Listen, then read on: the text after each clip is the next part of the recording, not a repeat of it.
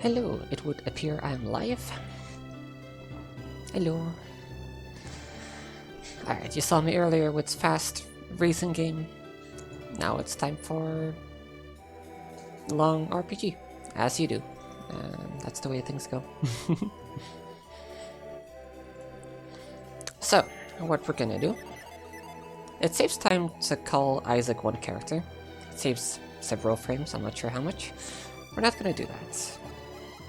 I never care to do that, because I like naming people.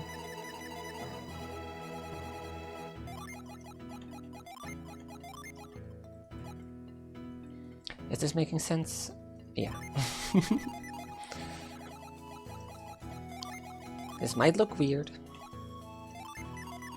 but I'm pretty sure I'm doing this right.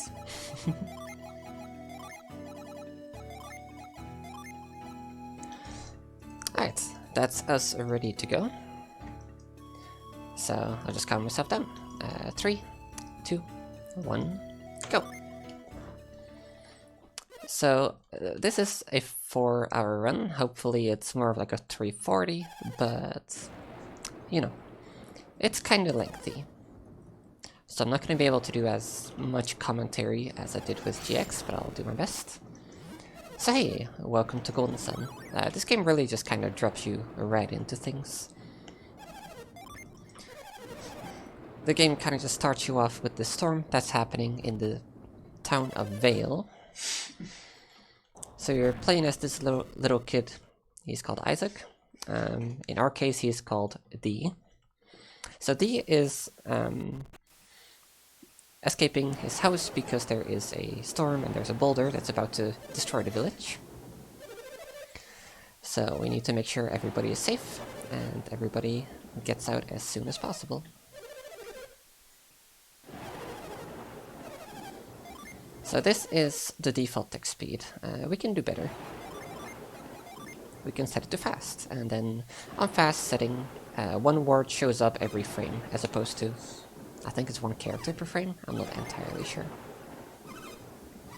Either way, that speeds things up pretty noticeably. So, in the city of Vale, it's not a city, it's a town. In the town of Vale, there are these people called adults. So these people are controlling the boulder, they're stopping it from rolling. Somehow that's a slope, that's keeping the boulder trying to roll down. And we just need to get out of here as soon as possible. So yeah, they were using their synergy to hold back the boulder. Synergy is good for a whole lot of things. We will also be getting this power. Unfortunately, right now we're just helpless kids. All we can do is to run away. We can also hit them with our machetes, but it's really not worth taking these encounters. You can kill them, they give you like 2 or 3 XP. But for the most part, we just run from these. There is a pretty high chance to run. Your run chance depends on your party's level compared to the enemy party's average level. So just like you, enemies have levels. Like a harpy could be level 10, and a siren could be level 12. If you get one of each, then you have 11 as the average level. Flexa, thank you so much for the raid.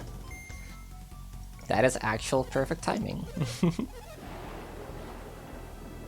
Alright, so Flexa is the world record holder in pretty much every category.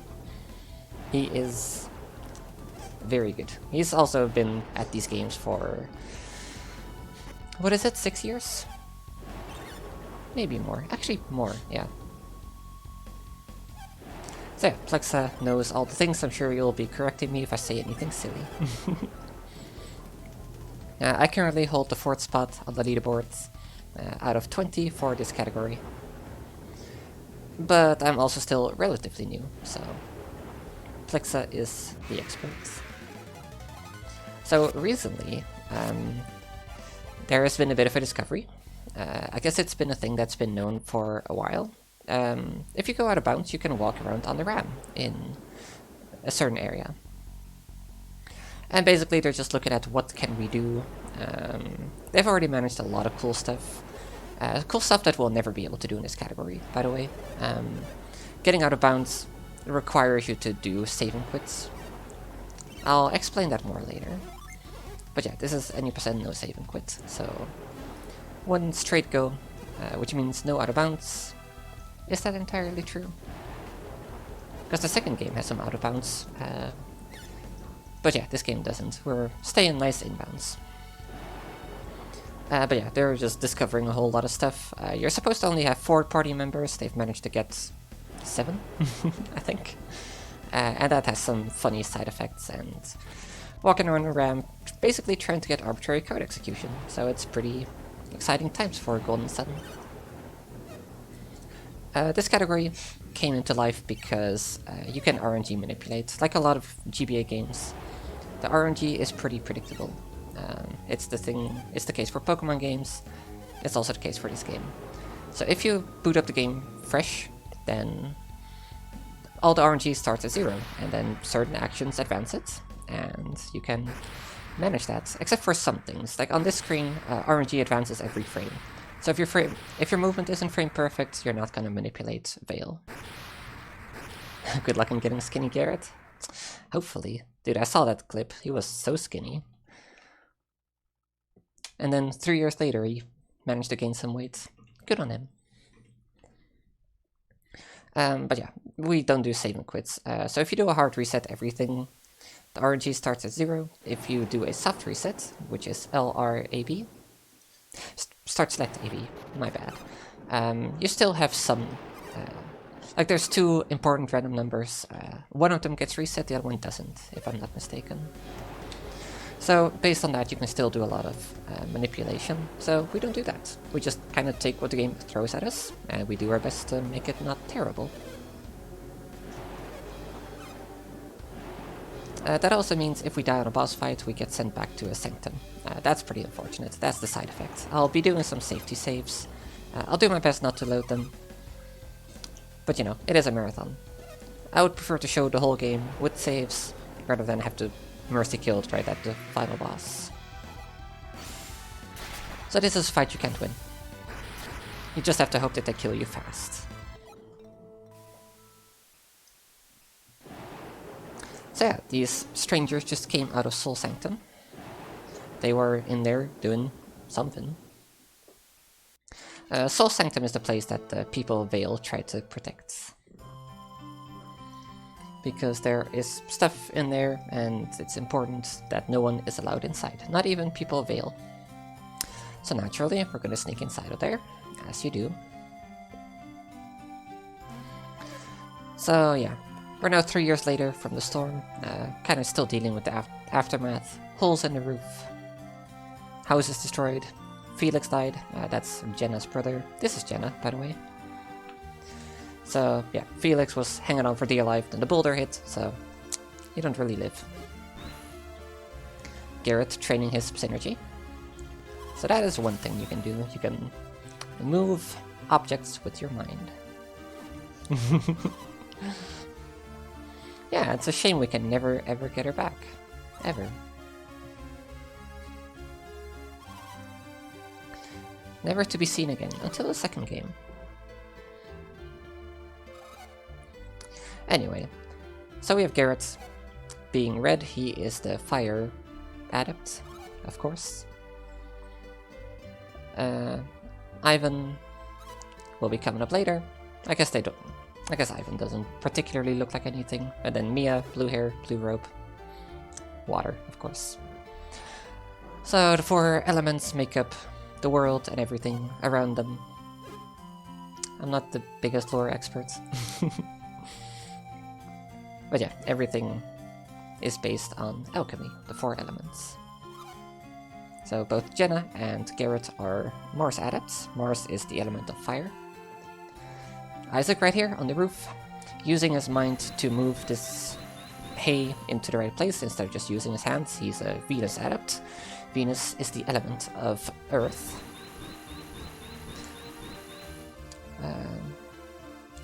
And then there's also Dora, standing down there. She's Isaac's mom. We don't see her beyond the intro.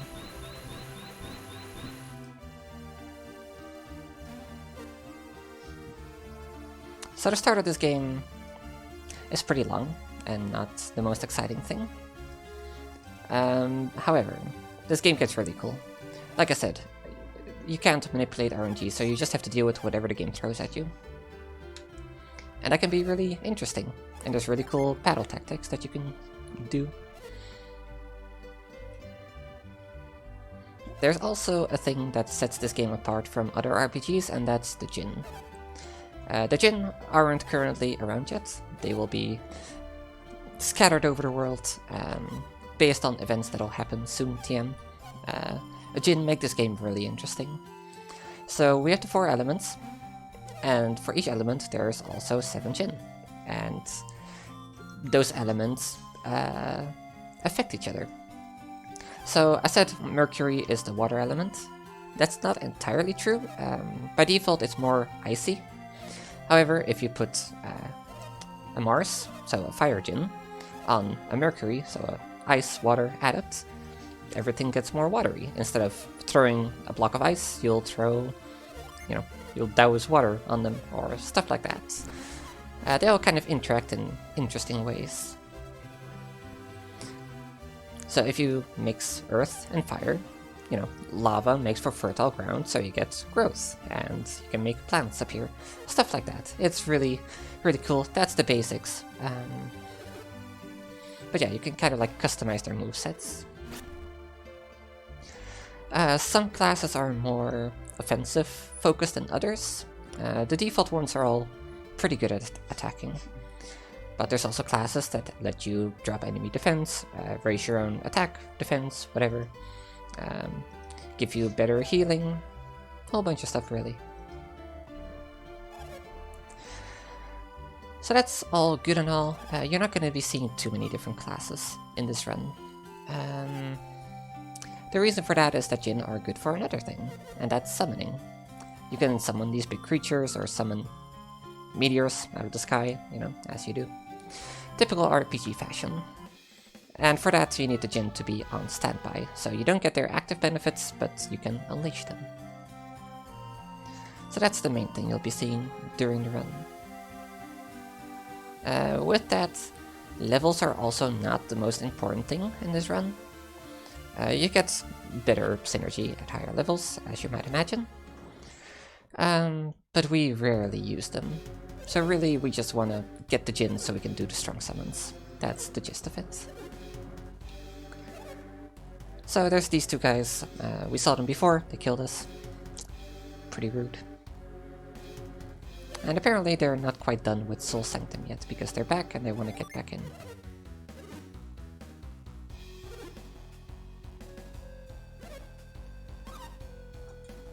So they were just at Kraden's house. Kraden is Isaac and Party's mentor, kinda, teacher, wise old man.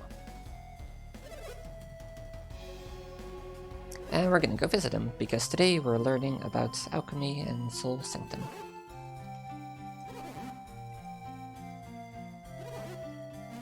So, as you do, talker of a lot of words. Yeah, that's pretty much what you can expect. If there's an old person in an RPG, they're gonna talk a lot. So there's some small optimizations we can do. One thing you'll see me do a lot is grind walls. If you have a wall above you, and you hold upright or uplift, you'll just walk left or right along those walls. It doesn't slow you down. So I always use that to cut corners and just get the optimal path. For Kraden just now, I tried to talk to him from as far away as possible, because after talking to him, Isaac takes a step back to talk to him from a certain distance, and he walks back, he doesn't run back. So that's slow. We want to have him move as little as possible, so we just try to talk to him from as far away as possible. If we try to talk too soon, we press the A button, which opens the menu, which, wastes time, because the menu is not where we want to be. In general, we try to minimize how often we go into the menu. If we have to cast a synergy in the overworld, we'll try to combine that with the Djinn menu, stuff like that. We just want to minimize that as much as possible. Even if it's only a couple seconds over the run,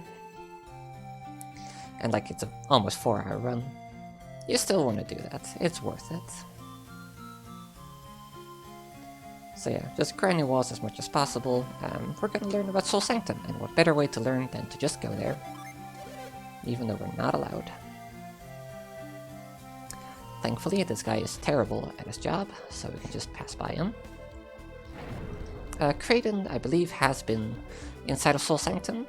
Isaac, Garrett, and Jenna have not. This is the first time. Thankfully, Isaac is a genius and perfectly knows his way around. Isaac is the leader because Garrett is dumb and unreliable. I'm not sure why Jenna isn't the leader. Jenna would make a good leader. Anyway, we can start getting encounters here. We don't really care about these encounters, they don't give a lot of XP. So, well, all we care about at this stage in the game is running from encounters and getting as few of them as possible. The latter you can't really influence unless you're RNG manipulating. So we just kind of have to take whatever the game gives us. Encounters in this game work differently than in the early Pokemon games, for example. In those, every tile you walk just has a chance to give you an encounter. That's not the way it works here. You get an encounter rate that's randomly generated. That goes between 1 and 30, if I'm not mistaken. If you get a rate of 1, you can walk a lot of steps before you get an encounter. If you get 30, you'll walk like 5 steps and instantly get another fight. It's very, very unfortunate. Thankfully, those are also very rare. There's a name for the kind of curve that it is, but like it's very focused around the values in the middle. So more often than not, you'll get between a 10 and a 20 encounter rate. So that's what we're expecting. Anything that deviates from that, we'll usually call out like, whoa, you know, we might skip an encounter, or what the heck, game? Why are you doing this to me? And that's because sometimes you need some time after a battle to fully recover. By that I don't mean recover health, I mean recover Jin. We use them for summons. And they recover by walking a certain distance.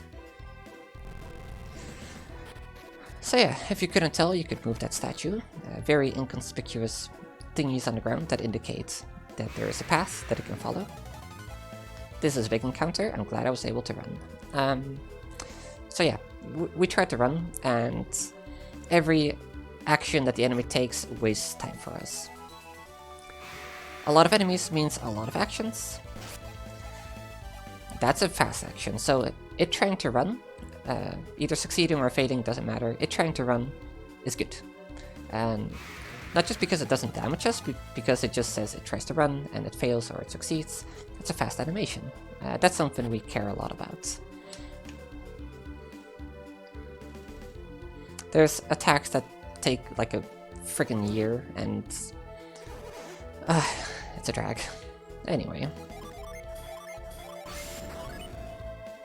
So we picked up another bullseye. We are gonna put it in the bull's face. A door opens somewhere. You can open all of these, it's only the left and right one that have anything behind them. That's a lie, there's an empty room behind one of them. Alright, so one more encounter. This room is where amazes show up. Amazes can be kinda scary, it doesn't matter though. As long as we don't wipe, we're good. Not sure if anyone has ever wiped here, but people have died here. So, you know, that on its own is not a bad thing. It just indicates that everything else was bad, because you were not able to run and you got a lot of encounters probably.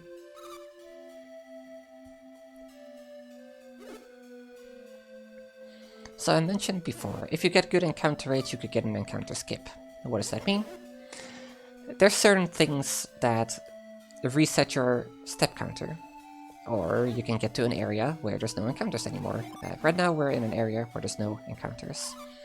If we had not gotten that encounter with the wild mushroom and the maze, we just wouldn't have gotten that encounter, because, you know, there's no encounters here, and by the time we leave this place, our step counter will reset to 0. So that's something we want. We want to minimize the amount of encounters we get. Again, not really anything we can do about that in real time. not entirely true. There's certain things you can do to reset it yourself. So, on your way to from one place to another, you could stop by a town in between, because that sets your encounter steps to 0. And that's kind of just a good way to do things. You waste some time going into the town where you don't have anything to do, but if you could potentially skip an encounter where you would maybe fail to run away once, that's very worth it. So these statues have kind of tricky hitboxes, not the easiest thing in the world to move them around optimally. You saw earlier that we have the move synergy. We prefer to push things manually, if at all possible. Takes some time for the hand to come out, takes some time for the hand to disappear, so you just don't want that. There's a lot of mashing early in the game. I try to take these times to stretch my hands, you know? Because it really does start to hurt. So whenever you know there's no text coming up, you just stretch your hands. A lot of the cutscenes are focused early on in the run. Once we leave a vault, I would say, not Vale, vault. That's where cutscenes become a lot less intrusive, a lot shorter. A lot less of them, mostly. So we have Soul Sanctum, Vale, and then we have Vault. And when we leave Vault, that's when the game really gets started. And that kind of sucks to say, because it takes a while to get there. But the run gets very good. It's a very interesting game with a lot of mechanics that just make for a cool run. So I hope you all stick around. If you want to get a snack, you know, now is a good time to do that. I'm gonna try to kind of save my voice. I'm not used to talking this much during a run. And I already did a run earlier, and I'm gonna do another marathon run tomorrow. So, trying not to completely destroy my voice.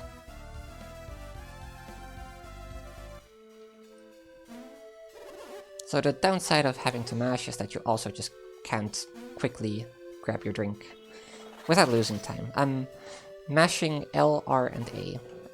All of those advance and clear text boxes. The only thing is on yes and no options, only yes, or only the A button does something. So here we have a small break from mashing. Really nice.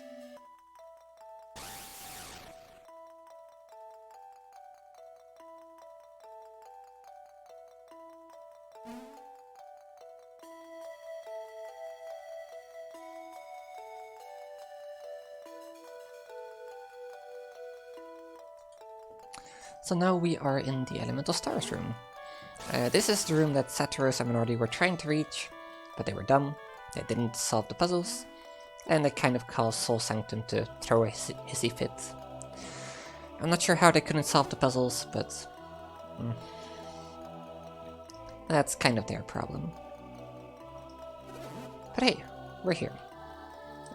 They thought this was the ocean, but it's not. We're kind of just inside of what's basically a volcano, really. So yeah, there's a lot of platforms here. Kraden is very excited about all of this. Can't blame him. He's been reading about this for 100 years and finally is here. So for almost every yes or no option, we want to pick yes. And that's because the animation for nodding is shorter than shaking your head. So that's really the main reason. There's like one instance in normal cutscenes where saying no is faster, and then there's saying yes or no to a tutorial, so naturally we say no there. That's only a thing later.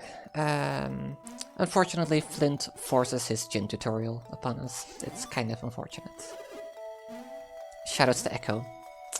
Echo, just like Flint, is a Venus Jin, and he allows you to say no to the tutorial. Flint talks a lot. They even made a nod to that in Dark Dawn. Like, his description is something along the lines of, you know, he talks a lot, but he's wise and kind, so no one minds. Speedrunners mind.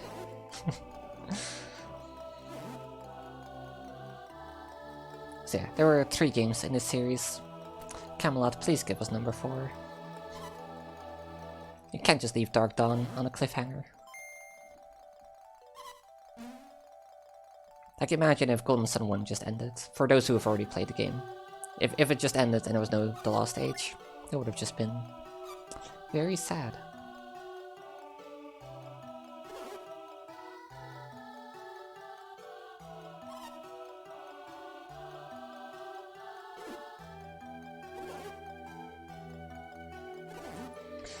Alright, we almost get movement again.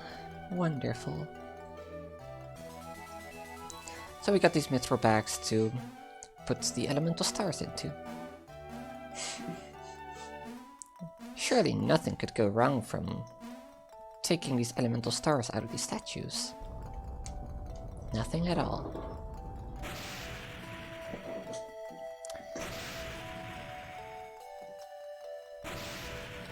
Like I said, started this game pretty slow, but there's a lot of fights and stuff going on later.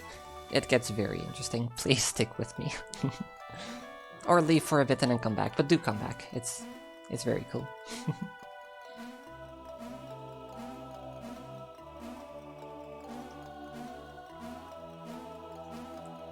Alright, so grabbing... I was too far away there. That's what happens when you try to optimize your movement a bit too much.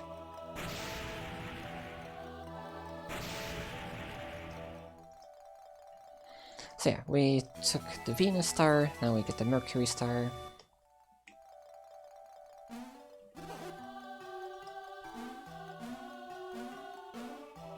Next up is the Jupiter star, which is down here. Why do we do it in this order? Because it's the only way we can. Because every time those pillars come up, it unlocks a new path.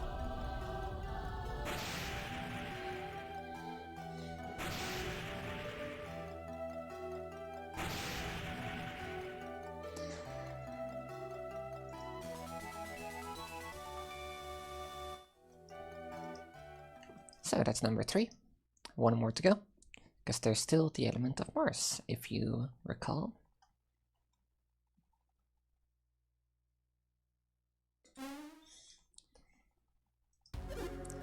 So Satirism already followed us into the Sanctum because we were nice enough to solve all the puzzles for them.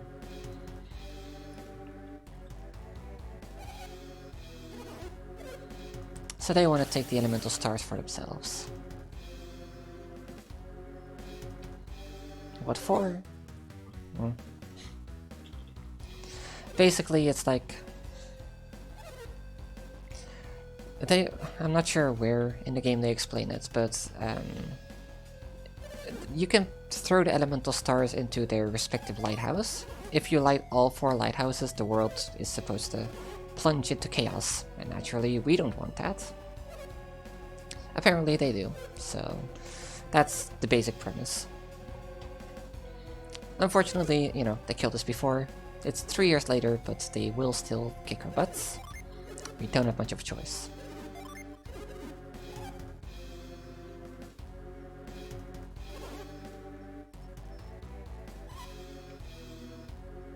It's always rough talking about this game alone without also talking about The Lost Age, because it's 2 part of the same story.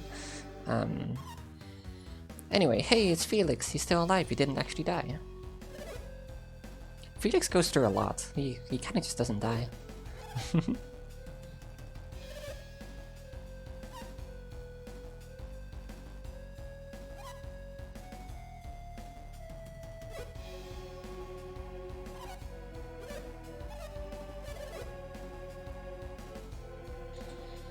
So yeah, it's a whole lot of talking.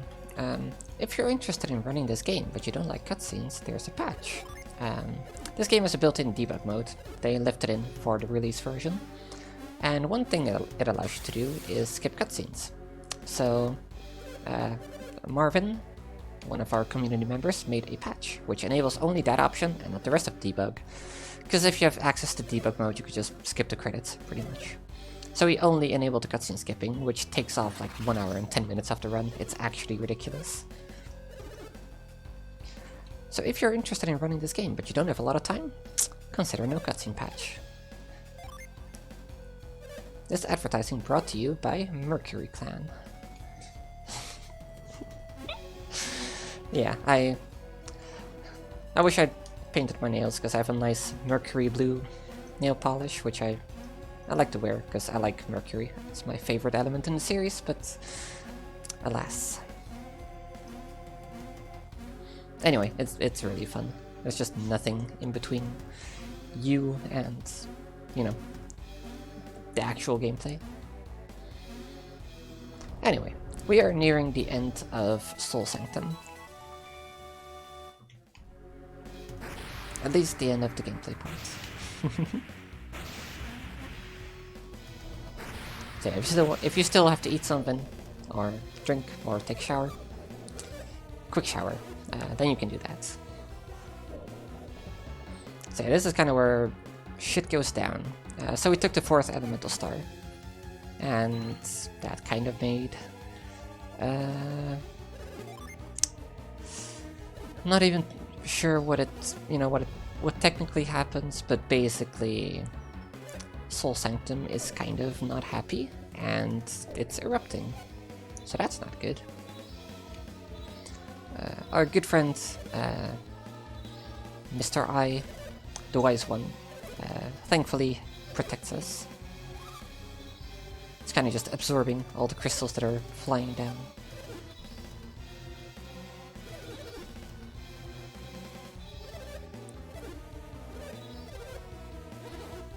So anyway, they're gonna peace out. They already have 3 of the elemental stars because Garrett gave them to Alex. Alex is the dude with the blue hair. Mercury adept. Can you believe it? Although Satyrus is a Mars adept and he also has blue hair, so not entirely, you know, following the trope, but that's okay. Anyway, they're taking Felix, Jenna, and Craven with them. They're kind of just leaving us here to die, except they don't want us to die, because they still want the Mars star, but, you know, praying that we live. And that they can steal it from us later. Nice little hand stretch. Let's go.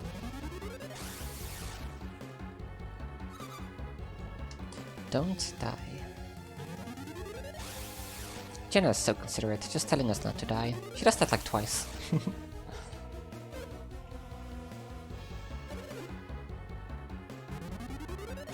So yeah, if you haven't noticed, you can clear some text boxes before they are fully written. It's pretty nice.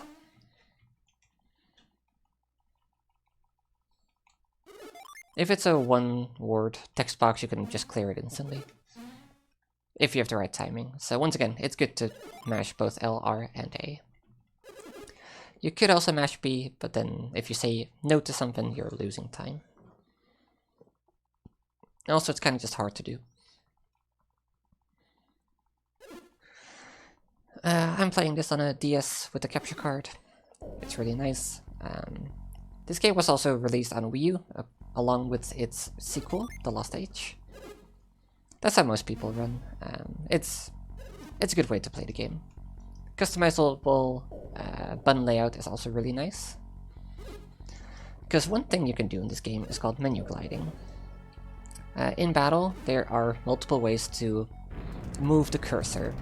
You can press right to go right, but you can also press down to go right. If you press right and then you do a button which otherwise doesn't do anything, like start or select, it doubles that input. So if you do right start at the right timing, then that advances you 2 spots. So what some people do is right start select to move 3 spots. I do right down start to move some spots. The start button on a DS is a bit far away. What I like to do is bind it to the Y button on the Wii U. So then I could do right down Y and then A. Just so my thumb doesn't have to move too much. It's really nice. Also, Wii U supports restore points. You can have 1 of them. Really good for practice. Obviously not allowed during the run.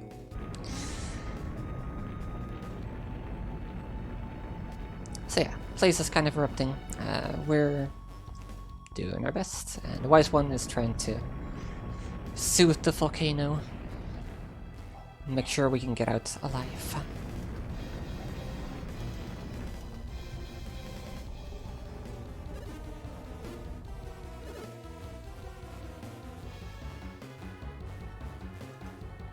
so it's time to head out. How nice of him to teleport us out of this room. So normally what everybody would do here is run back to the entrance. However, we have this useful synergy called Retreat, which brings you back to the start of the dungeon. Just like that. Retreat also breaks stuff. Very good to know. If you have Retreat set to one of the shoulder buttons, so you can set it to L or R. If you try to cast it but you don't have enough PP, synergy points, then it kind of casts, but it also doesn't. Like, it doesn't cast animation and everything, but it already sets your current room to the starting room of the dungeon. I guess I have time to explain this now. It won't be relevant yet, but it will be at some point, and at that point I might not have a lot of time to explain. So, let's say you're in room 4, right? And you cast Retreat, you don't have enough PP. It puts you in room 0, the start of the dungeon. Then in room 4, because that's, you know, technically still where your character is, you enter door 3. Instead of putting you to the destination of door 3, room 4, it puts you to the destination of door 3, room 0. It's kind of like a run warp, and we're gonna abuse that a couple times. We use that to skip pretty much all of the first lighthouse, a part of the second lighthouse, another dungeon that we skip a bunch of. It's good. It doesn't completely break the game, but it just cuts out a lot of moving around. Also another hand stretch. This one is very important, because this is not the end. We're almost there. There's 2 more cutscenes before we exit Vale. So yeah, Retreat Glitch, very useful.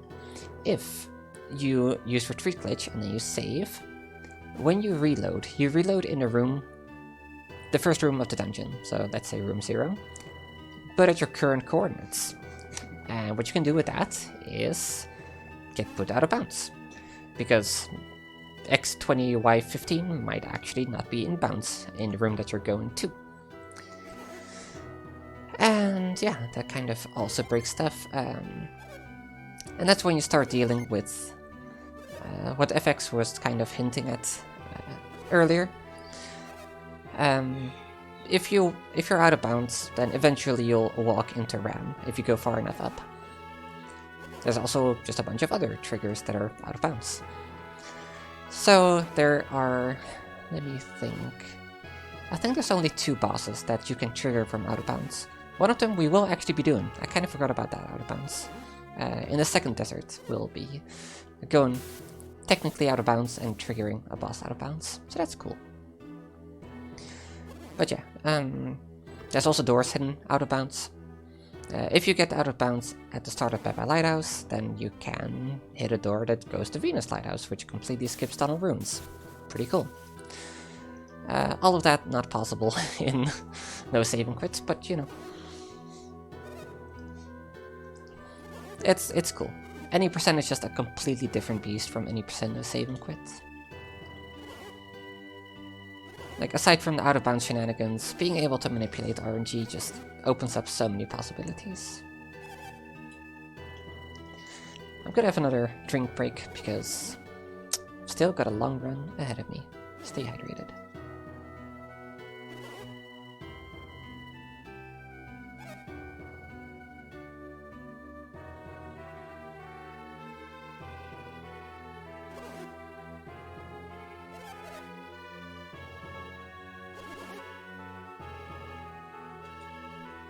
So in that duration I was just mashing R and A, slightly slower than LRA, but you know, it's cool.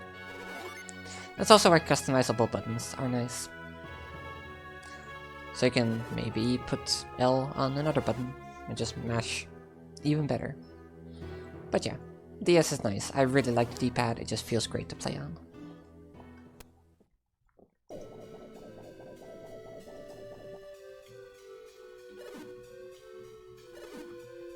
Also, if you're bad at mashing, or you have arthritis or whatever, something that impedes your mashing, we allow turbo at 10 Hz. Do I have time to show off the controller? Probably not really. There's a third-party controller that allows you to set turbo for 5, 10, or 20 hertz. It's for Wii U. It kind of acts as a classic controller. So that's an option for you. We allow that because 10 hertz is slower than a human could mash. I like playing some games on the gamepad. This game just not really. Maybe it's because my D-pad is kind of hecked up. But yeah, gamepad is honestly a good way to play.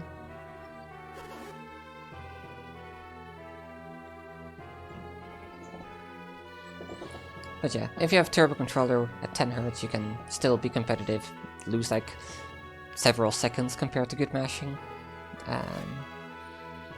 Or if you're not good at mashing, then you can still be competitive without trying to completely destroy your hands and wrists and whatever nasty things. So turbo wasn't allowed for speed reasons, it was allowed for accessibility reasons, because you have seen this intro, you've seen how much mashing there is. And technically it's faster to time your inputs, like know when the text box ends and just press A once. Of course, not humanly possible to do consistently, at least, so humans would just be mashing. And it's kind of rough, so yeah.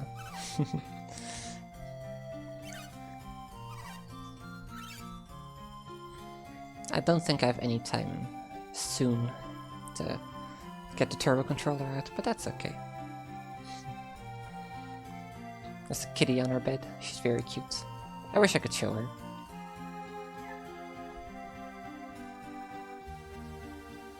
Anyway, we are about to leave Vale. Story-wise, let's catch you up. Shit went down. Isaac and Garrett have to go save the world. They have to stop the lighthouses from being lit. There you go. The Great Healer kind of just sends them off with like, that's what you gotta do. And that's it. By the way, these guys are like 16, so wouldn't really do that myself, send my 16-year-old kid on a journey to save the world. Especially because they've been beaten up by the people that they're trying to stop, like in the past. But you know, apparently that's a thing that happens in this world. Alright, so we have a 41-44 Vale exit, that is fine. Anything below 42 minutes is acceptable, 41-30 is like considered to be good. And there's only so much you can do about it during the intro. Anyway, here is Flint. Flint is a friend, but he's a friend who just talks a lot and sometimes you just wish he would shut up. But he's helpful, so, you know, you tolerate him. So this is explaining how gen work. When Flint's name is read, he's on standby, as you can see. Even when you transfer him to Garrett, it doesn't affect his stats. If you set him, then you get this mix of earth and fire. Also changes his class. Classes also have different stats boosters. So one class might have 90% HP, another one might have 120% base HP. So if you change someone into a different class, they can suddenly become better at physical attacking, get tankier. Aside from, you know, of course, the changing the spells that they have as well. Every gen also has a Unleash effect. Is Unleashed a good word to say? I'm not sure. But when you use Flint, he does an attack that does 1.5 times your attack damage. So that's kinda helpful. Not the most helpful thing in this run, but it's a thing. So you'll see Flint used a couple times early in the run, and then kinda not really. Oh, I was mashing the wrong buttons. Nice, good paying attention, me. There's other gen that have different effects. Gen that speed up your party, gen that slow down the enemy party, gen that increase your resistance, gen that protect you for a full turn of 50 or 90% damage, Jinn that take away enemy actions, that one's also really good. But those will come later. Flint does damage. The first, or the next Jinn that we get, Forge. Forge increases the party's attack by 25%. We'll never use that effect. But we do still get him because we can summon him. And that's kind of the general route. Get a lot of Jinn early on, so that we can summon. Summons are broken.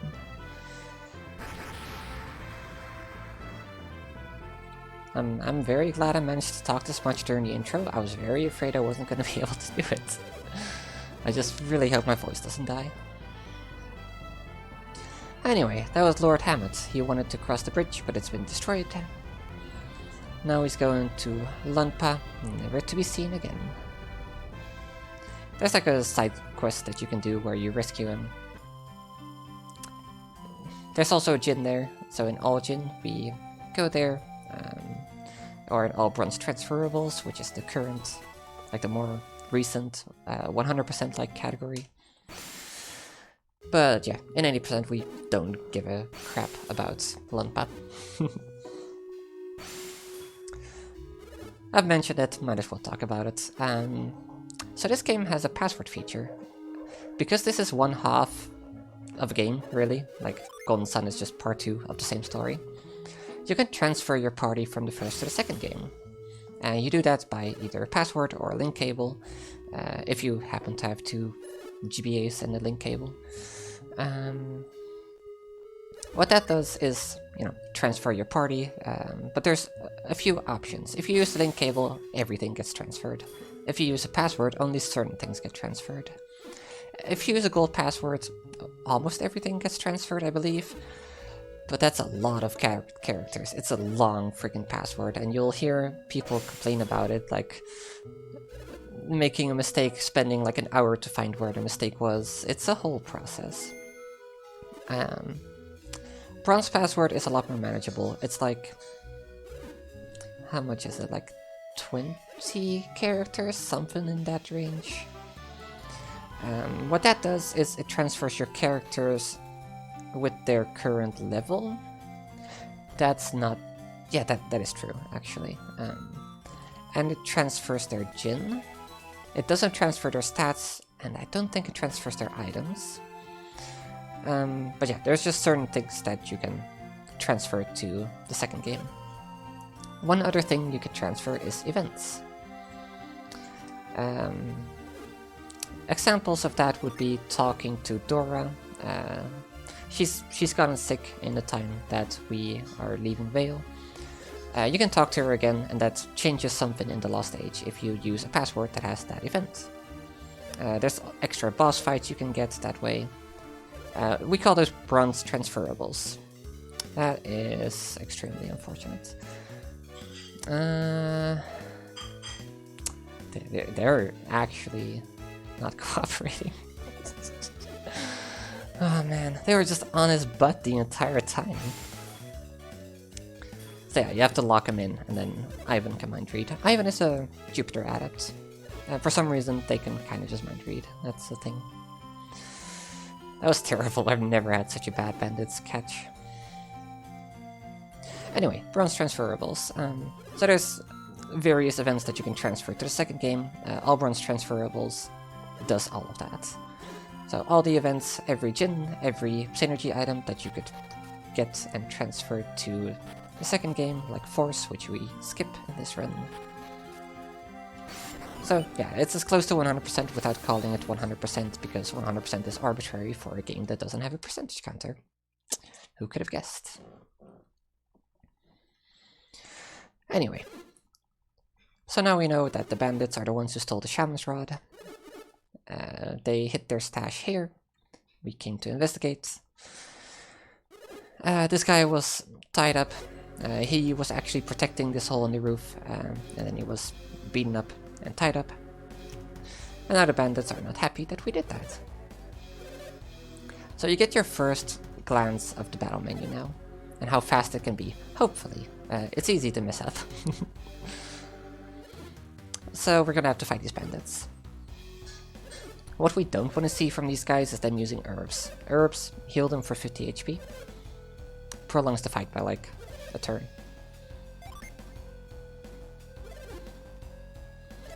Alright. Menu time.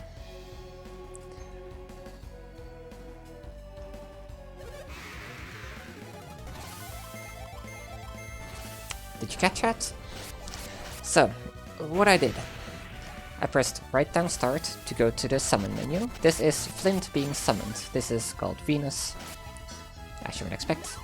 That's the first herb, that's very unfortunate. And now we also have access to Synergy. Ray is very strong. That's our preferred attack option.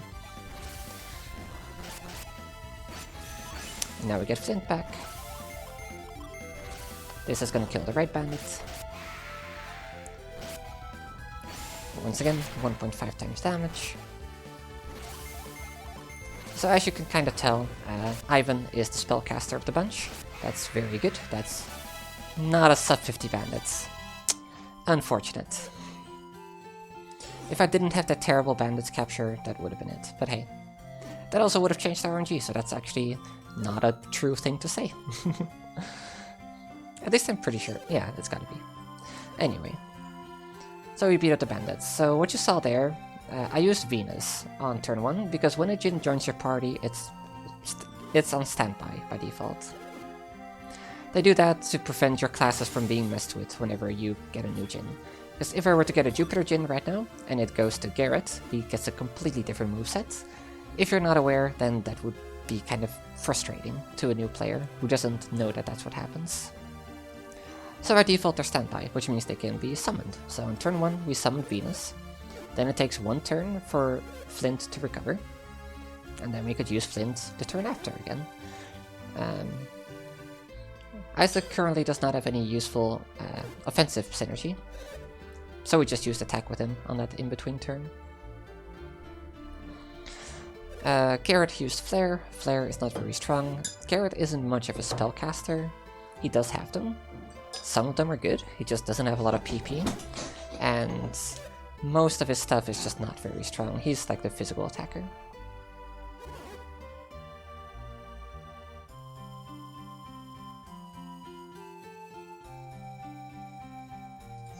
So one thing that Garrett gets later that we really like is Heatwave. Heatwave is a synergy that's based on physical attack. So we get him a nice big axe so he can do more damage with Heatwave. Fun stuff. So yeah, synergy isn't all about just it does X amount of damage. It has X amount of power, but that's then modified by your elemental strength or elemental power in that element, and the enemy's elemental resistance in that element.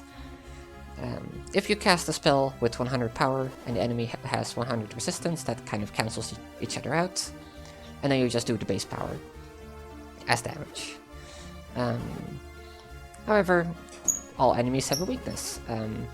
Humanoids are weak to like everything, pretty much. Or resist to everything. Nah, outside are weak to everything.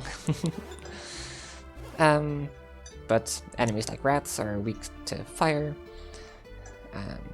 It's just a whole list. They don't always make sense. There's the gnome enemy line. The base gnomes are weak to fire. The next gnomes are weak to, I want to say it's Venus, and the third version of them are weak to Jupiter. May have mixed up the second two. I always do. But yeah, you kind of want to play into the elemental strengths and weaknesses. Because if you put some different Jin on people, like if later we'll get Mia. If we give Mia Jupiter Jin, then she also gets Jupiter synergy. However, her base Jupiter power is weaker than Ivan's. So Mia casting Plasma is weaker than Ivan casting Plasma. Something to keep in mind. I've been talking a lot. Let me take a small break. After we get this Water of Life so we can sell it.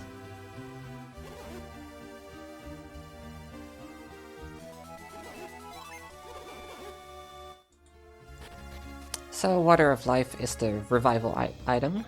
Are we damaged? Yes, we are. Like the Phoenix Down item, you know how it be. They sell for a lot of money. This one we currently don't actually wanna use. We wanna sell it so we can buy gear. I do 2 shopping trips in this run.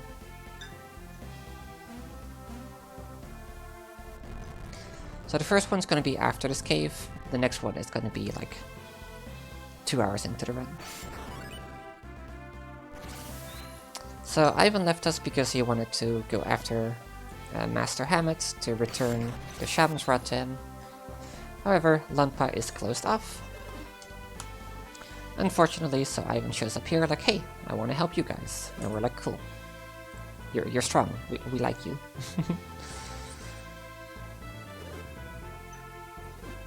He is squishy though. He's very squishy. We call him Diven because he dies a lot. And then you can revive him. So in the future he can survive him. But Diven is really... it's really common.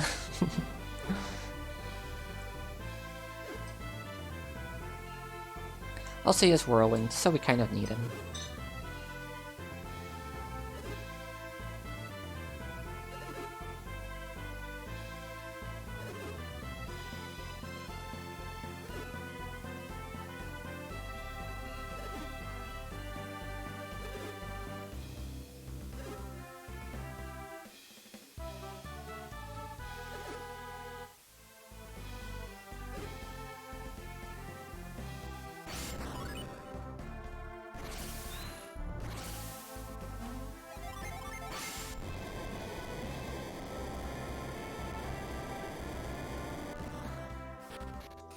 Alright, so I used Flint in the bandit battle, which means we have Venus ready to go. This is where we take some encounters. I only want to take certain encounters though. Caught by surprise, the enemy gets a free turn, that's unfortunate. So I want to take triple enemies or 2 good XP enemies. This will do. Other runners wouldn't take this encounter, but I do. I think it's good enough. For the sake of the marathon, I will first of all heal him, and then put Flint back on standby so we can summon Venus again. That was an attacks first. So there's 2 things in this game. You can... it can say Isaac's party attacks first, or Isaac's party was caught by surprise.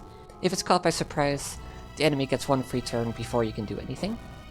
If your party attacks first, then you get 1 free party, hi truck, before the enemy can do anything. If you have attacks first, you're also guaranteed to run away from the encounter. So attacks first is absolutely what we want. It happens about 1 in 32 times, caught by surprise is 1 in 64 times, approximately, if I'm not mistaken. So we want to see as many attacks first as possible, because we don't like taking encounters. We want to take as few encounters as possible.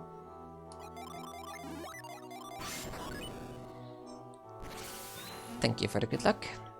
I can definitely use it. There's a lot of places in this run that need luck. Because there are some run killers that can happen. Alright, so if the next encounter is not good XP, then I will get back Flint. I'm not gonna take this. I should also definitely heal Isaac. Alright, so here we have our second Djinn. This is a Marsh Djinn.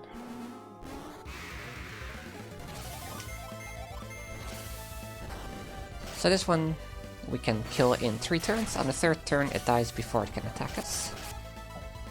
It can also kill us if it decides to be mean. If he targets Blast on Ivan now, I think he dies. That's good. And 1 more ray should finish it off. So here we have our second Djinn, Forge. Like I said, we're not using its ability, but we will summon it. Not on its own though.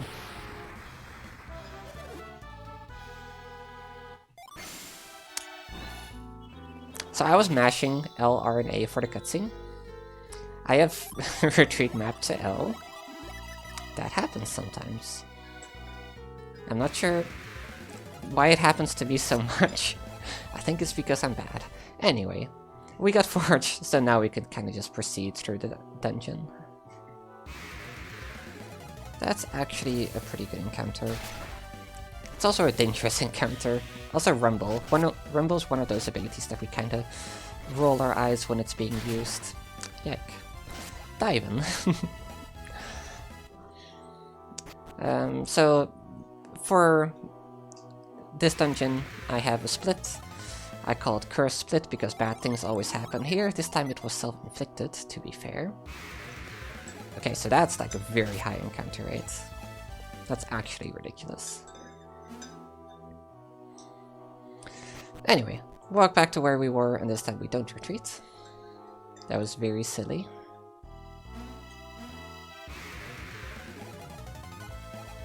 That's a very big group. We don't like to see that.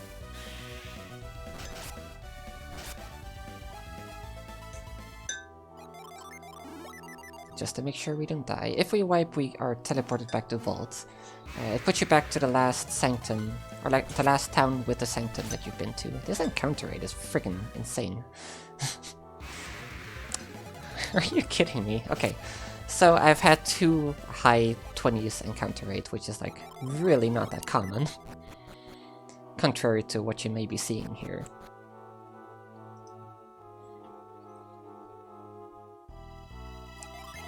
I'm gonna cast moves with Garrett instead of with Isaac, because Isaac needs the PP to cure people.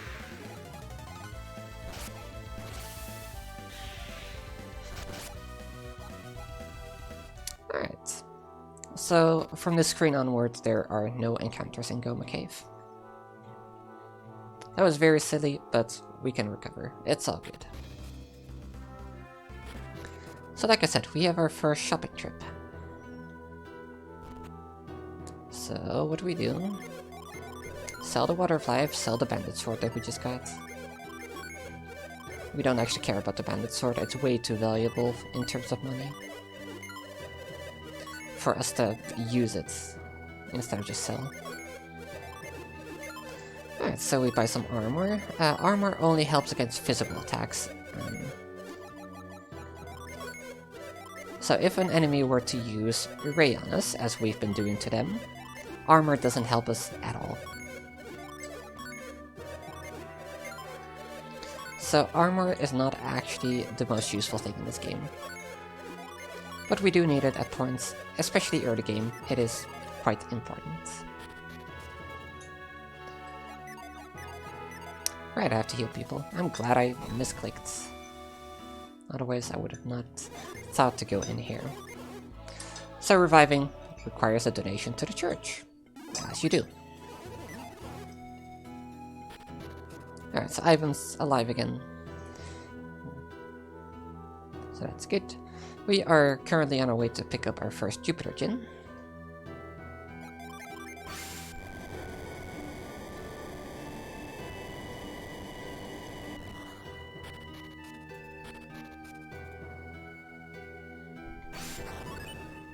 So this gin right here is called Gusts. Gust's effect will also not be used, he's purely there for summons.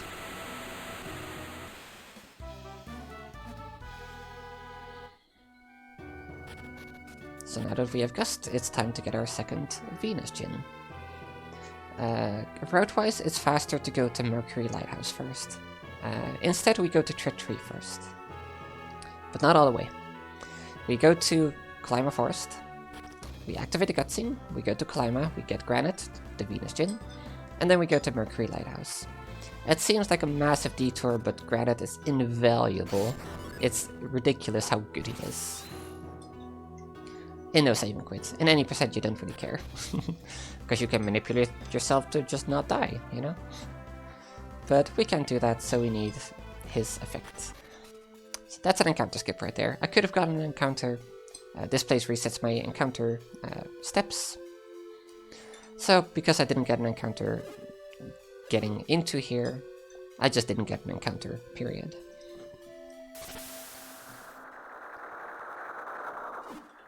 So we enter these woods. Weird stuff happens. They get knocked to the ground. And then there is the most BS thing in the series. It's the Psynergy Shield. Soon. There it is.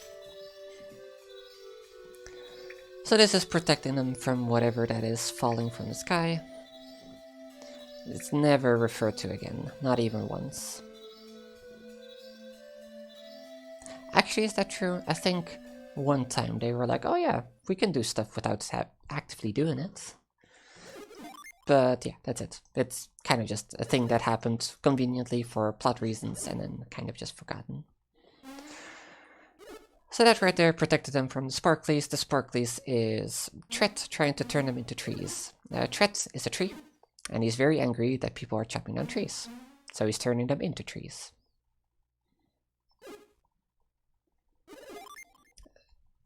This would make more sense if you go to Colombo Village first, because there are actual tree people. And Ivan walks up to one of them like, oh my god, it's not a tree, it's a person. And yeah, that's how you learn that there are people.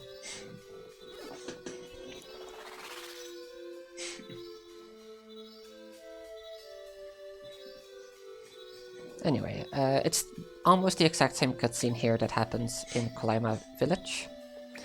It's just that the one in the village is longer. So we go here first, because if we see it here, we don't see it in the village. And that saves time. Unless you get extra encounters because of it, but that's a risk you're willing to take. On average, it's faster to come here first.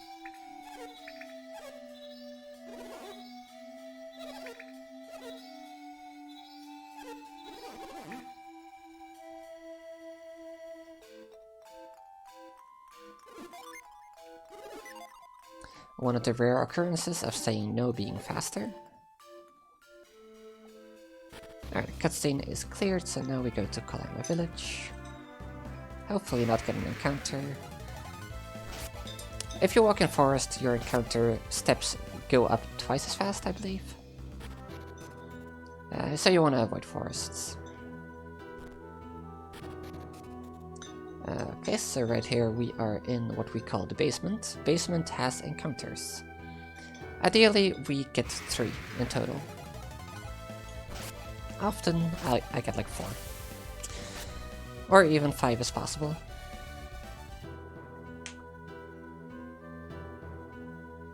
So the encounter rate does not reset when you go up that ladder, unfortunately.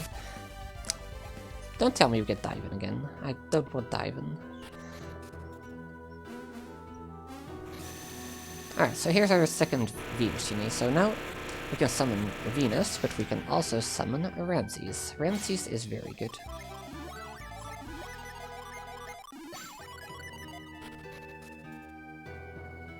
So if we get a high XP encounter here, I'll take it. Not actually that high XP, but I'll take it. Because Ramses one-shots them.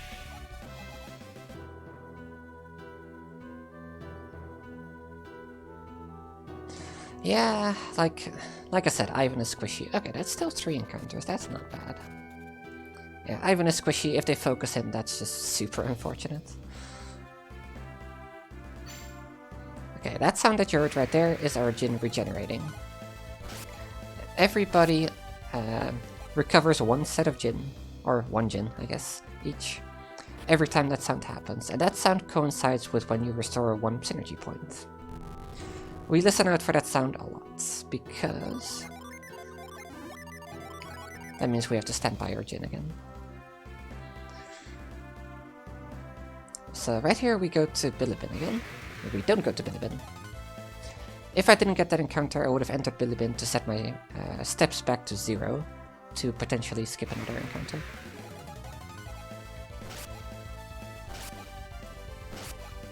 See, this is what I want. I want him to focus Garrett. Garrett is a tanky boy. He can handle it.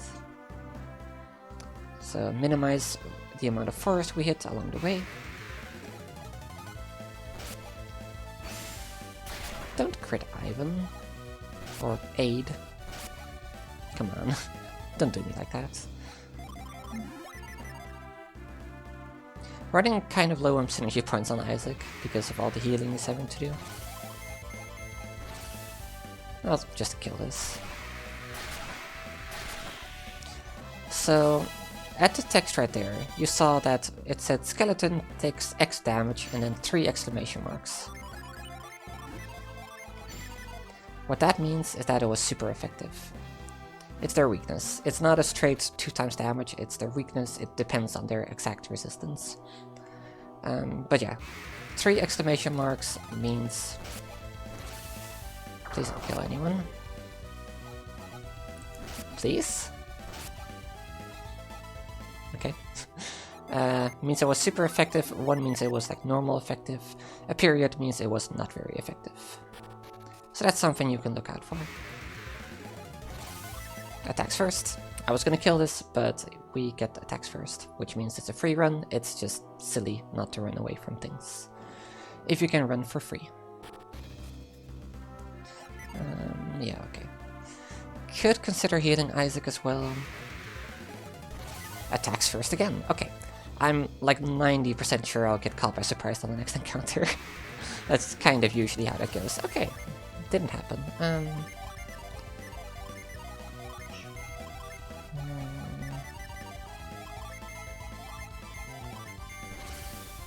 So this kills the bear, it doesn't kill all the oozes. So the oozes could kill people, the bear could kill people. Hey camper, welcome. The bear has a move called Ravage? Is that it? A ray should hopefully kill them all. Frick. Anyway, we use the Earthquake. It dies anyway with just a very low PP, which is kinda scary. That was a very quick encounter. I was literally about to press A to open my menu. Please let me run. Thank you. How nice of you, game. Okay, please no more encounters. Thank you. I could have gotten another one there. I didn't, so that's what we call an encounter skip. So we talked to this little girl to spawn Mia. Mia is gonna join us pretty soon. Let's do Garrett move. Actually, why did I move? You can just... If you just cast move on it but don't actually move it, it'll lose its cap, and the collision is there at the bottom without moving it. But I'm a dummy, so what are you gonna do?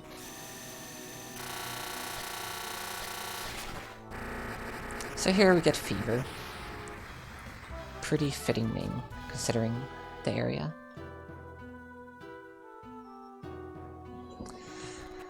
I'm just kind of trying to think. Oh wait, hang on. Let me contribute. There we go.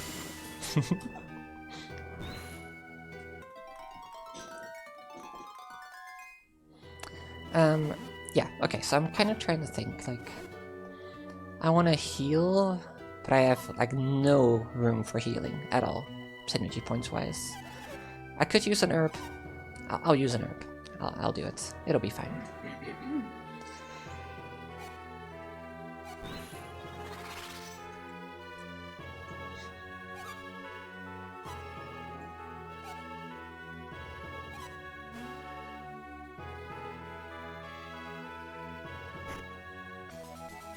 So we get this empty bottle because we need to fill that up later. Please no encounter. I should have... Yeah. I don't like having to do that, but I'm gonna do it. Because we also get the nut, and the nut should also compensate, so we have exactly enough healing items for the next boss fight.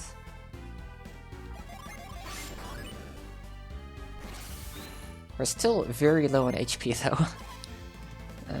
Kinda scary.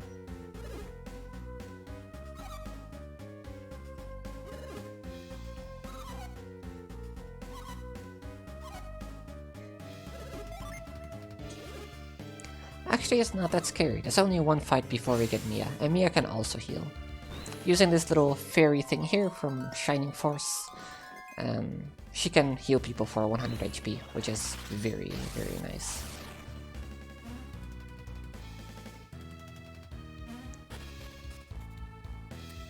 Let me double check that my Jin are set up the way I want them to be.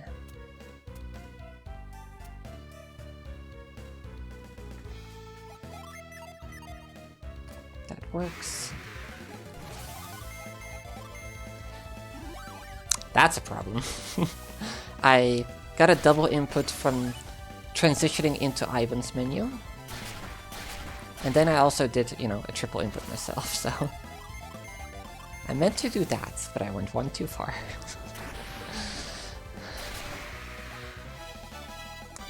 We got a nut, we're saved. Thank you, Lizard Man. What a hero. If not for that nut, we wouldn't have had enough healing items for the next boss. Shoutouts to Lizard Man.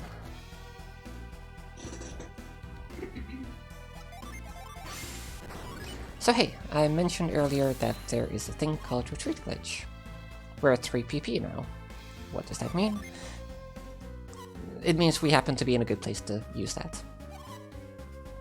So, I'm gonna warp to like halfway up the lighthouse. After... No, I don't do my menu first, of course I don't. You go to you... This is how I normally have things set up, alright. So we cast Retreat. Not enough PP. Walk through this door. Hey, we're something completely different. It's amazing. I forgot something. Don't be a dummy, don't forget to heal.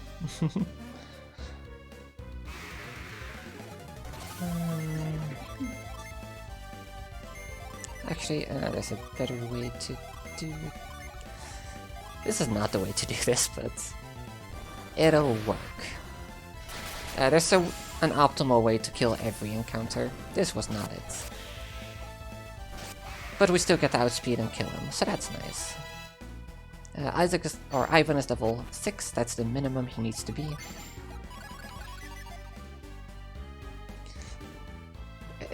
He doesn't have to be, it's just the way that you don't get completely fricked.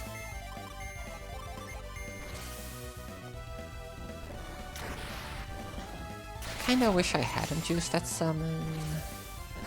No, it's fine, actually. It's actually fine.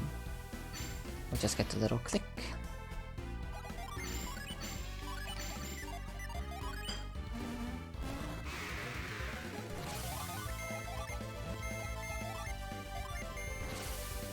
I still have to check my notes for a lot of the battles. This Ginny is scary, so we have Ivan defense, so he takes 50% less damage. And we should be able to kill him on the next turn before he gets another action. Hopefully, because otherwise he will kill people. Sleet is very powerful. Oh yeah, this gen is called Sleet. Yeah. He tried to run. Very lucky that he didn't. My god. Okay. So... we are currently halfway up the lighthouse. But we want to be all the way up the lighthouse. How do we do that? Not by going up, by going down. And then by using a retreat glitch.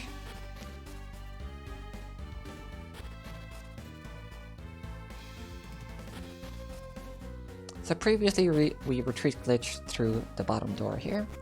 Now we go through this one. Hey, look at that, we're at the top. How convenient.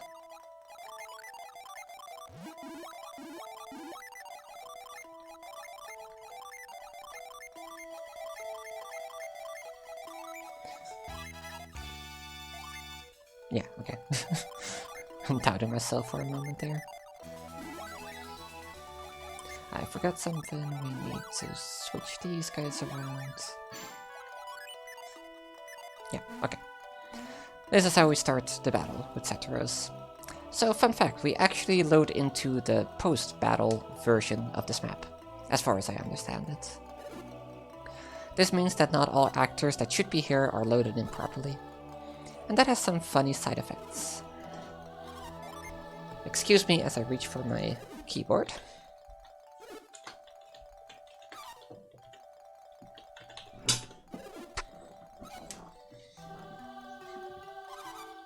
So anyway, just a little casual conversation. Oh look, it's Jenna.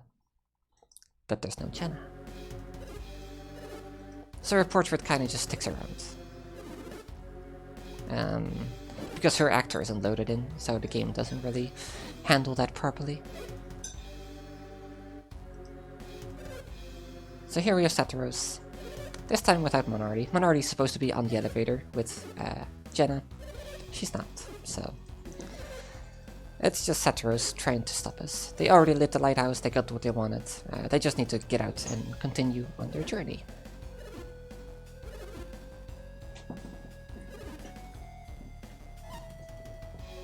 Hey look, it's another Jenna. How wonderful. There we go. I'm sure that was too early for you guys, but whatever. So the thing about Satoru is he has a pattern. He has 8 moves that he cycles through.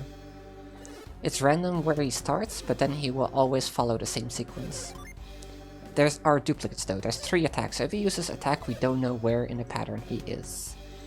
So we have a script. I follow the script. It's kind of that easy.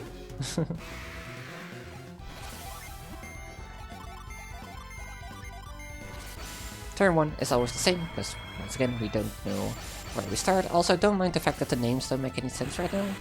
Just don't worry about it. So I have my handy dandy script, which is really just written out. It's not a program script. He attacks on turn 1, that is awful. Because that could mean he's doing Eruption next, and Eruption is very strong. We get Heat Flash next time, right? Fist Lead Herb.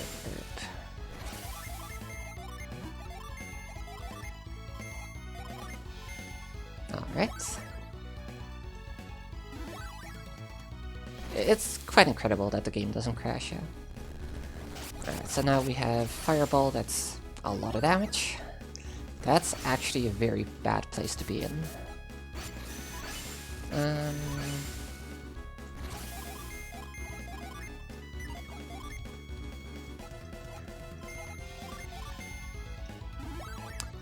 Isaac should live, actually. Yeah.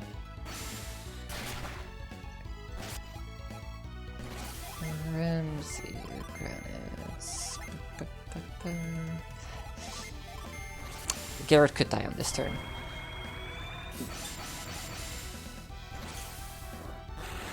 Okay.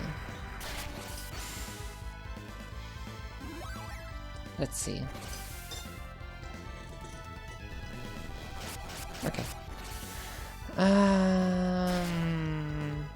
Let's go for a healing turn.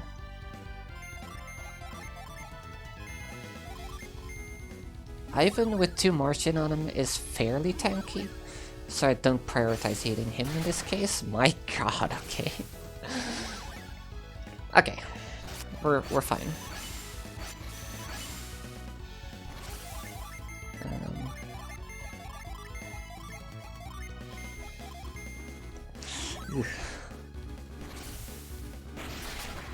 Okay, Isaac or Ivan. Nah, he was always fine. I'm not very good at the pattern. Fleet Granite.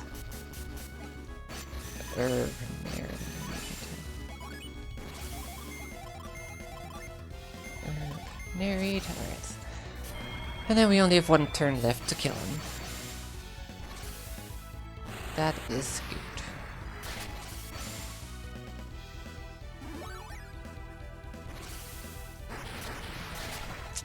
Eruption. So that's the very painful move.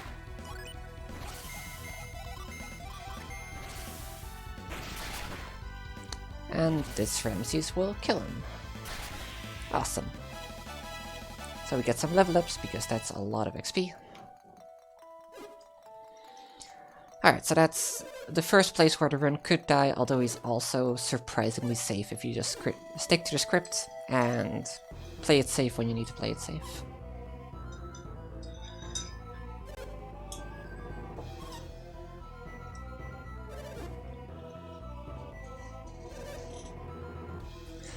So hey, we have a little cutscene. I scroll my notes down.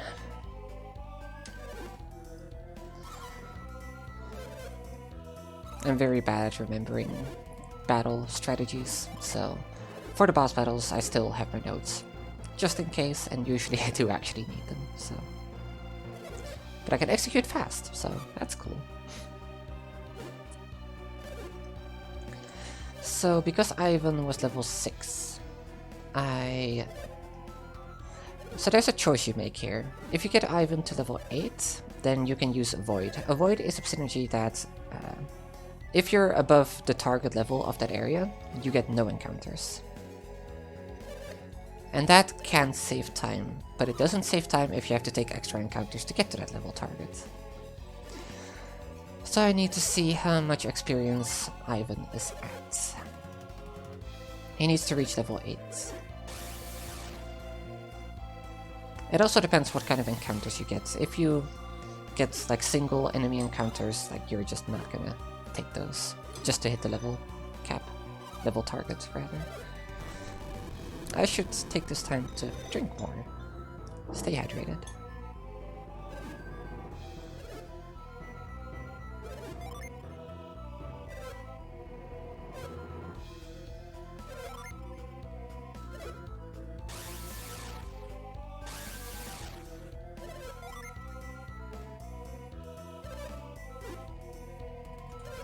Reminder to click out of your notes if you're gonna press a hotkey that will replace text.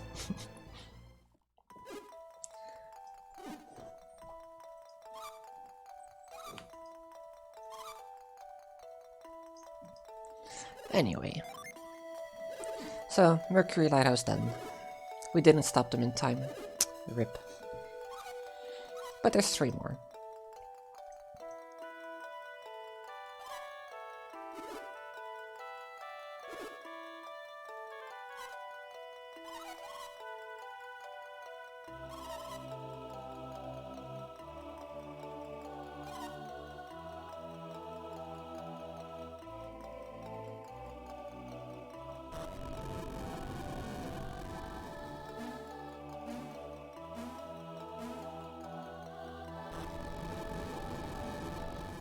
So there's a really cool trick you can do here that either makes the run valid or invalid.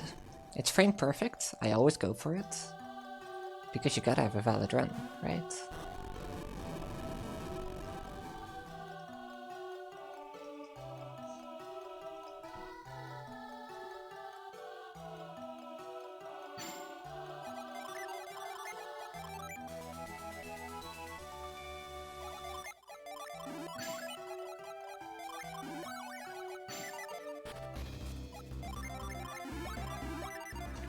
So yeah, I missed it unfortunately.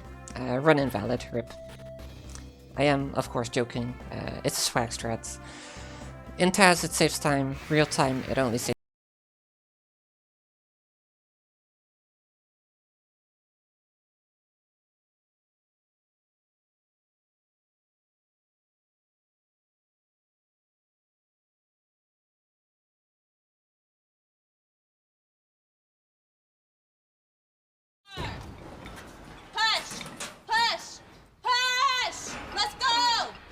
Yeah, this free trial's a little suckier than you thought, eh? You know what free trial doesn't suck? Final Fantasy XIV Online. With Final Fantasy XIV, you'll get over 100 hours of awesome gameplay for free. The only thing ridiculous in Final Fantasy XIV is the amount of enemies you'll vanquish.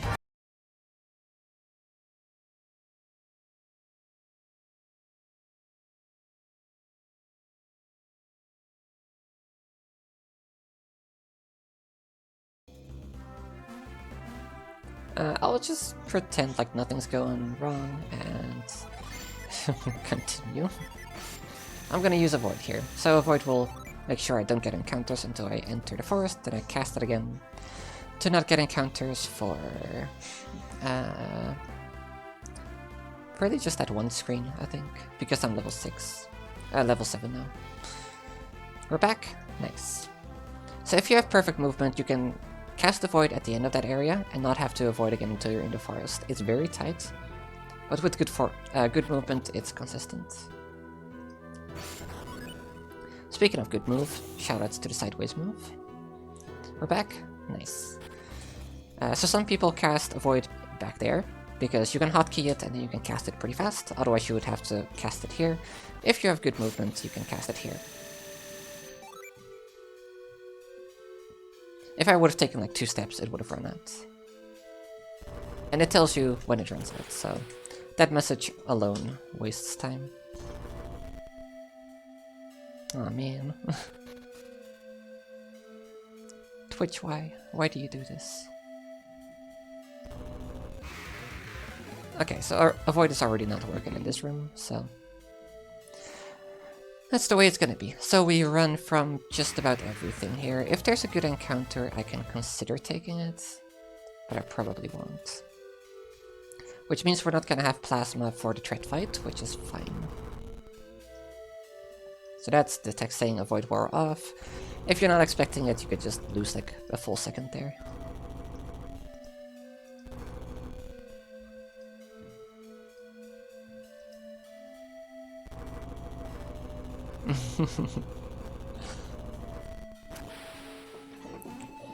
Would not surprise me.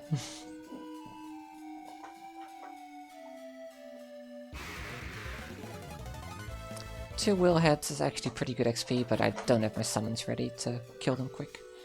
Alright, so the hitbox on this switch sucks.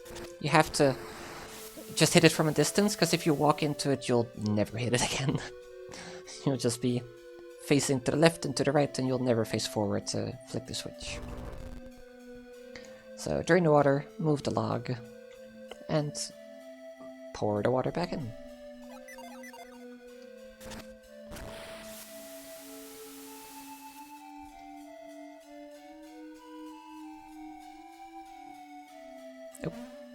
What I tried to do is half tile jumps. So you can... I could have walked all the way to the end of that log. Or I could have not done that. Actually, I kind of want to show off this one. This one's cool. And... there we go. Sorry, instant climb to the top of the tree. It does... the ladder doesn't end there. So it just puts me way too high, glitches the graphics. Actually made me feel lost, because I'm not familiar with the strats. But yeah, I managed to drop back down into the tree. It's pretty cool. Shoutouts to instant climbing and instant dropping. Actually based on a discovery that I made, which is infinite climb glitch. What I found is that you can buffer a menu as you're mounting a ladder, or anything climbable, really. And apparently you can buffer other actions, like, the opposite direction, to get off the ladder, or climb it instantly. So, yeah, pretty cool. Because, unfortunately, infinite climb glitch is not actually useful in no save and quit, because it requires a save and quit. But it is actually used in any percent, and that makes me very happy. Alright, so here we have our next Jupiter Djinn. This right here is Breeze. Breeze could be a jerk, because he gets an action before Isaac does. That means he can run. And if he runs, we are just very sad. Hey, Kaz.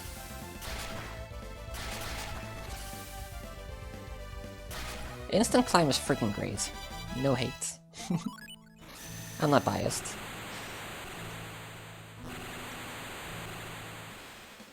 Alright, so now we have another Djinn. And it's time to progress. I almost forgot my strat. So what I do back there is I hop back and forth. It's technically faster to jump to the second leaf, because that's already broken. The thing about that is you have to walk further after you fall down, so that's a chance of another encounter. So I'd rather take less steps. Alright, so now we jump, jump, jump, and fall down the middle.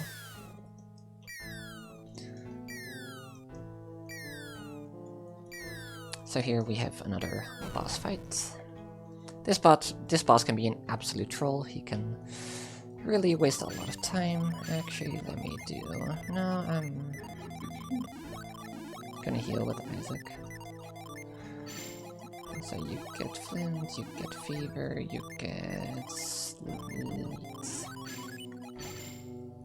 Double check, yes, okay. I didn't cast a void, I'm bad. Whatever. Anyway.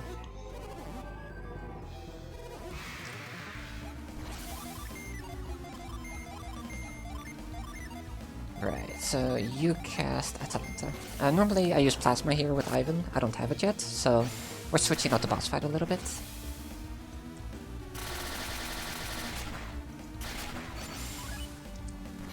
Okay, growth is... ooh, kinda scary. He can use Sleep Star, that's the worst thing he can do. You're gonna use Ray, you're gonna use Kieran. Giant enemy face, he's Tree Man. I don't know why he's a face, but he's Tree Man.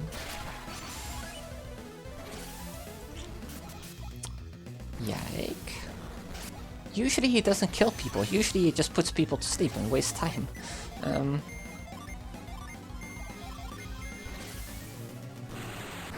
Didn't have to use Narrate. Whatever. They should kill him though. Ivan is missing XP, so I will take an extra encounter that I normally would skip.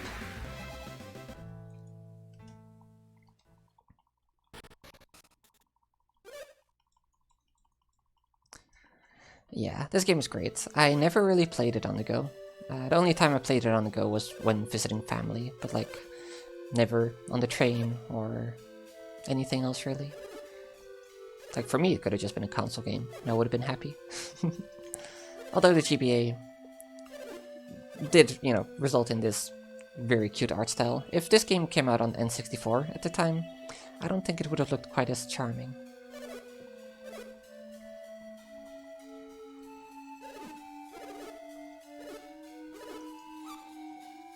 Alright, so we forgot to cast Avoid, which means we get encounters. That's okay, because we have to take some extra ones anyway. I got kinda stuck there, that's fun. I can never just press down twice, I always have to press up 3 times. I can't do it.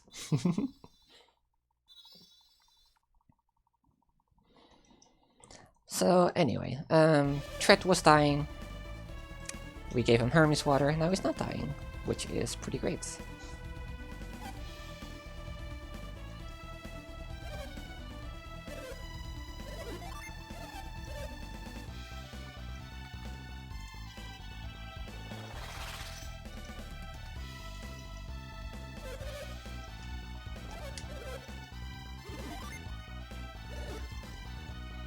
So yeah, Tret is happy. I probably won't take encounters in the first overworld anyway, because they're bad XP. Once I cross the bridge, I'll take an encounter that I normally would skip. And then we kind of just hope to get good encounters, because Ivan being level 7 is actually kind of troublesome. Because at some point he needs sleep. That's like the only thing that we have to worry about at this point. Ivan needs sleep by the time we get to the boat.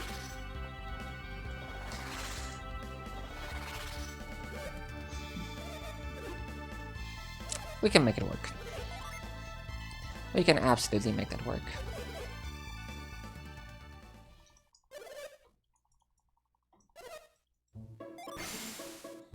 Alright, so first off we need to go revive him. We do that in Colima. Previously everybody there was a tree. Now they are people. Already an encounter. Wonderful.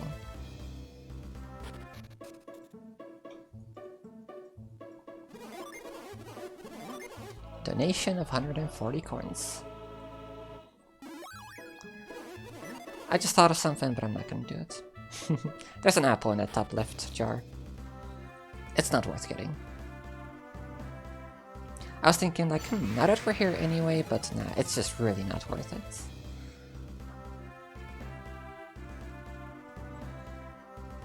Okay, so normally I skip... I skip an encounter on the way to Fusion Temple. I'll take it this time.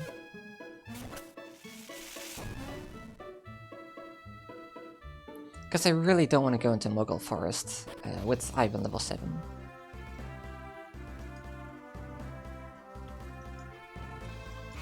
And that's just for the... I get attacks first. I'm not gonna take an attacks first fight, you know? Alright, we're going into Muggle Forest with level 7 Ivan. Unless we happen to get an encounter in Fusion Cave, that's a possibility. Apple increases attack, yes. I don't think there's any damage roll that would benefit from that. Because we barely use physical attacks. Like, at best, it makes Heatwave do some more damage on Kraken. Is there anything else? I guess there's some places where Garrett attacks, but it's really not very meaningful. Alright, I already healed.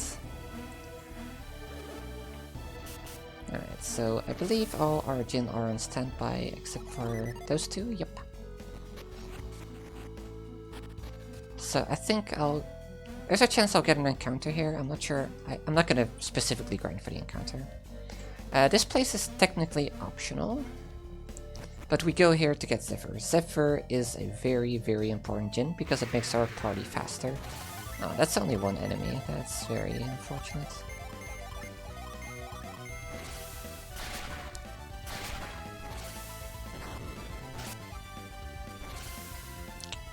Okay, if that went on Ivan, I think he could have died.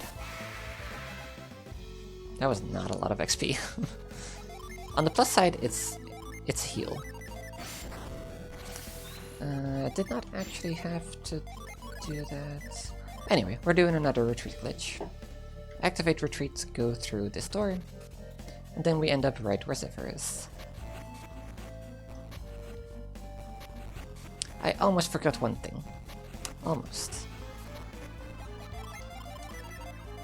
Alright, now look at our names in battle. I think that's a lot better, right?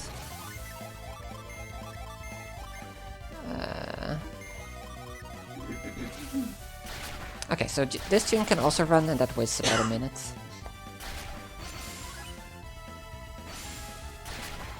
But thankfully he didn't, and he also didn't kill anyone, which is wonderful. So the reason we go out of our way to get Zephyr, aside from Zephyr just being super important for its ability, is this gives us 3 Jupiter Jin, and that gives us Procne. Procne is a tier 3 summon, it's strong, it's fast as frick. It's such a fast animation, it's actually ridiculous for a tier 3.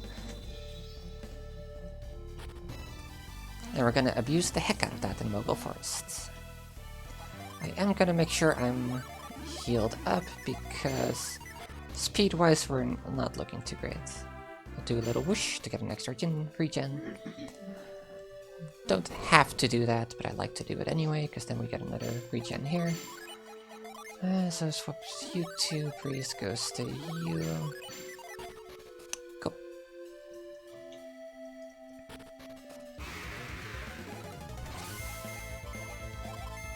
If we get Dirges, we might get outsped until Ivan levels up twice. That's bad. Dirges are dangerous, they can really, really screw you up. So every time we hear this thing, every single one of the characters regen 1 Jin. And because each of them has 1 Jupiter Jin, we, get our entire Procne back in just 1 tick, as opposed to 3 if you were to put them all on the same character. So that's what this run really relies on, is spreading out the Jin so you get them back as soon as possible. Because we one-shot everything here with Procne, except if it's a party of 2 where there is a skeleton or a Willhead on the side, like this one. In this case I should have done it the other way around. After you cast Procne, if it doesn't kill, you get person's wind power raises by 16. We get a sleep bomb, that's wonderful.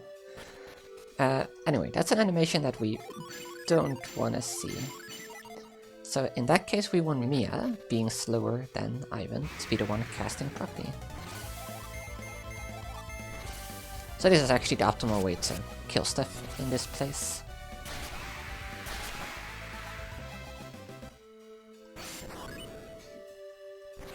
So now we need to get our Jin back once more.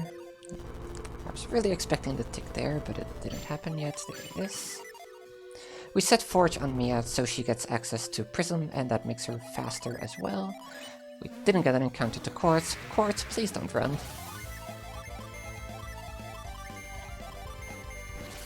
Thank you. If this guy runs, that's also a minute lost. Because it takes so long to get into this room. It's very unfortunate.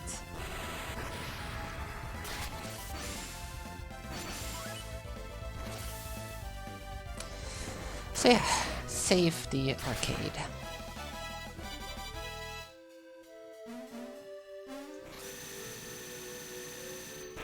In the beginning it didn't make sense, but having Mia on the side, or like Mia in slot 1 is nice, because that puts Isaac and Garrett in the middle, and they're the tankiest. This is entirely fine, actually. Because Cybele, while slow, is powerful.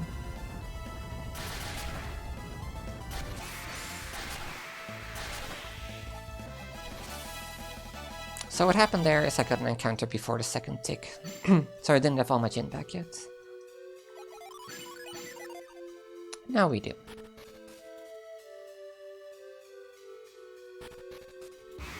Alright, so now we go back to the good old Progney spam. At this point, Isaac, or Ivan and Mia seem to be speed tied. Which means we don't know for sure which of them is gonna go first.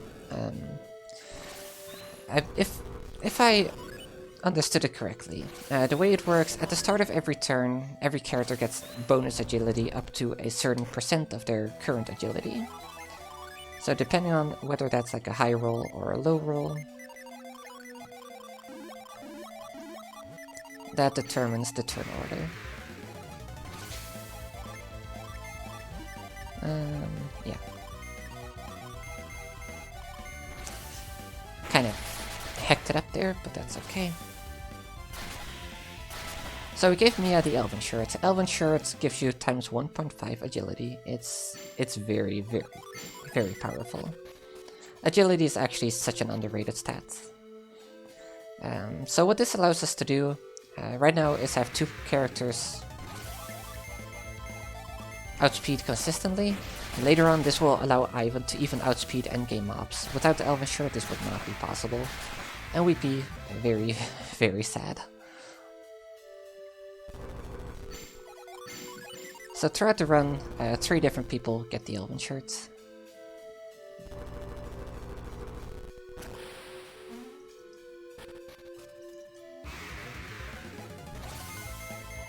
I should have used Progney with Mia to save that tiny animation of Mia defending, but that is entirely fine.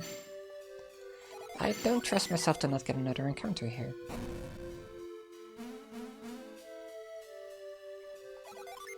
But we have to. Alright. Killer Ape.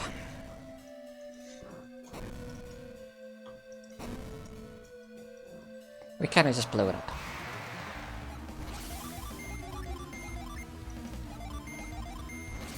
So we use Granite to protect ourselves from 50% damage for 1 turn, Zephyr to make us outspeed him on every turn, and Fever for damage plus setting up a summon. This guy has... I forget the move's name, I'm not sure why.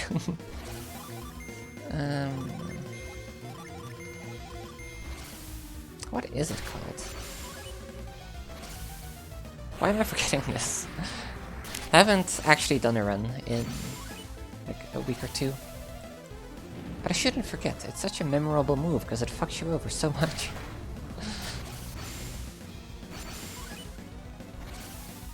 But maybe he's just being nice. That's actually entirely welcome.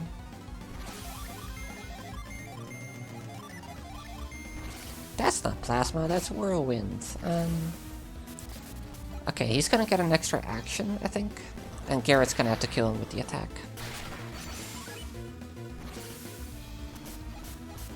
Lucky. Okay, that didn't kill yet. That's actually fine. Actually not a problem. Actually kind of a problem. Nope, we're fine. We're fine. I didn't realize his class changed, so there was no plasma at the bottom. It was impact at the bottom. So we got an encounter skip there. You could get an encounter on the way to here. Thankfully I didn't. That's not a good setup.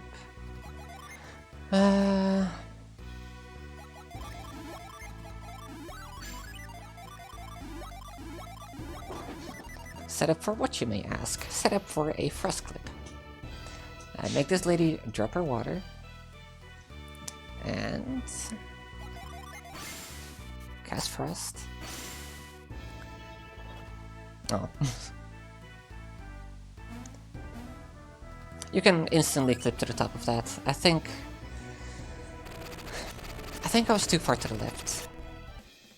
Or I hacked up the inputs. I'm not entirely confident that I was doing uplift and I just left. Oops.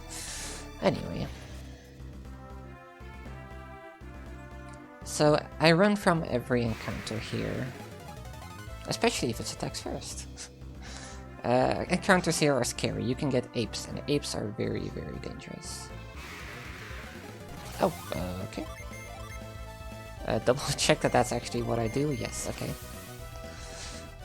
Like I said before, I'm bad at remembering what to do in fights.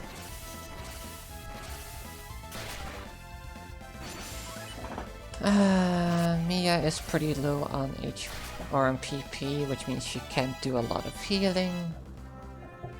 But she's kind of gotta do this round of healing. Worst case scenario, we use up Synergy Crystal. Or up Psystone. Okay, we try to get 2 ticks of Gin Recovery here before we open the menu. Almost never get it though, so I'm glad we got it today, because I'm actually pretty hurt. So, Dirges. Dirges are strong. Apes are also strong. I'm very glad I was able to run. Hopefully no more encounters. If we do get an encounter and we die, we can heal in the next town. That's fine.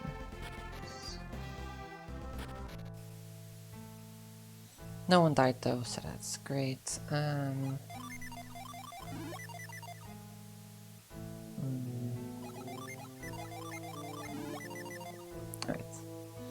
I was debating, like, should I do that? Because I do need PP to retreat with Isaac.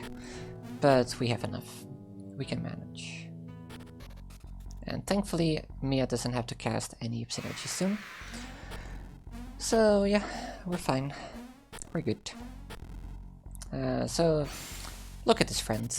Look at him move. Look at him jump. What a bro.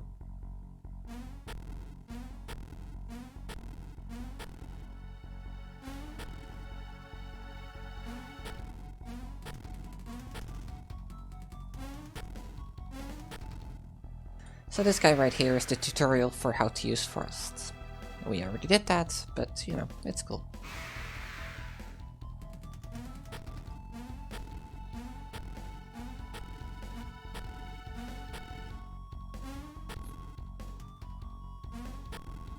Normally I skip every encounter here, but I am legitimately afraid of not having sleep, so I'll take like 2 encounters, I think.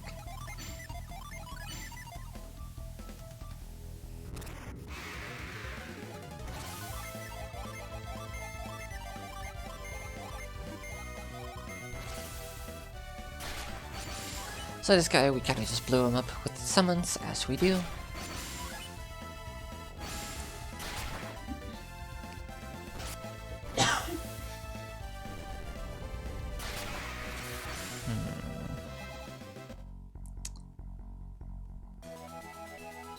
Thinking. How much PP are we at? 13. So now we're at 8. Okay. No, that's actually fine. We do need to cast 1 more retreat.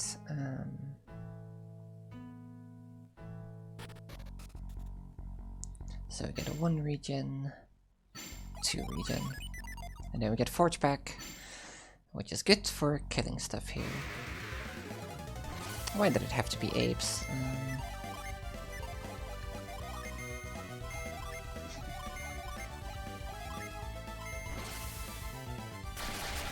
I don't like taking encounters here. All of these encounters take a long time to kill. I also didn't do this properly, to be fair.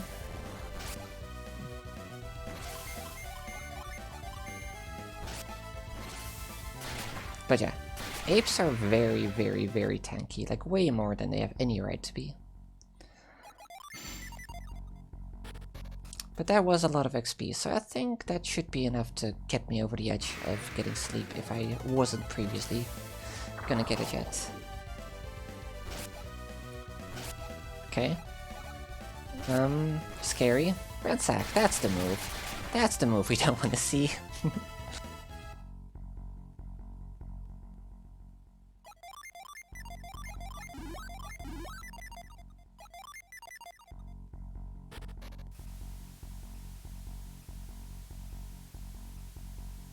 This is actually a very, very dodgy situation. Okay. Frick.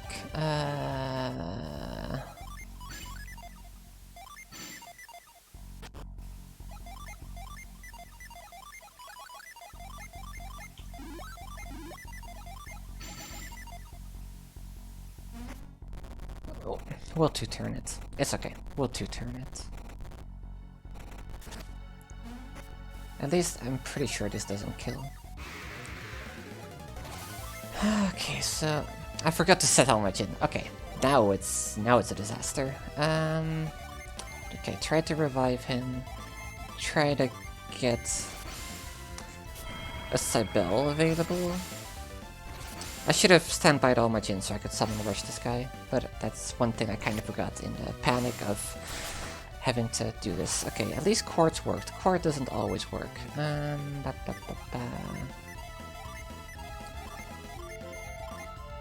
No, let's try to get you up and running. No, let's do Breeze, Zephyr. Oh, you don't have anything to heal. Oh, well, actually you do. Okay. We're fine. We live. Okay, we're living. We're definitely living. Slow as frick, but we're living. Okay, so now you get to just attack, you get to cast Cybele.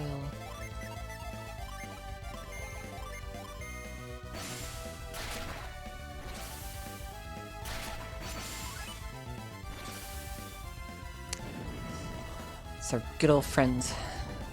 God, he's so slow. Alright, I think Mad Blast should finish him off. I'm so glad that worked. Oh, you have no idea how badly I fricked that up. That's supposed to just be a one-turn fight, preferably without him even getting an action. But you know, I'm happy. I am happy with that. Let's try and heal some people. Who needs it most? Okay.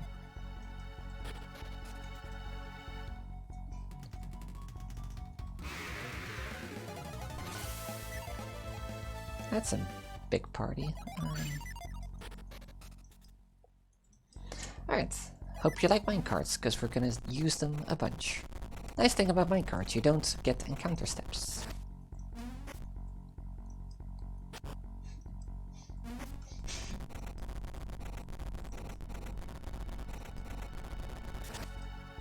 So we flick that switch, we ride back, and then we ride back in.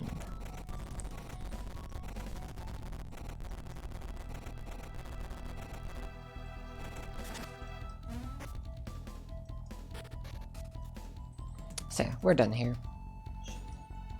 In the next room, we're gonna retreat glitch to get the heck out of here.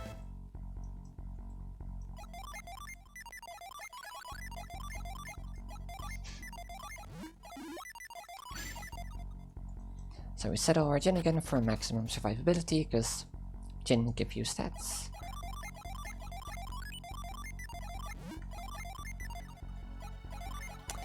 These both go to Isaac, and then he can cast Frost. This brings us to 4 PP, which means we can cast a retreat, and then when we get an encounter, it gets us out of retreat state. So... no encounter. Wonderful. Alright, so that's another nice wrong warp retreat. Very, very good. No one died, surprisingly. Alright. Synergy Stone to get everybody back up to full, because Mia was so freaking low. This also means Isaac is up to full, which means no retreat glitch. But we're entering a desert where we can waste a lot of PP, so honestly, it's fine. So I'm not gonna make a safety save here, but I will for the next boss fights. Hopefully, I don't forget. I'm very much not used to making safety saves. Maybe I should also make one for this fight, because this fight can also kill you.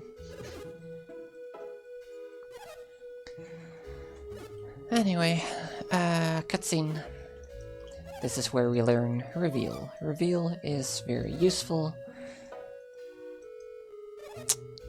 And there's a lot happening. So, she can teach people Reveal. That's the thing you can do. You can just teach someone how to do Synergy if they're already an adept. You can't teach Synergy to non-adepts. Typically, I think there are exceptions.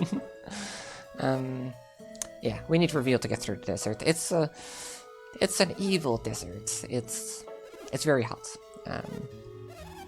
But there's oases where if you use Reveal, you can jump in them to cool yourself down. Pretty wonderful. I'm getting warm already, just thinking about it. Or maybe that's the mashing. Who knows?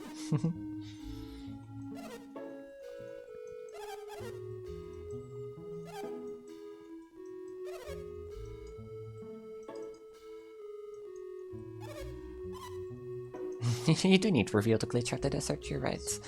We also need Reveal to not get encounters in Venus Lighthouse 1. We'll get there. I would love to show off the swag water slide, but I don't know how to do it. I never actually learned how to do it. That's unfortunate. So we'll show the normal strat. Normal strat is also kind of cool.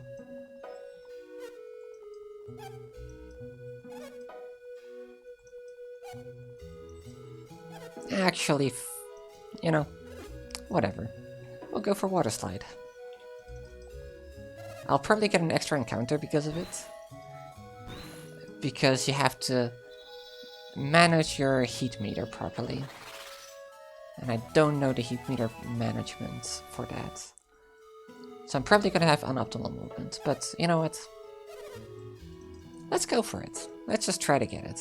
Water slide is really cool.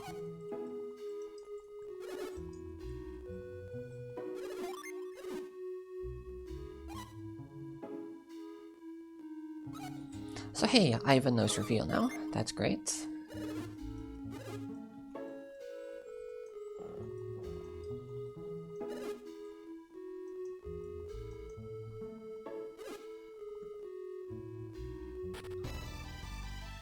So we have an instant use for Reveal, which is right here. It shows the unseen, in this case, a Water of Life.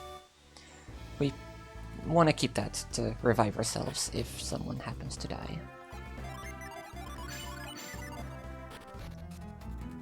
Alright, so I believe the heat management is occur as little heat as possible. Ooh, Beast outspeed him. Okay.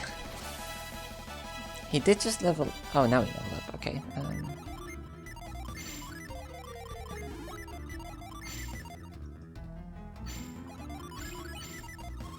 I think he should be okay on speed now, hopefully. Yes, okay. So once again, blow stuff up with Procne. What we don't want to see is salamanders. Salamanders are very strong.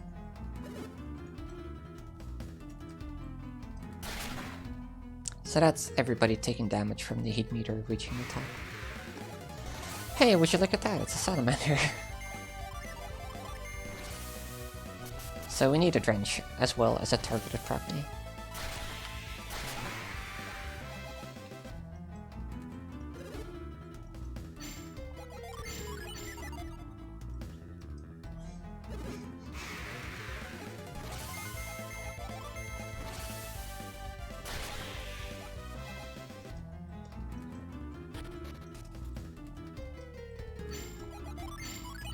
Okay, here's the downside. I don't know how to find smog without taking my normal path, which is not going to line up the heat properly. I'll just give it a try.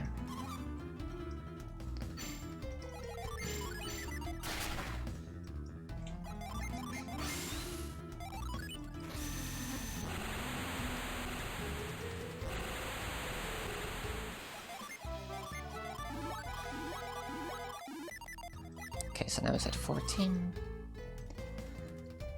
Is it there? I think it's there. Oh, that's a bit excessive. Oh yeah.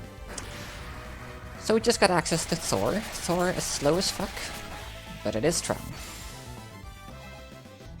I'm gonna have to take some more heat meter. I'm literally just doing this for you guys. And I'm sure... I'm not even sure if you care, because it's hard to appreciate if you don't know the old strats. Smoke goes to you, breeze goes to you. Yeah, okay. Take heat damage, get an encounter apparently.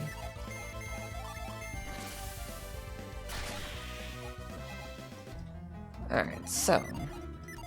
let's regen first. We don't have to regen first, what am I talking about? Okay, so you line up with the top of this rock and then you walk a bit up. Improving this right now. Oh man. I don't know how to do water slide. But yeah, you slide your way into that wall and then you clip on top, is the way you're supposed to do it. All good. All good. We'll just do the normal strat, which is to use reveal here.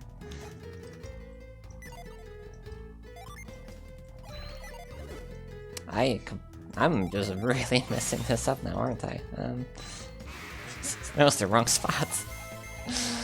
I was too low down. I was like, how come I never see that end line? Oh yeah, because it's not normally there. That would make sense. This is what we wanted. So I just create this patch of land because on this coordinate there is an antlion pit in map 1. Or like room 1, like the starting room. And that gets overlaid on this map with reveal and retreat not working properly. Let's make sure everybody is healed.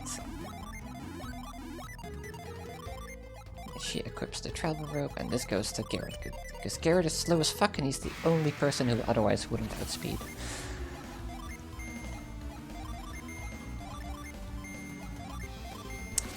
Really haven't consulted my notes, I'm kinda losing it.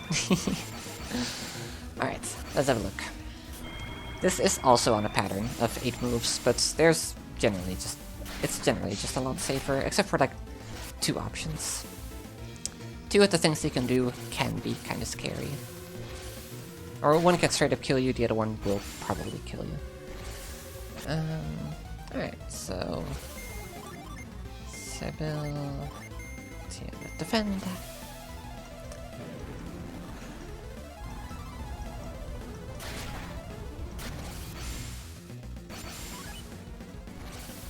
So, please don't kill Garrett. I think Garrett is in the most danger. Actually, no, it's Mia. Mia's in the most danger. Of course she is. Anyway, we're chilling. Because now we get to kill him.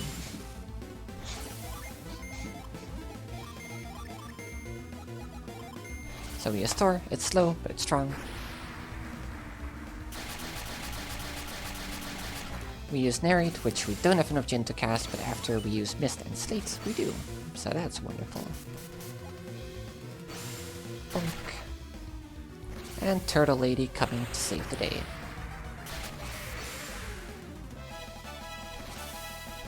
Heatwave, Sleep. Sleep is exactly what we needed.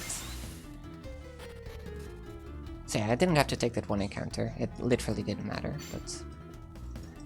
better safe than sorry. Note to self, don't forget to swap the elven shirt again. You get the leather armor back, and then you go to you.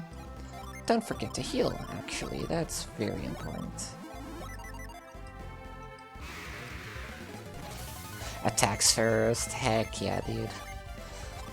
This guy is a jerk. He is such a jerk. He can run away, he can kill you, he is terrible. We didn't get an action, because we got attacks first.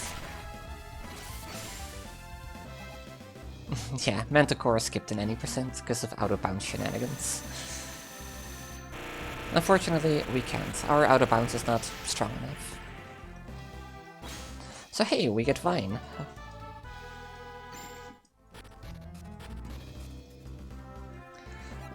Let's actually stand by everything. So if we get an encounter here, we can blow it up with Judgment. Judgment is broken. It takes 4 Venus Gin on standby.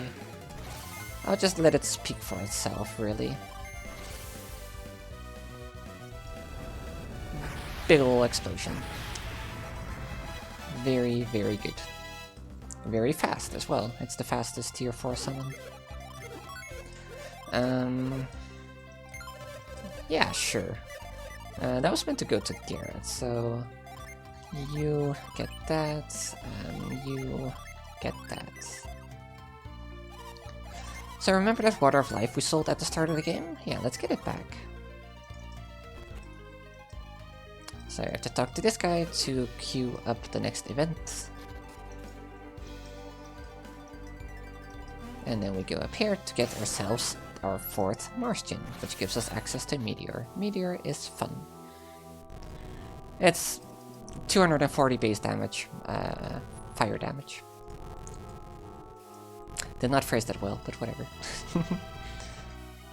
240 base power, like fire aligned. It's also the 2nd fastest tier 4 summon.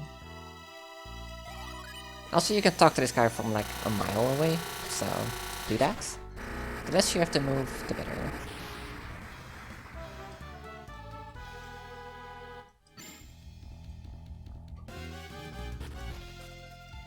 Alright, so we already got ourselves a sleep bomb.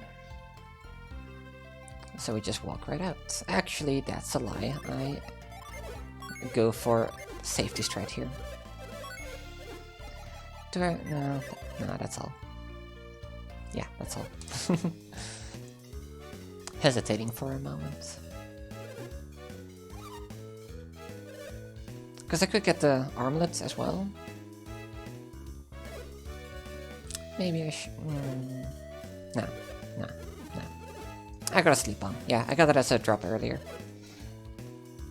So we used a sleep bomb on a Kraken. Kraken is vulnerable to sleep, which means he's more likely to be put to sleep than other status effects. Which gives us a 50% chance to put him to sleep if we cast Sleep with Ivan, 30% if we use a Sleep Bomb with anyone, also a 30% chance for him to get stunned with Scorch. Scorch is the one that we just got. Scorch is a good boy.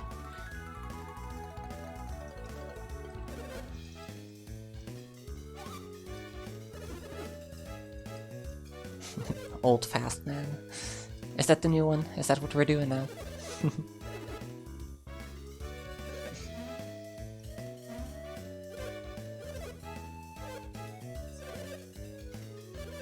So yeah, they're waiting for one person who is supposed to join them on the ship, but he's late. We call him the oldest man. I don't sing, I'm sorry. Anyway, it just perfectly lines up with the song there, if you sing oldest man. That's definitely not a substitute for something else, which I think I can say during this marathon, but you know. Like old butt man. That's the one.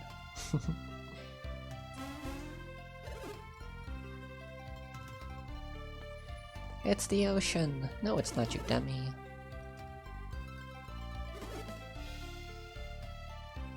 Garrett is obsessed with the ocean. Just walk straight up, kind of glitch into the doors. Why not? He is pretty fast, I will admit. Oh, that would be great, yeah. Oh yeah, so recently I learned you can go north of that staircase. I always went below it to trigger this cutscene. But this works perfectly fine. It's kind of great.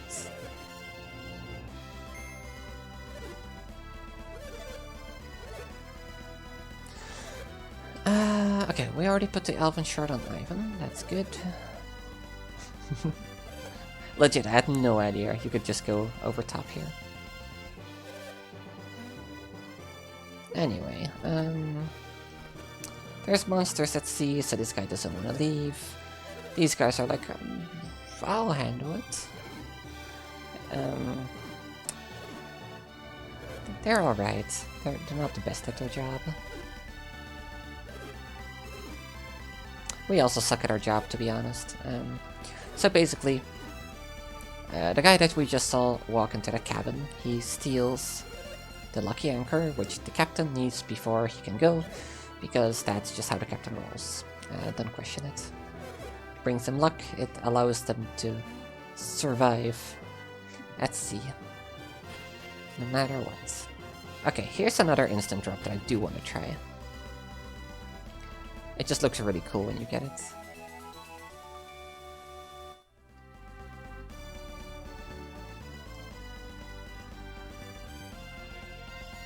I missed the loading zone. You can actually fall right into the loading zone, but you can also walk around at the bottom of the screen. It's kind of wonderful, to be honest.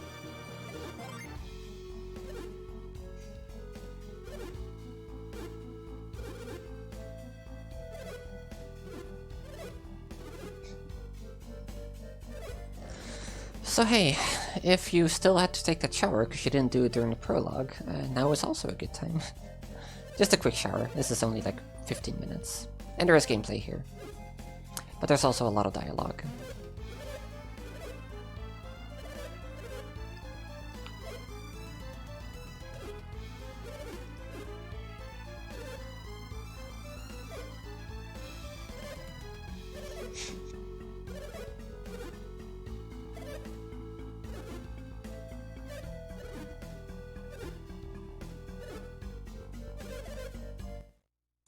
Oh no, the lucky anchor is gone.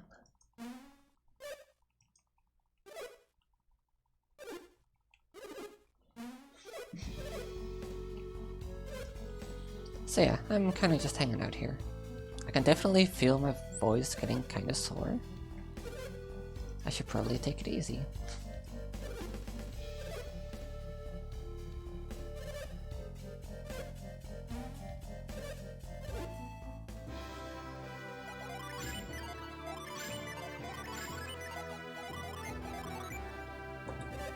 If you're wondering about that, that right there was the menu getting laggy. If you have like 15 plus gin, it gets like super laggy.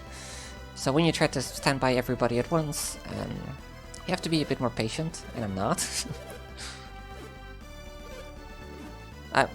Overall, I'm a patient person, but I'm just never ready for that amount of lag.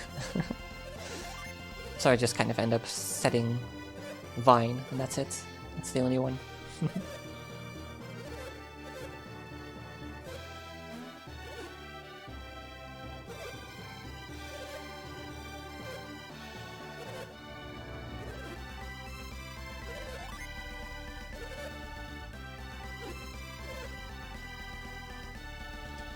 Alright, so that's part 1 of cutscenes done. We gave him back the lucky anchor. I was supposed to go around the right side, but that's okay. We signed up. We signed up to protect the ship. And we don't do a great job at it. I'll let you know about that.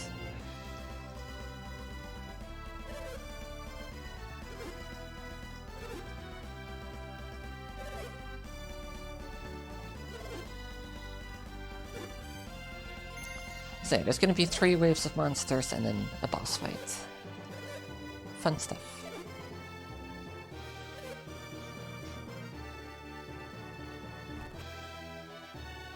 Alright, so unfortunately there's still some dialogue here. So I can't stop mashing quite yet.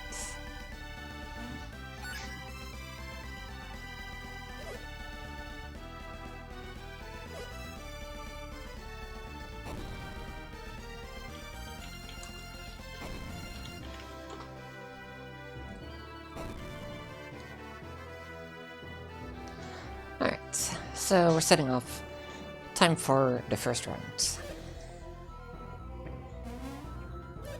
first round of enemies, all of these die in one summon. It's pretty great.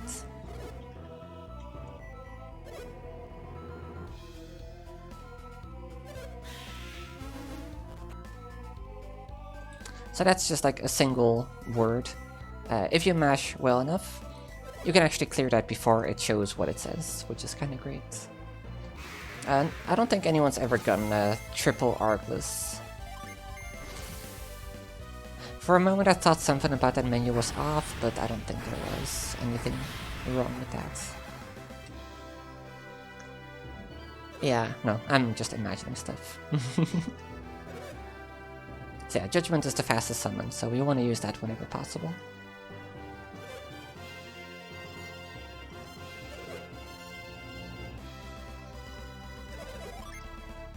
So one of the rowers got knocked out, so we have to replace him, and that's gonna be this guy right here.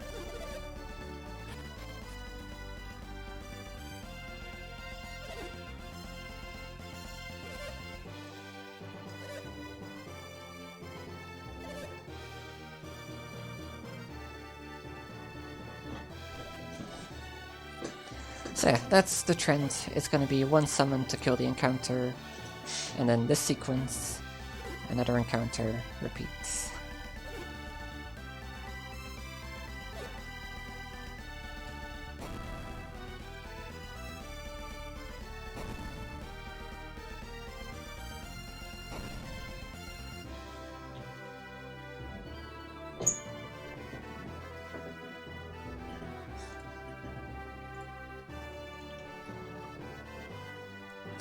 Birds.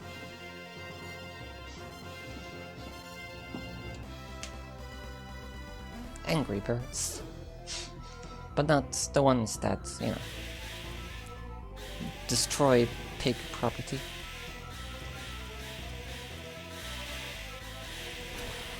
So these guys are trying to fight off bats. Bats are like the weakest enemy line in this game. There's bats in the next overworld, but they absolutely suck.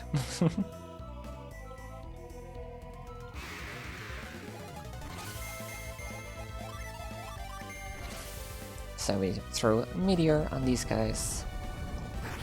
Meteor being the second fastest summon is the way to go here, because otherwise we would have to first walk... I get another sleep bomb. Wow. Otherwise we would have to run around to get Judgment back, and then at that point you're not saving time by using Judgment.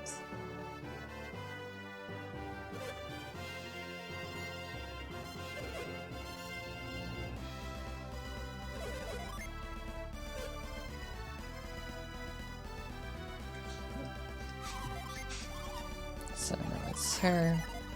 Get our Jin back for another Judgment. And beyond that it's Kraken time, and that's where I'm gonna do a safety save, because Kraken could decide not to fall asleep, he could decide to kill people turn 1. He's kind of a jerk. Kills about 1 in 6 runs. It's unfortunate, but it happens.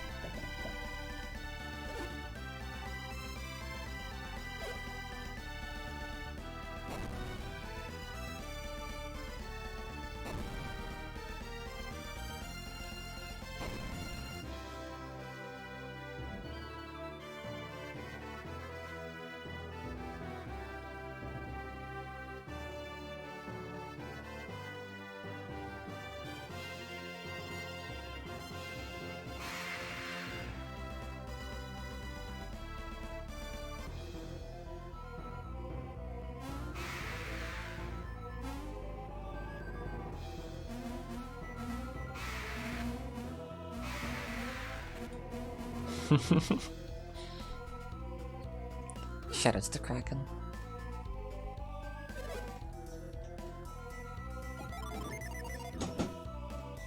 Alright. Judgment to kill these guys. Good stuff.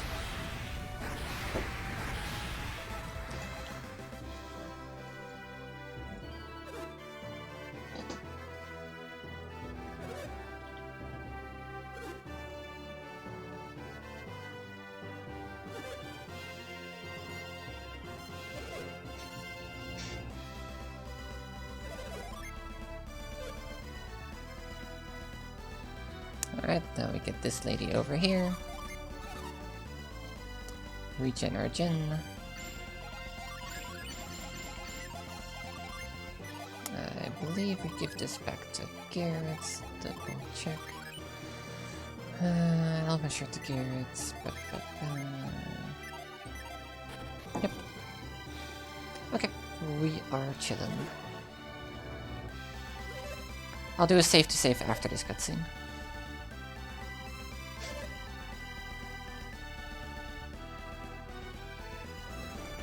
And then, boat is finally over. Boat is like the least interesting section of this game. It's like 3 summons and then it's 2 possible scripts for whatever Kraken decides to do.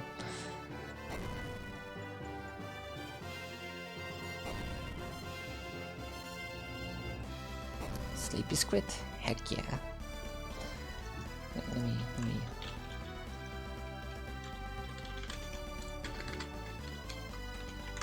There we go. That's what we want to see.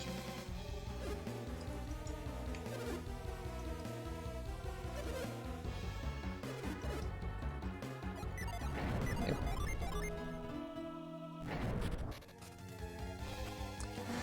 Okay. Let's pray for the Kraken sleep. Kraken is strong.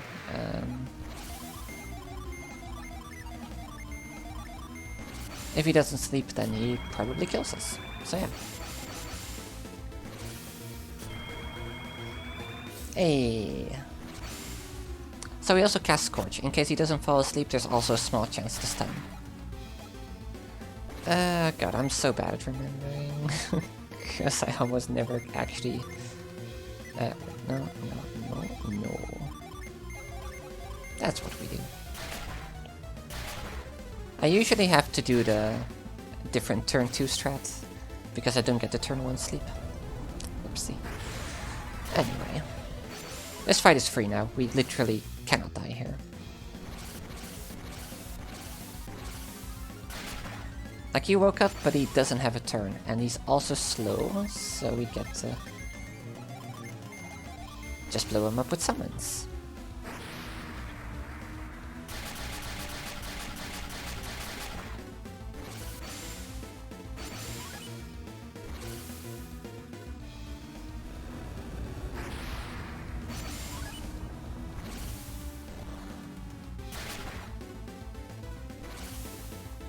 And there we... Oh, okay.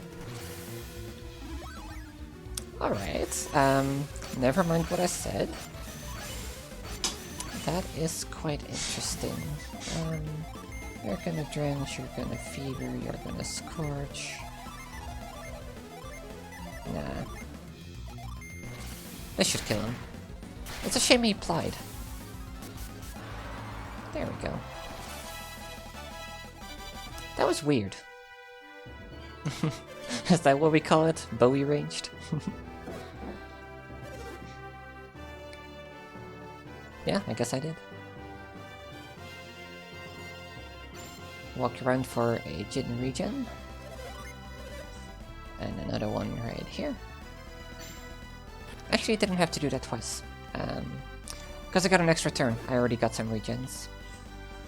Anyway. Doesn't hurt. It's all good.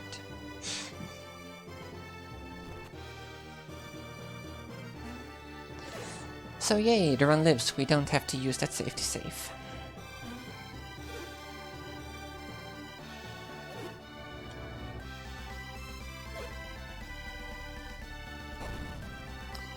Okay, so don't forget to put the elven shirt back on Ivan.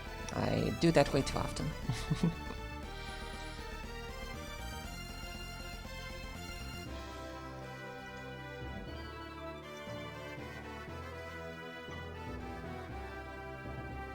Alright, boat section is almost over, and then we're back into gameplay until we finish Altmitter Cave.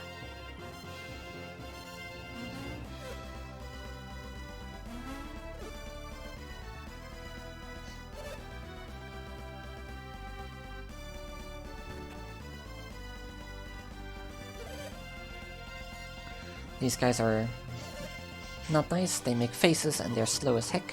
The girls are just like, and they just move on. Like, the guys are such babies about having to row.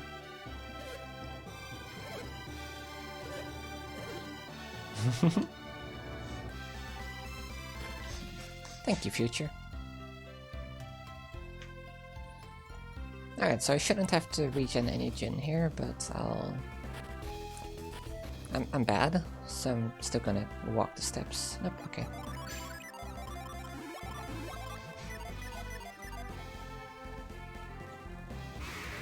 Ooh. I'm not sure why I tried to run. That was definitely just like a I don't know what I'm doing kind of run. Because we just blew this up with Judgment.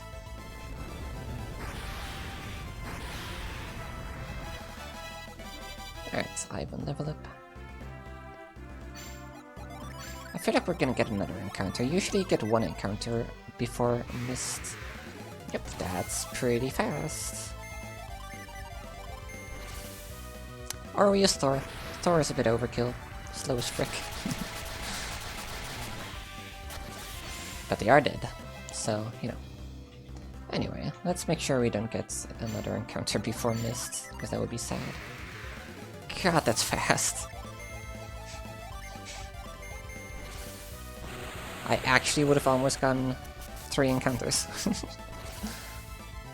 Bonk. And bonk. Slow bonk.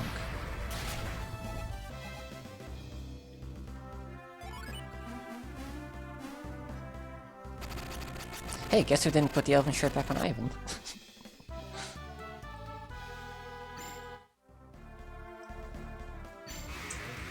Man, okay.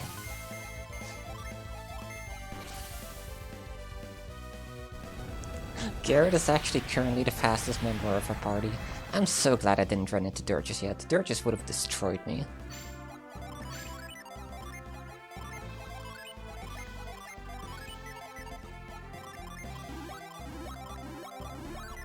Might as well.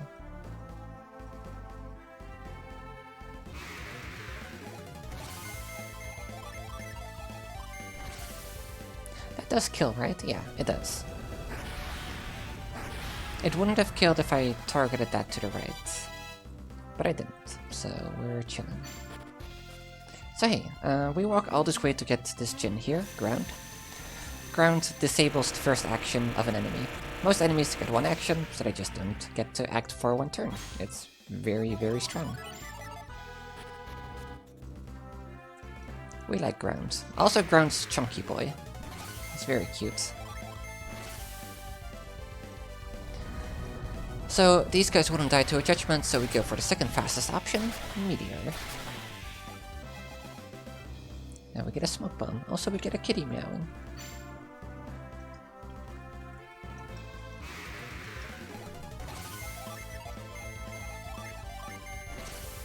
I believe this kills, right?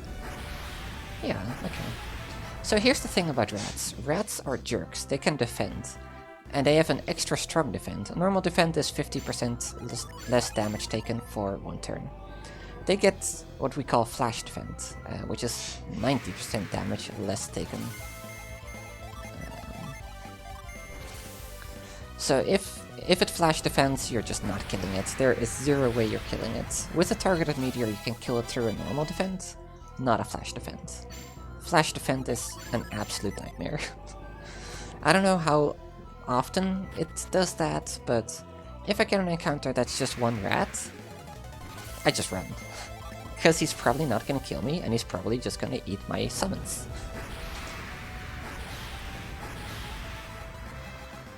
So gargoyles are pretty strong, but they are weak to judgment, so we can still kill them even if they're not being targeted. I guess I haven't talked about that yet. There is damage fall off. The target of a summon takes 100% damage. The one to the left of it takes, I believe, 70% damage.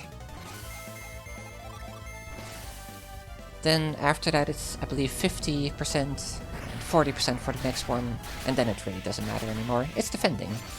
Look at this jerk.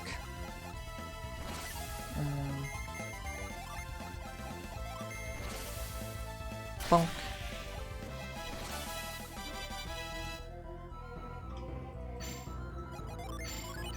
We don't like rats. Rats are jerks.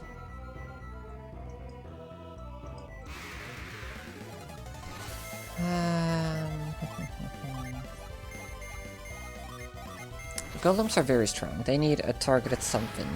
I'm not entirely sure this kills the rightmost zombie. So that's why I put the frost sphere as well. That should definitely kill it. Because this does a lot of damage. Even though it resists water.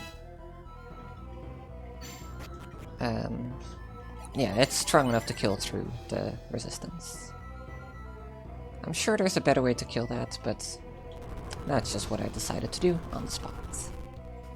That's the thing about this game, like you have to make very quick decisions, and the decisions you make aren't always going to be the right ones. But it's better to take a decision that's not optimal, rather than think about it for like 3 seconds, oh god, and then figure out, oh yeah, this is the best way to do it, to save 1 second, you know. Sometimes you just gotta do what you know kills, even if it's slow. Dreadhounds are dangerous, but they die to 1 Boreas. So unfortunately this was a 2-summon fight, which means we have to get 2 regeneration ticks right there. Scary, because if you get a high encounter rate, then you'll get the next encounter before it's fully back. And the thing about that, if you get a double Dreadhound, you're just very, very sad. Because you don't have Thor and you don't have Boreas. If you get caught by surprise by 2 Dreadhounds, you're sad as frick. Like that's... Speaking of...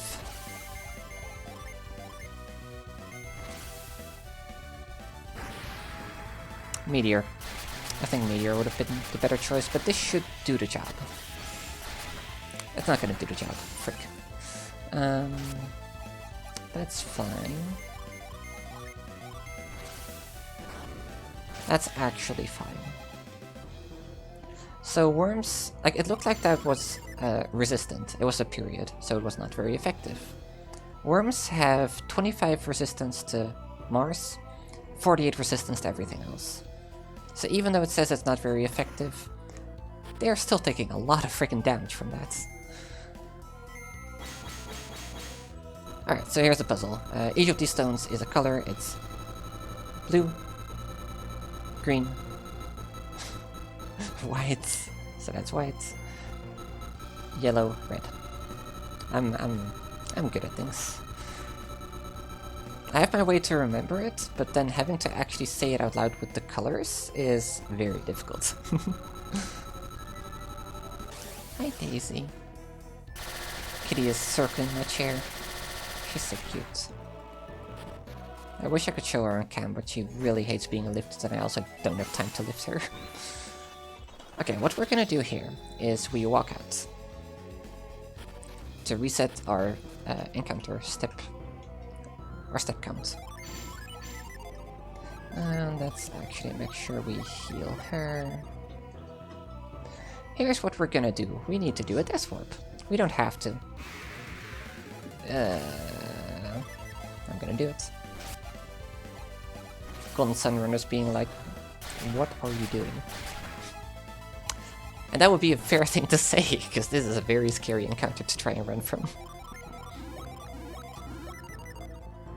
Alright, so we have Ivan then, which is unfortunate, because Ivan would be our saving grace in case of emergency. Okay. If the next encounter can damage me a bit, I'm looking at a pretty good Death Warp setup.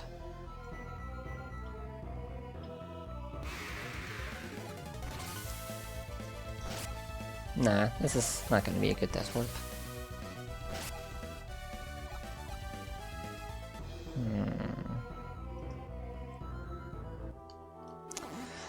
I'm just gonna walk back to Tolby. I'm not gonna go for the Death Warp. Trying to Death Warp can suck because enemies don't always attack you. Sometimes they just decrease your speed or your defense and you're just sitting there like... not even trying to fight.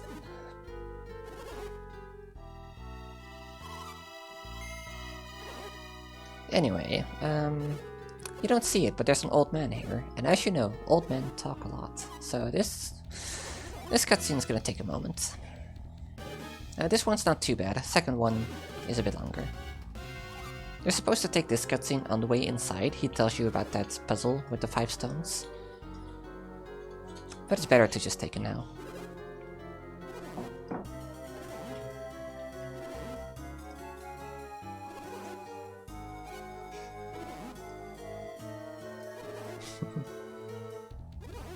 Bye-bye, Cass. Sleep. Crowd falls asleep.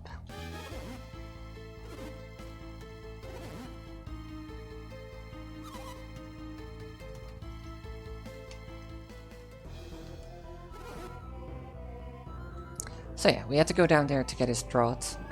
It's the thing that's keeping him alive. He's old as frick, but he got that stuff from Lamura, which is where people live who just kind of don't really age. They have a fountain of youth, pretty much. He's been there once. He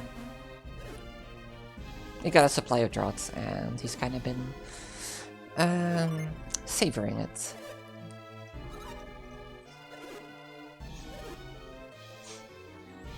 So yeah, he is just kind of trying to delay his inevitable demise from aging. But yeah, he's old, he talks a lot, so... I kind of forgot to pour myself a new drink. Which is unfortunate, because I need my hands on the controller. Until Colosso. I guess I can do that in Colosso. But yeah, Altmiller was fun, but now we have to go back to cutscenes. Colosso is a lot of cutscenes and waiting, unfortunately. It's also kind of scary. It can actually kill the run. I've had a run die because... Okay, it's these 1v1 duels. Isaac needs to fight these gladiators. And the gladiators are not super strong. We know how much damage they do. If, by chance, like 1 in 32, they get a critical hit, and you're not prepared for a critical hit, then goodbye run. You kind of just have to start over. It's like the saddest thing. So yeah, don't get crits. It's bad for you.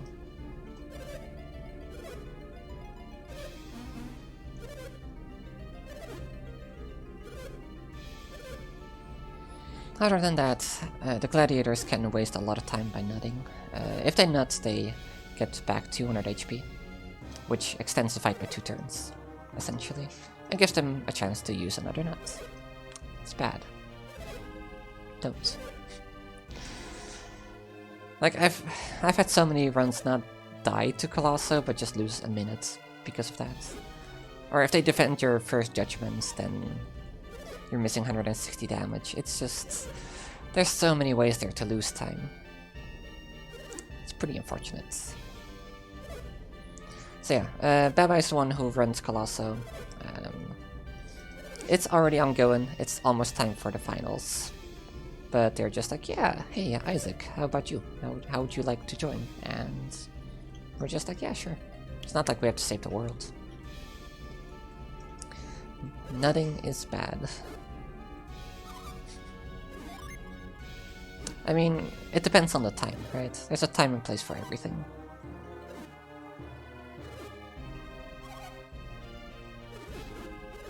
Move break? Good. It is good to take a break. Stuff can be pretty stressful. Run is going. I mean, I retreated out of Goma Cave at the start, that was unfortunate. Other than that, nothing too bad has happened. So it's going. We're living. We got turn 1 Kraken Sleep, so that's nice.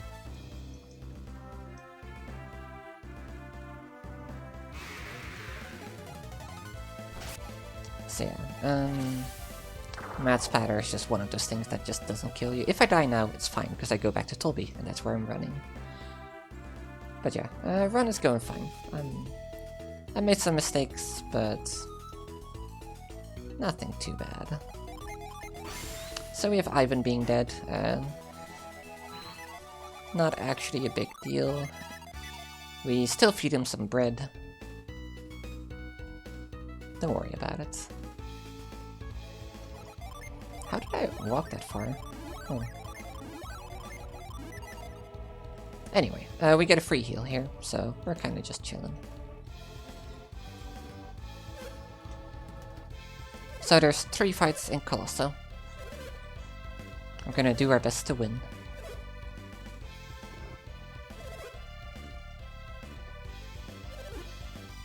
Mia's hungry? Well, too bad. Only Ivan gets the bread.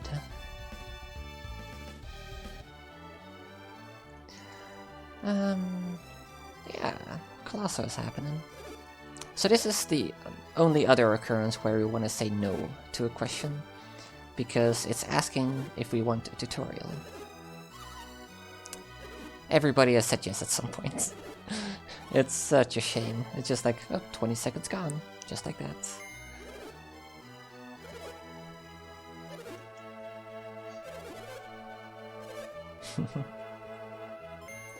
I mean, she's probably chilling. Like, she's probably buying some popcorn as she's watching Colosseum. I wouldn't worry too much about Mia starving. She'll be fine.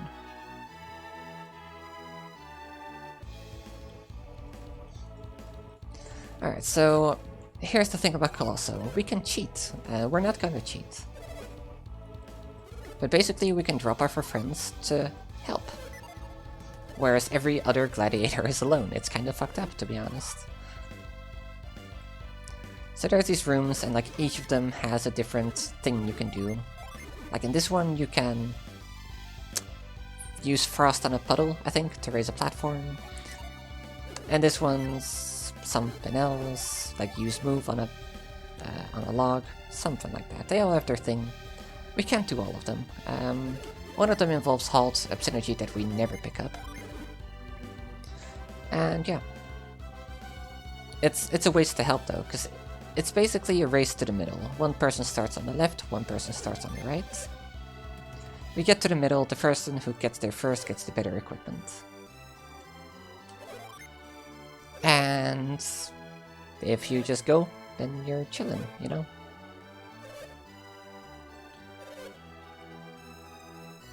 It's very, very hard to be outsped by these guys.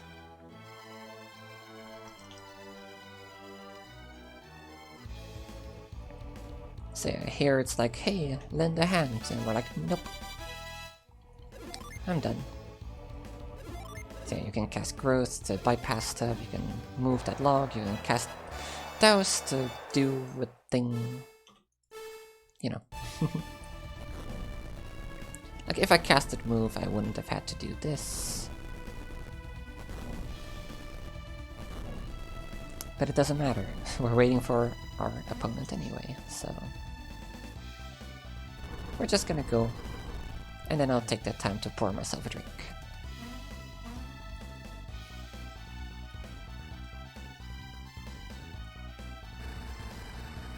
It is important that we finish first here, because we get more defense, otherwise he gets more defense, and we don't want that.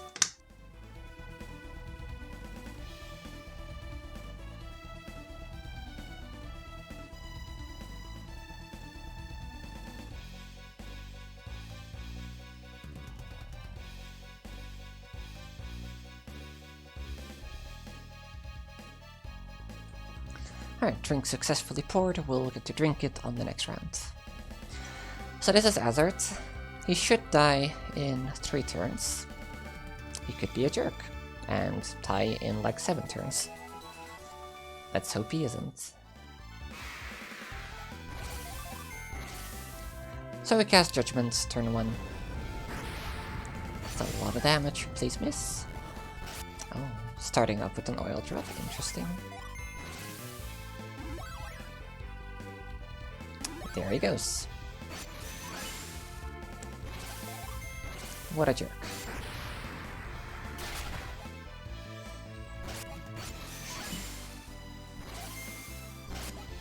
I should have actually kept using Judgment.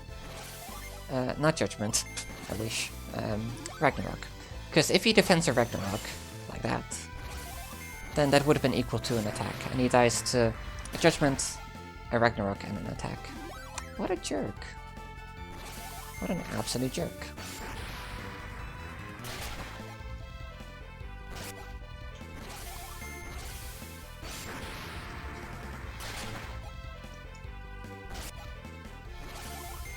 Alright, if I'm not terrible at counting, we shouldn't have to heal.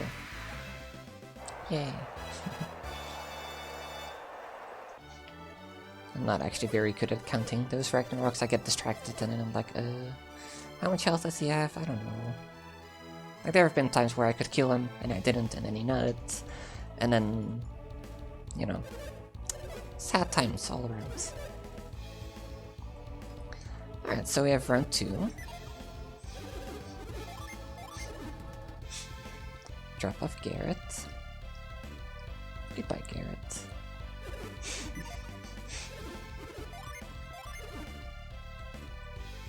Goodbye, Ivan.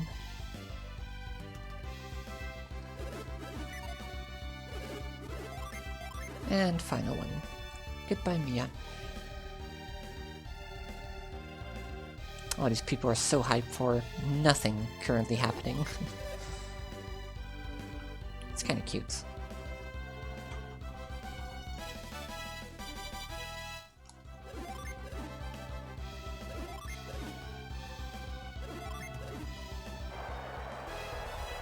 Alright, second match.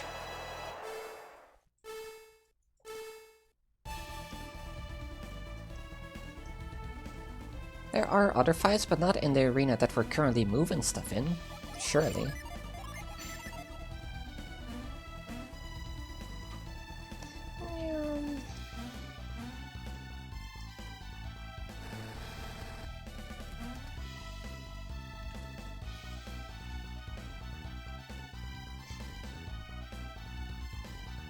Come on. There we go. Doesn't save time, by the way, unless you get it first try. I guess second try could still be faster if you don't dismount the ladder. So, this game doesn't have a lot of ladders that you can actually use to benefit from that glitch. The second game has a lot more ladders, but it's also patched. It's a tragedy.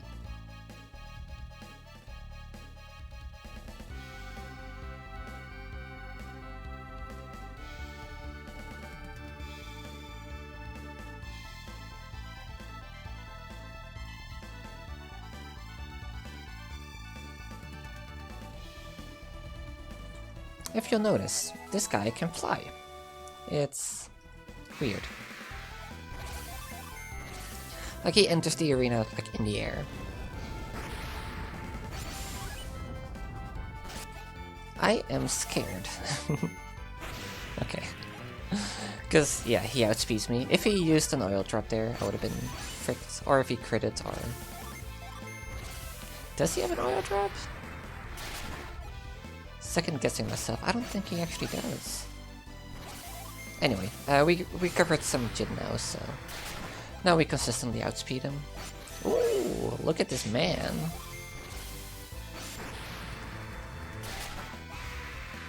He even defended and still died. Rip him. Yeah, it's a very good thing they didn't patch Retreat Glitch. Because, fun fact, you can get Soul Blade, the strongest, I guess, among the top of strongest weapons. Doesn't necessarily have to be the best one. You can get that in Airsrock already with Retreat Glitching. It's wonderful. I think Excalibur has the potential to do more damage depending on your setup, but yeah. Soul Blade is freaking great. Also, a second game has some out of bounds with Retreat Glitch, and also some good warps. It's very useful. We are big fans of Retreat Glitch. Alright, time for round 3. As per usual, I'm not gonna lend a hand.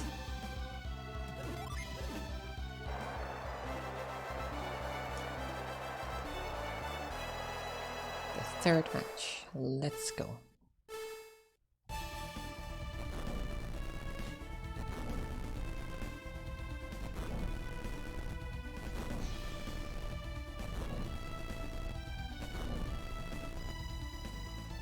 I want to try something.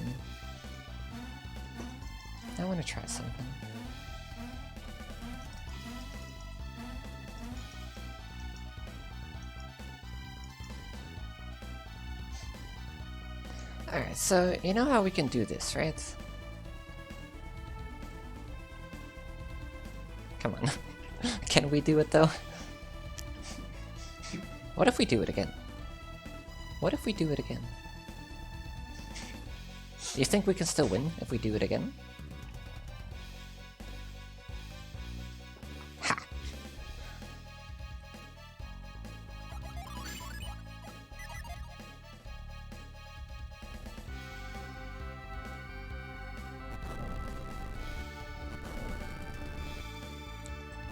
He's actually made a lot of progress in the meantime.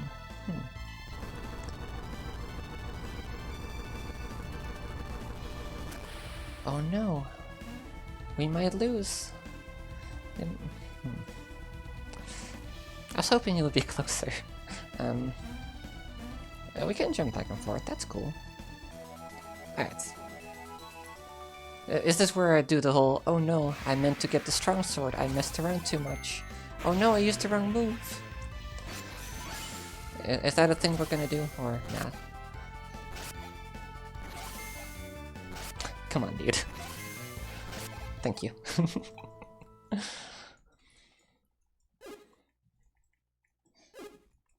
So yeah, you don't actually have to win that fight. It's a lot faster to lose.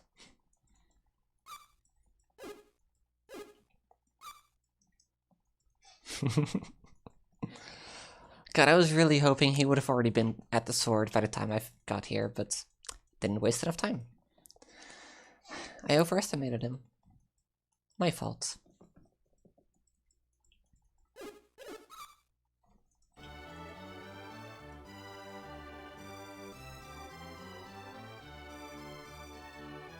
He's asleep. God, this pose right here, just like laying awake, having midlife crisis. That's the kind of look that was just on his face.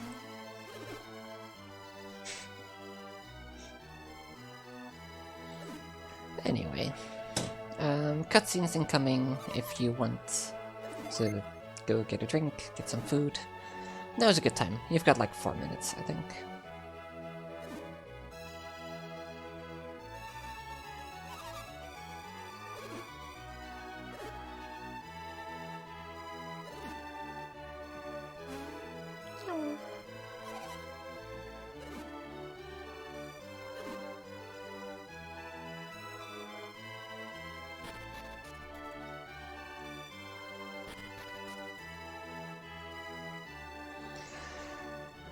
Reminder to stay hydrated.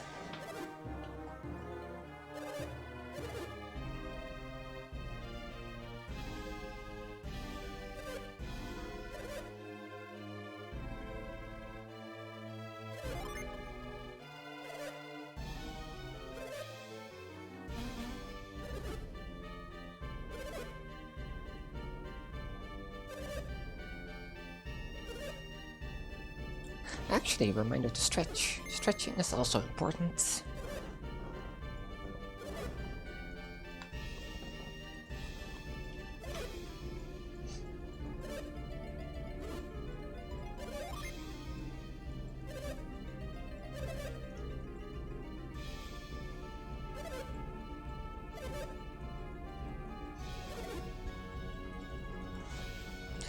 So, after this cutscene, we're going into endgame. And what that means is that enemies are going to be very strong. They might not die to one summon. And generally, getting caught by surprise is very scary. Don't do that. Yeah, that's kind of it. So this is where you really have to be quick in your decision making. Like, how do I kill this encounter fast? Like, step 1, how do I kill this encounter? Step 2, how do I kill it fast? Because you could just, you know, throw a Thor at most things and they'll die, but Thor is slow as heck. If you see a no wizard, can I kill that with maybe a Judgment or a Meteor? I think Meteor is the only thing that kills, otherwise it might be a damage range. Could be wrong. Could be wrong. So you kind of have to know their HP and their resistances.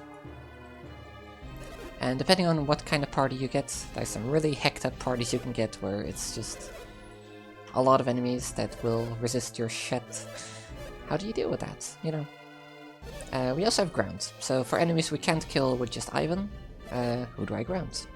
Do I ground them? Is it worth it? Also gotta take some damage to set up retreat glitch, so... all in all, there's just a lot to think about here. Thankfully we also get Flash. Flash... I kinda mentioned it earlier, Flash Defend. Flash is a Jin that reduces damage by 90% for the entire party for 1 turn. Flash is broken. Like, legitimately. So yeah. We pick up Flash and then we kind of rely on it. But Flash is also kind of slow. If we can just use ground on an enemy and not die, that's preferred over using Flash. Because ground, aside from, I'm pretty sure being a faster animation, also makes the enemy not get an action. So, that's better than just them getting the action and you surviving. There's just a lot to think about. There's also a lot of encounter skip potentials in the next area, and that's because there's a lot of places where you have to have an encounter, and if you take that encounter, that resets your steps again. So if you reach that encounter with 15 steps, 16 is where you get the encounter. You fight the encounter, it resets to 0, as opposed to it hitting 16, getting an encounter, and then resetting to 0, and then you fight the scripted one, which puts you back at 0 again, but you got an extra encounter. So there's a lot going on in Suhala Desert. They're still not done talking. Oh man.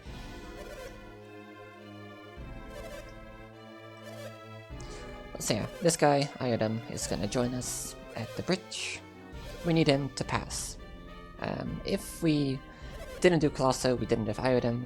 Without Iodam, we would not be able to enter Suhala Gate. And that's very unfortunate. Because otherwise we could skip friggin' Colosso, and that would be nice. Alright, time to get our gym back. You get Vine for Smog, you get Granite for Mist, you get Cords for Fever.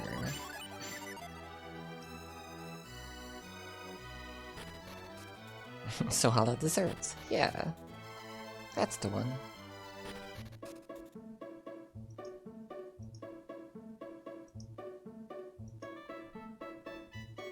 And now we go down to Funky Town. So that's one encounter skip you can get. That one is actually very lucky. You need a very good rate to make that. This one is also very tight.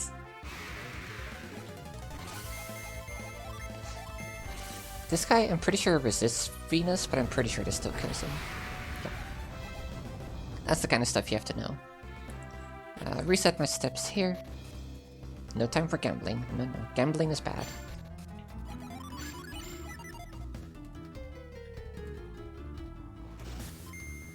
So these are the scripted encounters that I was talking about.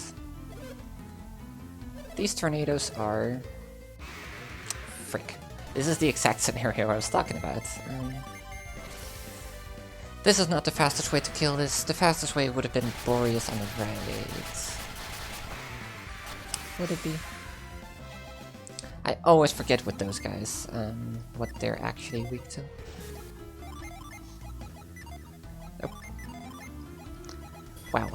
Menuing hard. Anyway.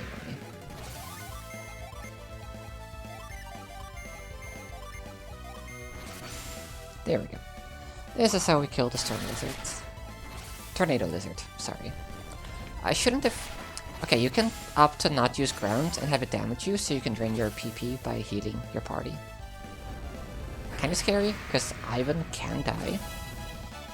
You can also just waste your time, so, you know, bit of a trade-off. This is actually a fantastic encounter to get. Haha, PP. Yes.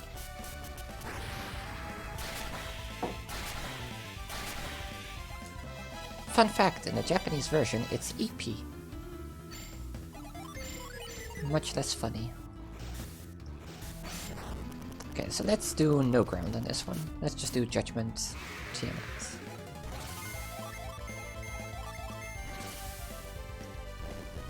So what I want is for him to damage as many people as possible without killing anyone. That right there is perfect. Absolutely perfect.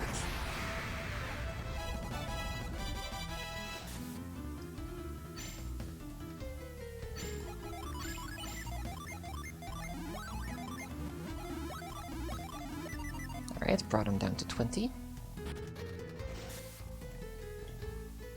Did I? Yes, I did. Okay, got an encounter skip there. I could have definitely got another encounter in between those, so that's why that's a good thing. Alright, so if you could damage people some more, that would be absolutely lovely. Don't kill Ivan. Come on. Thank you. Very, very, very good. So this actually brings us to a great spot for retreat glitching leader. So right now we're at 4. I would actually not mind taking some more damage. Again, this is weak to Jupiter, but this should also not kill. Actually. Oh my god, that's actually perfect though. What a pro. He just drained Isaac's PP.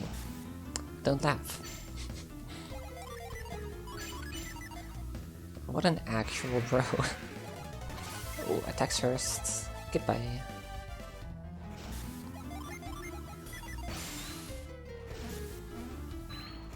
Alright, so here we have our good friend, Flash. He kinda just clipped into the wall, don't mind him, he can do what he wants. Yeah, seriously. Brought Isaac down to 1 PP. It's great. Like, actually.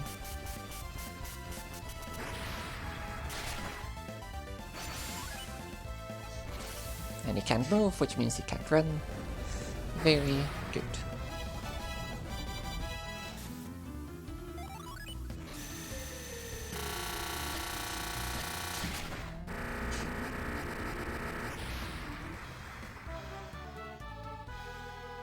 Alright, so now we jump back over here. I think I'm the only person who sets up their Jin this way, but I do you and then you. So now I just set Flash, because Flash allows me to take some damage without risking anyone getting killed.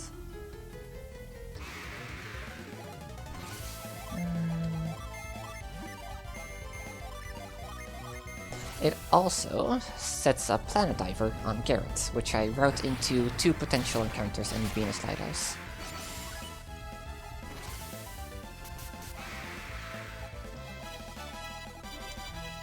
You got a nut.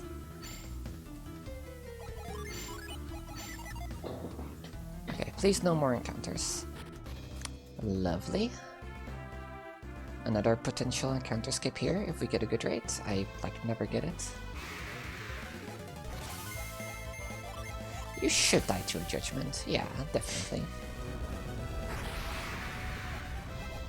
Only barely, though, I think.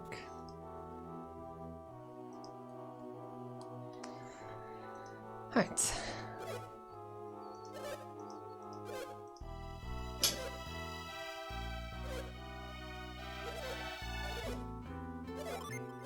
So I could consider prolonging an encounter and giving the enemy actions so they can damage me.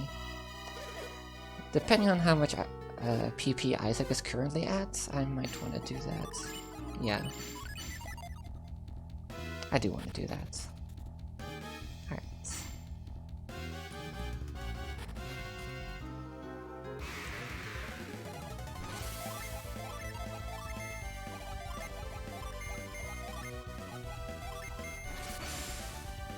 This is not the optimal way to do this, but I know I'm very confident that this will work.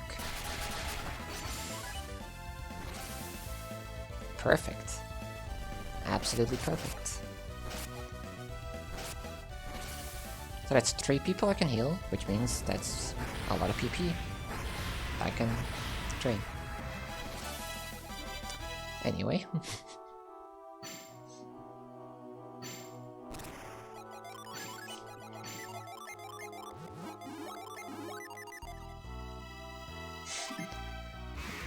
Man, why are you gonna be like this?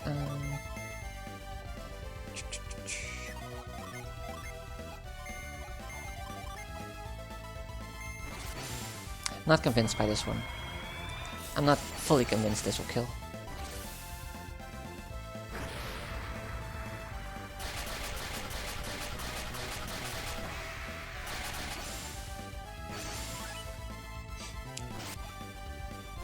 It's okay.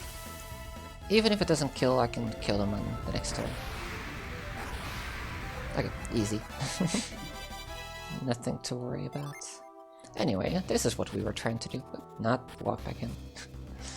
Retreat glitch. That's a very, very good one. One tick. So we exit out there to set our return points. Come on. So in this place, if you cast Reveal on the Reveal map, you don't get encounters. So we spam it to get through the place without getting a single encounter. I space out my reveal so I can always walk through a door at the edge of the reveal, so I don't have to recast, and if you walk out of the range it automatically cancels. That's slow. I always wanna... like that. I always wanna walk out the door with retreat still active.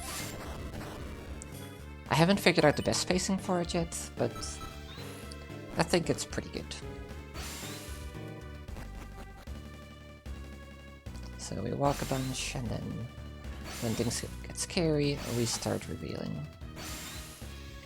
So, this statue can give me a yellow path or a blue path. We always want the blue path because it's by far faster to take. And that's good. It's a 50% chance to get the blue path. If you don't get the blue path, you talk to the statue again, and you're guaranteed to get the blue path. Loses you 12 seconds. So this run is confirmed spliced, because you never get the blue path first try. Except on bad runs, which I suppose this is. You would die to... let's say Meteor. I don't think Judgment is enough.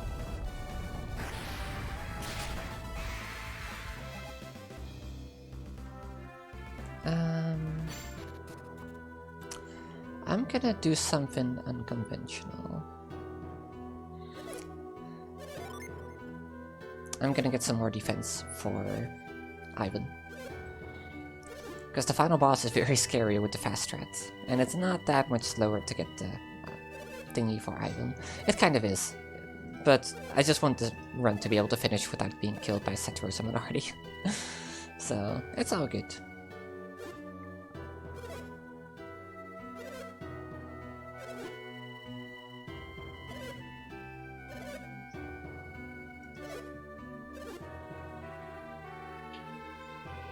So, normally here you might only consider getting the Water of Life. I'm getting 2 things. Kind of going out of my way to get the Armlet, but... you know? It's something no one else does. Might as well, you know? Yes, it's you. Spirit Armlet on you. Task threats? No. I'm unfortunately making a detour, so I can't do task threats. By the way, task threats involve walking straight up and jumping over the water. No one ever did that.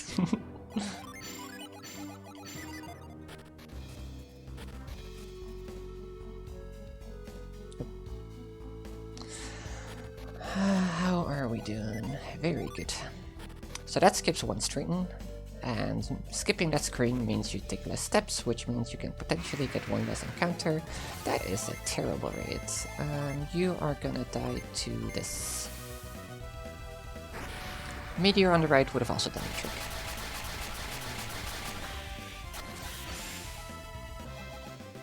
But this is what my brain came up with first.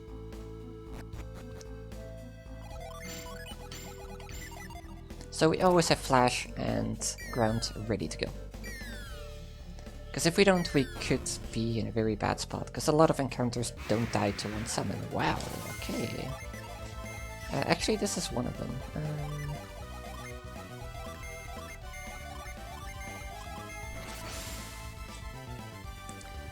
Single Griffin is not one you usually see, so I don't know what the best way to deal with that is. I think what I did was pretty decent.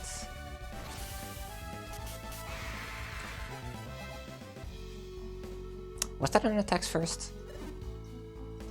Because it didn't get an action after Ivan. Or it didn't say it couldn't move. I think that was an attacks first. So I could have just run. Oh well.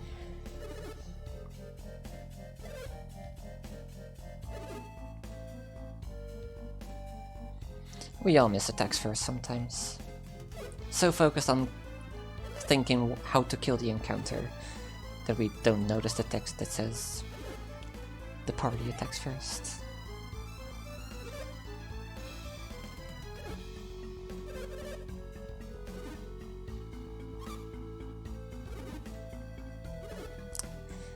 Alright, so this is the last bit of cutscenes before the top of the lighthouse, before the final boss.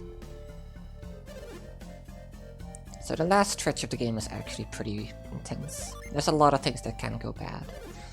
You really need to be able to think on your feet, and you need to make good decisions.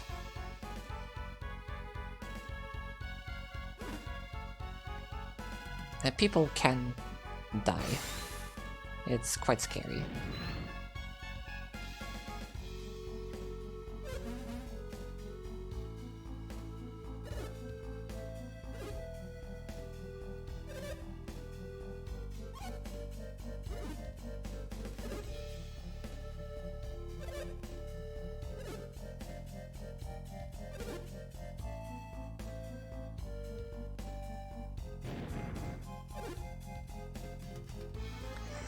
Oh yeah, story. Apparently those gates don't open for non-adepts. So they have to stay here, and they don't really trust us to go in there. Our goal is to save Shiba. She was kind of kidnapped from her hometown, I believe. And they kind of just want to get Shiba back. And they would prefer to do it themselves, but instead they have to rely on us 16-year-olds.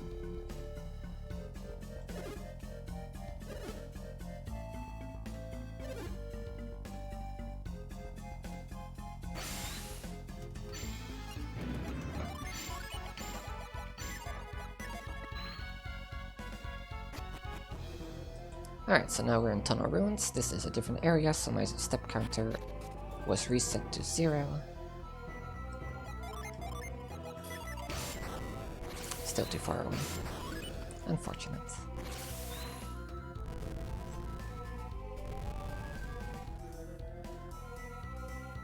So yeah, the puzzle's in the blue path, which is what we're on right now. Actually, it's what we're on right now. Or a lot faster than the yellow path. And that's why even if we lose 12 seconds going for blue path, it's always worth it. Like, it's not even a contest, it's like multiple minutes, or so people have said. I don't know what the yellow path looks like. Haven't been there since I was younger, and even then I feel like I may have always had this path. Because I didn't realize there were multiple options. Let's do Mia Dows, because Isaac still has to do other things. That's the nice thing about having Flash on Mia as well. She always has Douse. Whereas if she has Ground, she would not. Kinda lucky that connected. Kinda lucky that connected. Yep.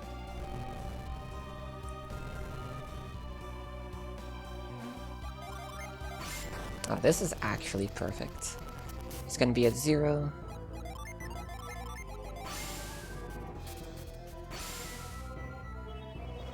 There we go. Because we have one more retreat glitch coming up. Yep.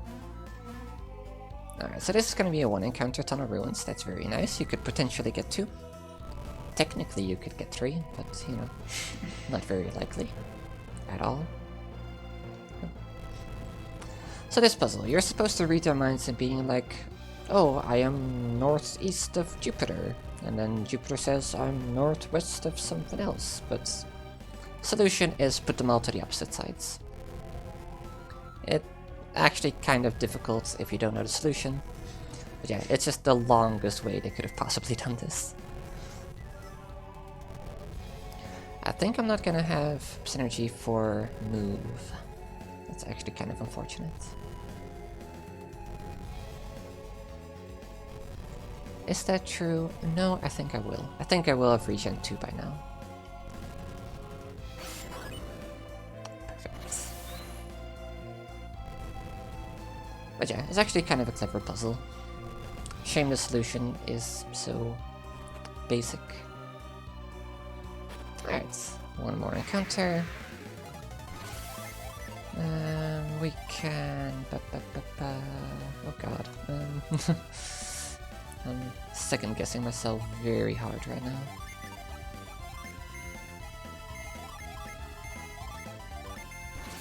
These guys are both weak to Mercury, and I really wasn't sure about that for some reason. Right guy should die.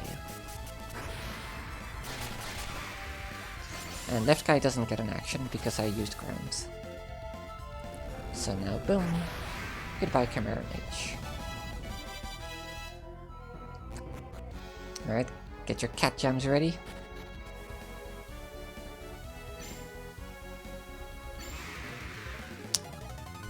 Yike. I'm not entirely sure how I fucked that up that badly, but I kind of did. You are gonna... Nope. Yeah, this works. This totally works. No worries.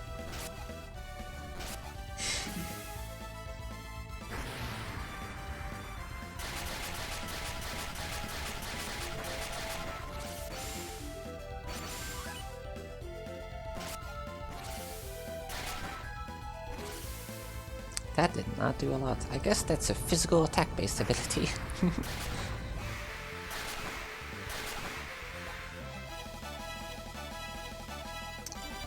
Zodiac Wand? What is that? Okay, I'm actually intrigued. Alicia's Shining Star. Yeah, sure, let's do that. Hell yeah. Random drops. We never rely on any random drops because they're random. There are some useful items you can get from random encounters. That was not one of them. That was entirely useless, I would say, even.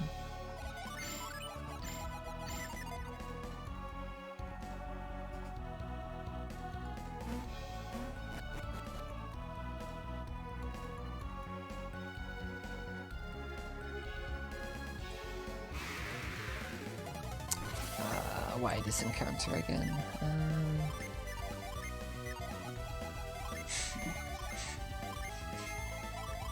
I'm just gonna do the same thing. It worked.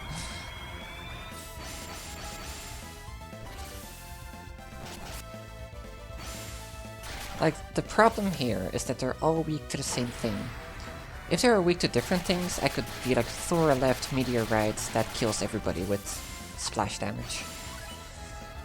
But that's just not the case. Oh, 1 damage. Good job, Isaac. Good job me for even trying. TBH.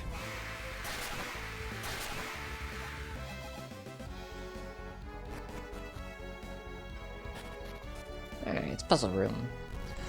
One thing I completely neglected to talk about, I just realized, is...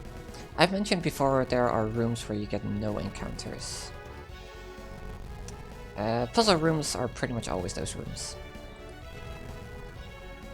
I guess I could kind of mention it, but not as much as I could have. But yeah, rooms like these, or even just like parts of rooms where there's a puzzle, generally no encounter, which is really nice. I'm actually just gonna regen this right here. Did not have to do this at all. Kind of regretting that decision, because I could have just done that here. Because in the sand you also don't get encounters. Here, on this grate, you don't get encounters. All great areas to walk around to regen your Jin. I'm sorry, FX, I don't know. I don't remember the way you more optimally solve this puzzle. So this is what we're gonna do. The old strats. So we have to carry these stones onto the blocks.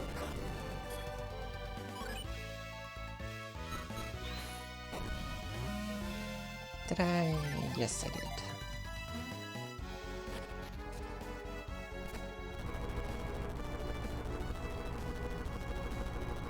It is such a jam.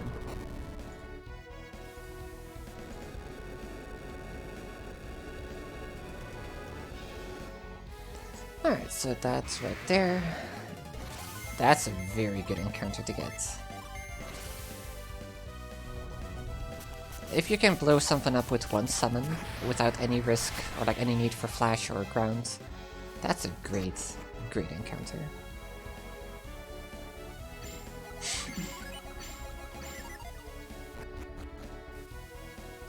I also realized I haven't been looking at for attacks first.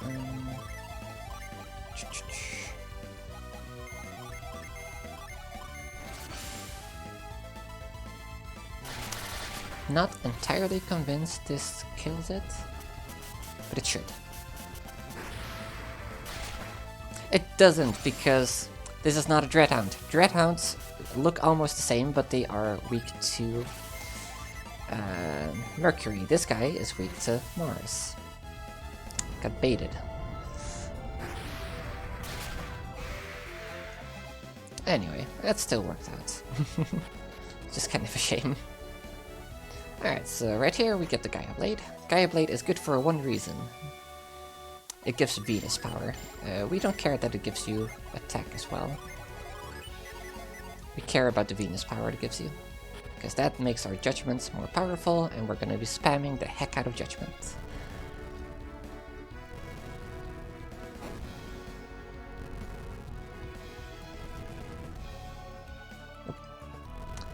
Those hitboxes are not actually squares, by the way, they're cylinders, and it's really difficult to actually not slide off of them.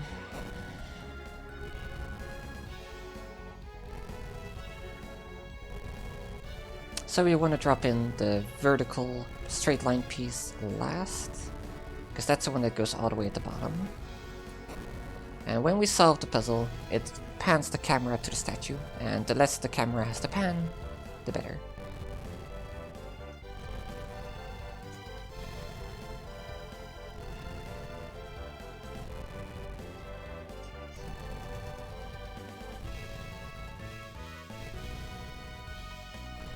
Alright, so we're probably gonna get 2 more encounters in Venus Lighthouse, and then we're off to the final bosses.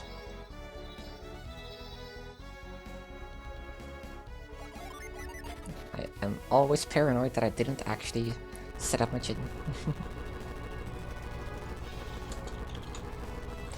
Like, I'd rather take like half a second to check, you know, than maybe get into an encounter without my Jin set up, because that's not good.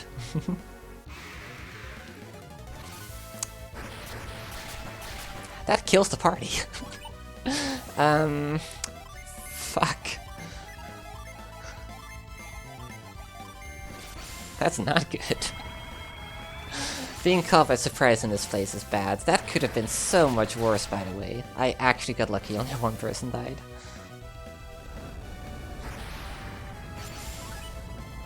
Okay, that was like way overkill. Whatever. Yeah, that's not good. And that's exactly why we have Water of Life. We even have an extra one. Let's do a little bit of that to get that tick. Okay, we actually would prefer to get another tick, so there it is. So we just miss Hail. And Hail is also back. Good, okay. Let's solve this encounter the good way.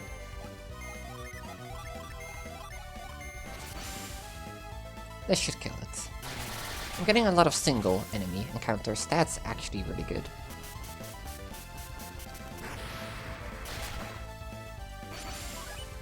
I believe Drain should kill it. Yes, good.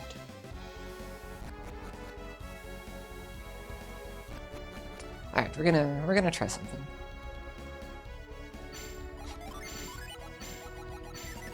Gotta reach engine, and it's faster to do it right there than in the next area. Yeehaw.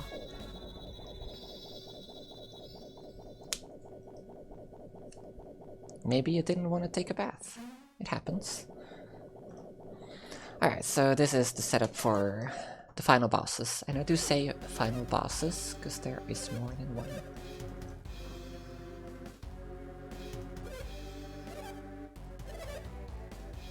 So this run is still on a pretty nice pace. I am gonna make a safety save here. Otherwise, if I die, I have to do Bye Bye Lighthouse, a ton of runes, Venus Lighthouse, all over again. And that would suck. Okay, so I need to remind myself of how this is set up, because I've only done this version of the final boss threat once. So. Mia gets all the Martian except for Flash, that stays on Garrett. Everybody else gets 1 Mercury, 1 Jupiter. Garrett gets an extra Jupiter. Ivan gets an extra Mercury. I need to learn how to do the menu properly. I know what it's supposed to look like, but I haven't memorized all the steps to get there. Which means I definitely don't do it optimally, which is unfortunate.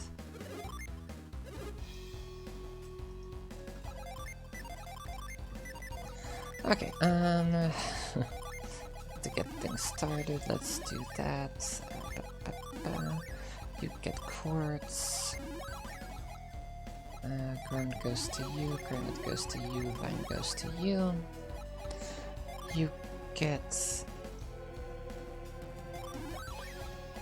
that.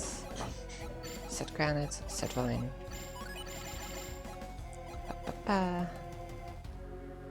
Double check, double check.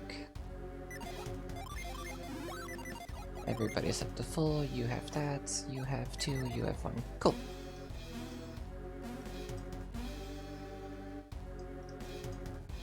Well, let's go. So, we have a plan. Saturos and Minority have in total 3 moves that can ruin that plan. They have Break, they have Protect, they have Potent Cure. Any of those will completely screw up the fast kill. There is also... Actually, Break is not necessarily killing the fast kill, it depends when it happens. No, actually, it always kills the fast kill. Never mind.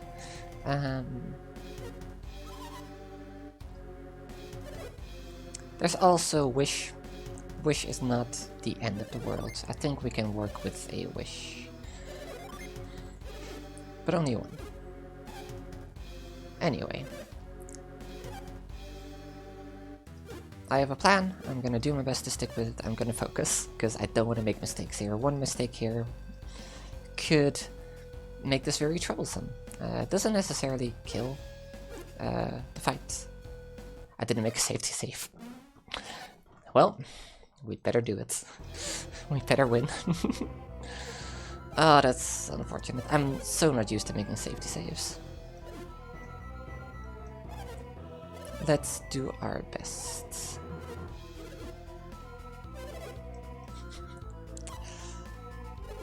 Anyway. So, you do a judgment there. Okay. Regain my focus. Minority has a move called Death Size. Death Size can insta-kill 1 of my party members. It's bad. We absolutely do not want to see that. If we do see it, we just hope it doesn't trigger, because it doesn't trigger every time. So, this is what we call the courthouse strat. We summon Judgment every other turn. You use Vine, you use Flash, you use Morse. So, what we do?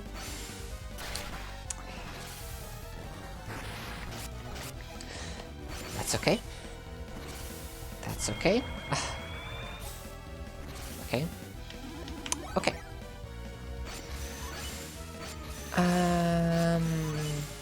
Yes. Okay, so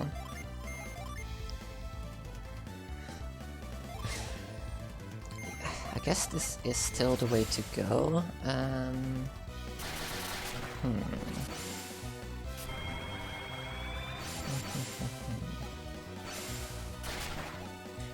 That's also something we don't want to see. Mia has to heal Ivan. We can summon Judgment, and then I guess we just... We can't summon Judgment because we don't have this...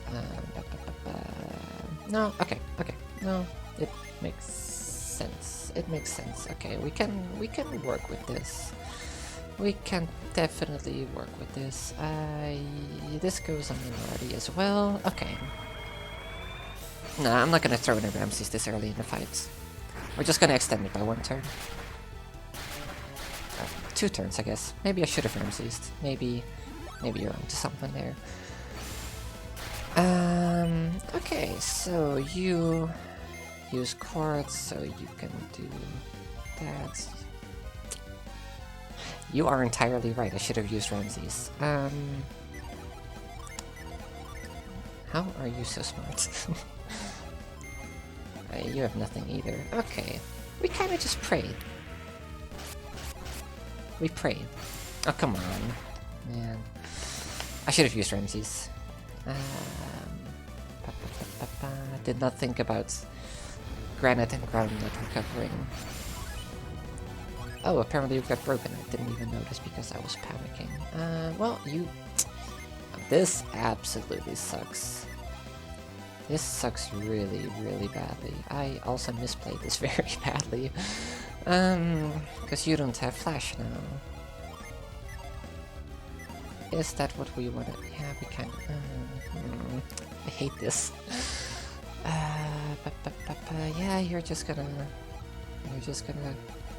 Morse it up, huh? So this is why you make a safety save, because now the fight is over. I can't win. I misplayed that, but I also got screwed over very, very badly in my defense.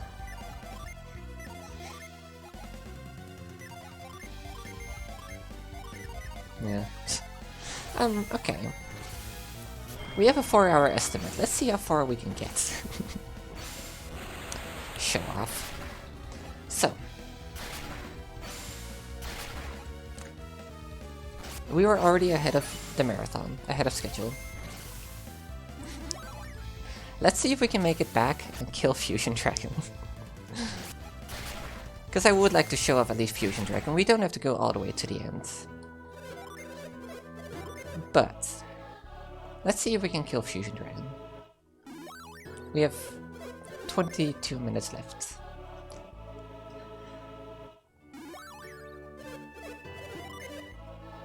Yeah, final bosses are very mean.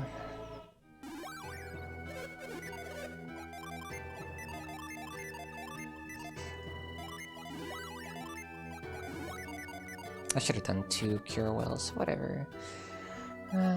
So now we're at 1-1. Okay. Meh. You know, just meh. We'll see how far we get. How are we doing on Jin? Okay. Oh god. Oh, right. That's also messed up now. You get you.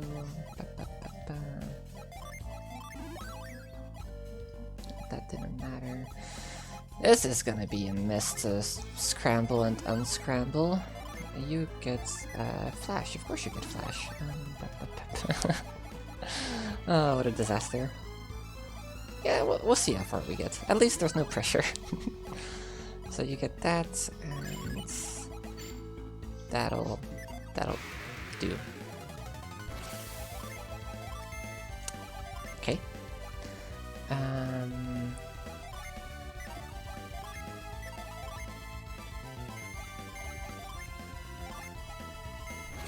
Yeah.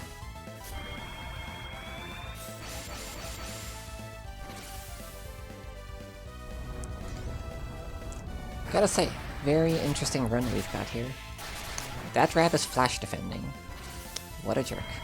Oh, don't you dare. Thank you. Oh, come on. Thank you.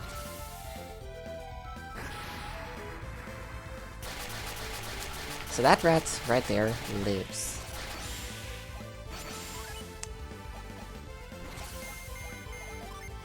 Let's throw a judgment at it.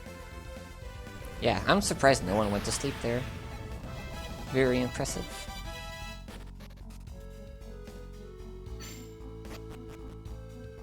I'm gonna do this for safety.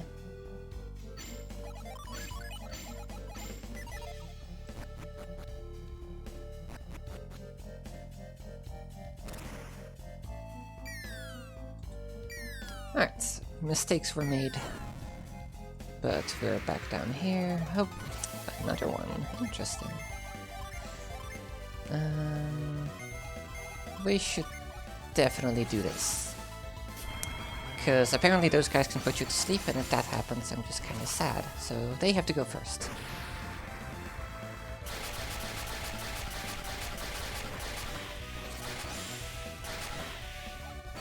That's the play, right there.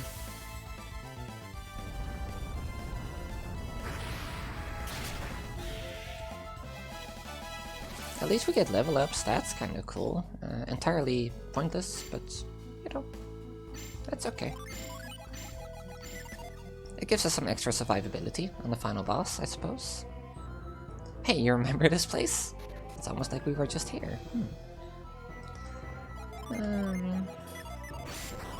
Alright then.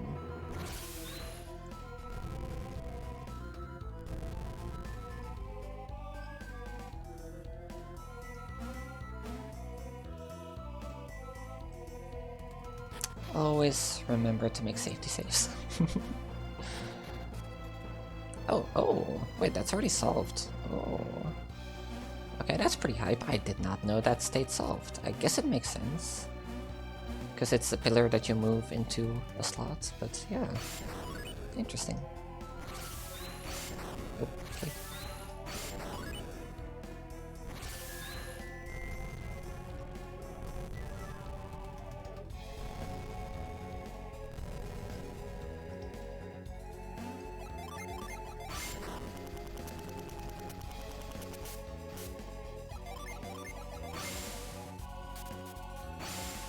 Did anyone take damage yet? No, no one's taken damage. That's unfortunate, because we do have to do a warp. Now the question is, does this one stay solved? I imagine it doesn't.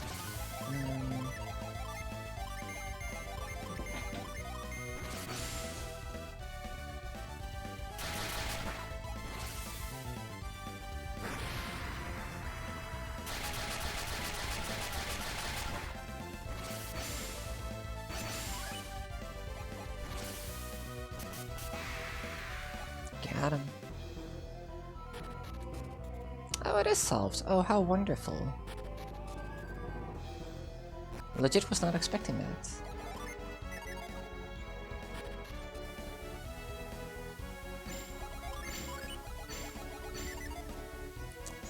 Okay, unfortunate side effect of having too much PP. How's your day?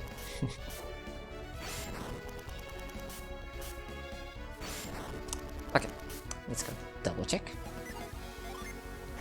Good. I'm not bad at counting.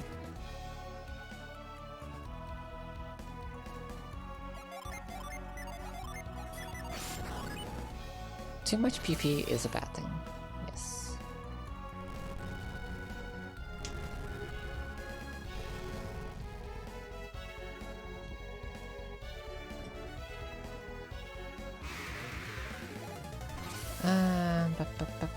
This is an easy encounter. We go boop, boop, boop, boop. I really hope I did not fuck that up. Did I use Progny? Maybe Progny was a bit ambitious. Okay. I'm glad that works. Okay, please don't give me an encounter in this room. I could get an encounter in this room. Okay. Okay, so this we do have to do again. Apparently I also forgot how to solve this puzzle. No.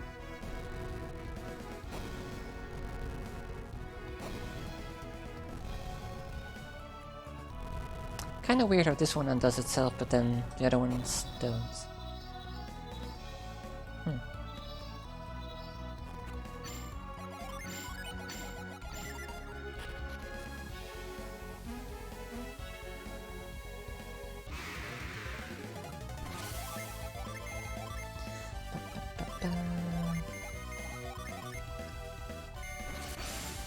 I think I should have inverted that. I don't know if it matters though. Yeah, like both of those involved... Like two of those involved dropping things into a hole, and... one stays, one doesn't. I'm mostly surprised by the statue move in one. Like the 5 that you have to put into the right place. Learned something new today. Alright, so no encounters here, so we just... Yep. Fortunately, no encounters doesn't mean no PP regen in that area. This one as well, like... Oh, I guess it makes sense, because... if you put those things in the wrong place, then you could permanently screw yourself over. Same with this one. If you drop them on... Like, if you do these two, but then you also drop the third one on the right, that screws you over. So in that sense, I guess it's logical. So you would want to be able to reset the room, is what I'm saying. Yeah, okay. Makes sense, actually.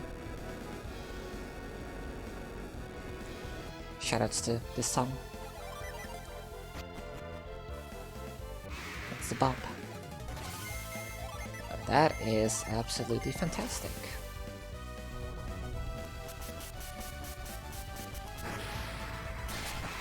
More of those, please.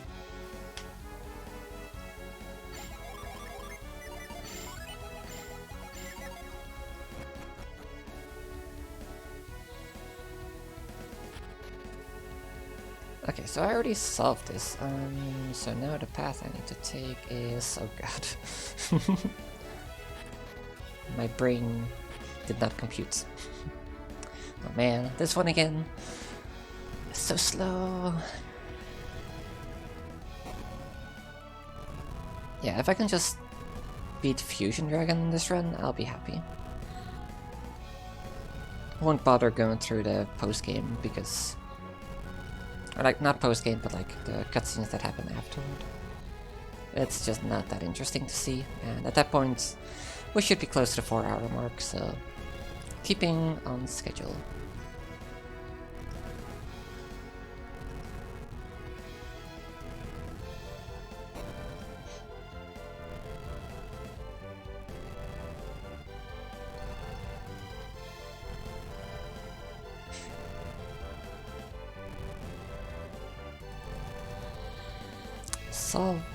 Pushing blocks is so much fun.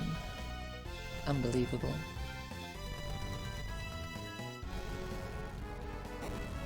Thumb is actually kind of hurting.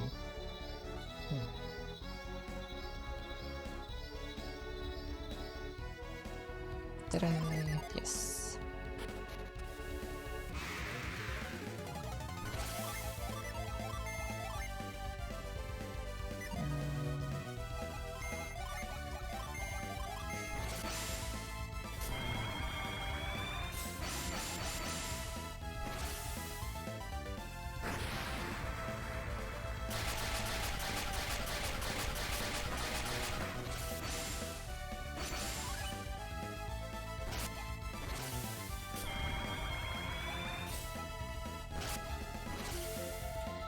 So, synergy being locked by bind is not actually an issue, because it's a temporary status. After the battle, it goes away. Thankfully. Because otherwise that would be freaking brutal. Yep. I'm trying to think, can I even beat Fusion Dragon in time? I don't think I can. We'll see how things go.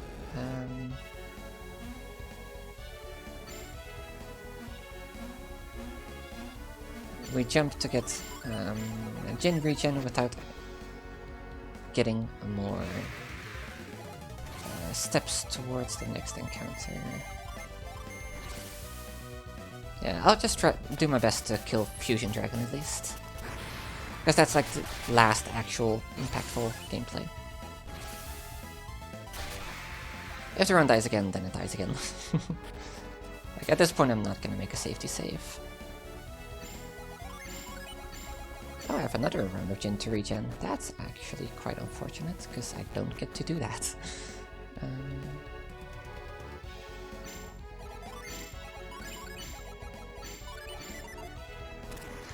Okay, time to reset up my Jin. Quartz, Flint, Vine. Oh boy.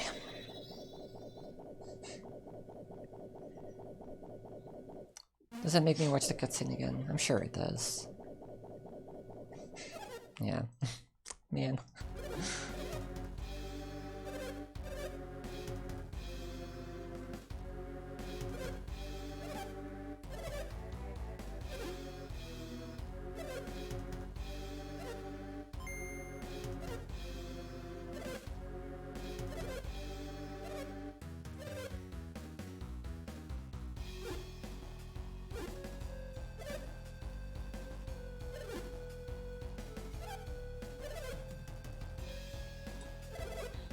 So yeah, note to self, Ramses, don't do, just Ramses, you know, don't do weird things, because that'll offset everything.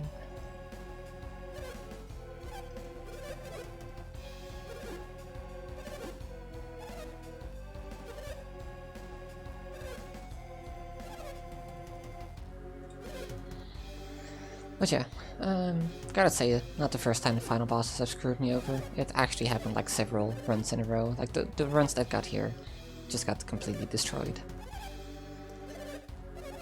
That happened like very fast though. Alright, let's go set up our Jin again. Flash goes to you. You get that one, which I'm not gonna say what the name is. You get ground, you get granite, you get vine. Ba, ba, ba, ba. You get one more of those. Nice, okay. Let's go. Let's go for it again. No safety save.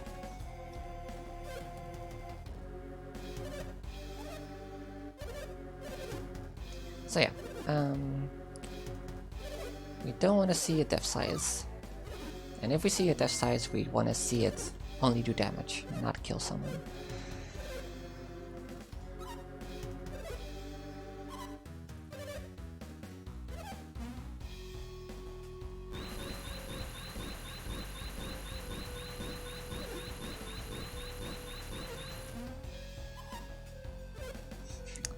Anyway, so they want the Shaman's Rod. I kind of neglected to talk about this last time. They want the Shaman's Rod because they needed to enter Jupiter Lighthouse? Question mark. Shaman's Rod was made out to be kind of a big deal in the first game, but then didn't end up being that important in the second one.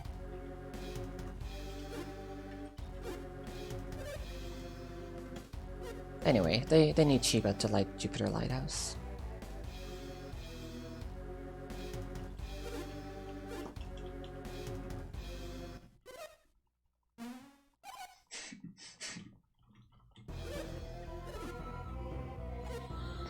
Alright. Try number 2.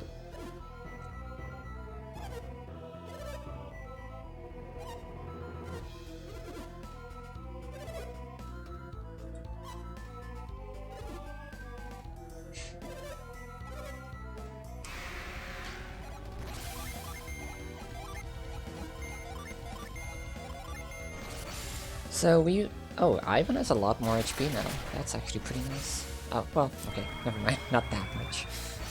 So we ground minority whenever we can to minimize the chance of a depth size insta-kill.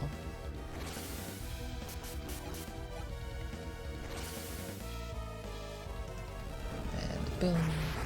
So after casting Judgment, Isaac's Earth power rises. That's actually like essential to the strategy. Which means if they cast Break, our Earth power drops again, or goes back to normal. We need the extra Earth power to get the quick kill. This game is not being nice today. My god.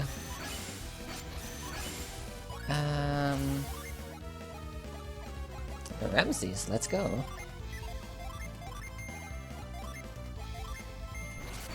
Yep.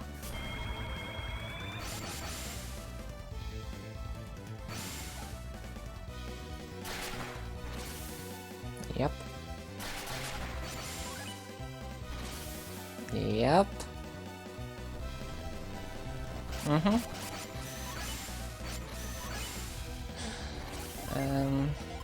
There goes my last water of life. Alright then. Yeah.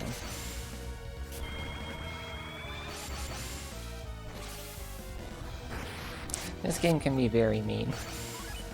Come on. Okay. Don't target Ivan. Do not. Do not. Thank you. I'm actually excited to see her protect. Holy shit. I have to heal him. I have to. This is gonna be... Oh, god. Okay, Sabel. Let's go. Wait, that's not even gonna be Sabel. Of course not. It's... Wait, am I...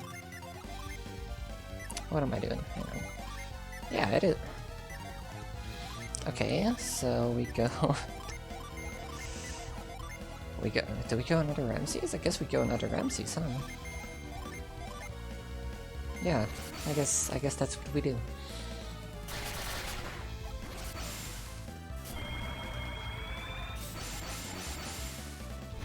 This is all sorts of hecked up.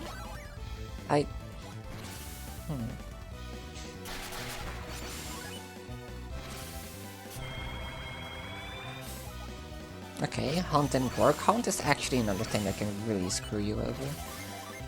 I guess this is good. Oh, god, I hate this. I actually hate this.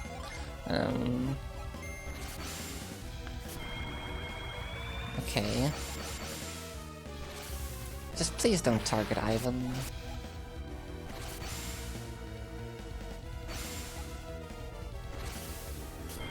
This is so hecked up. How do I recover this? Okay, that's fine. Yeah, I guess we just offset our cycle here. Judgments, ground. Sure, I guess it works. Yeah, I guess we'll have another wish turn after. Sure, yeah, okay, it works. Man, this game. I have no idea how we're looking for damage because of all the shit that's been happening. Potent cure on her. Okay, so focus her more. We don't have to do that. Okay, we can... we can do that. How about it?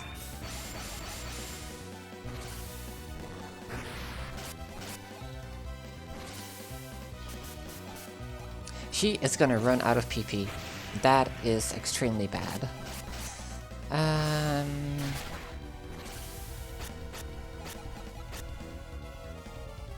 Okay. I hate what I'm gonna have to do now, but I have to do it.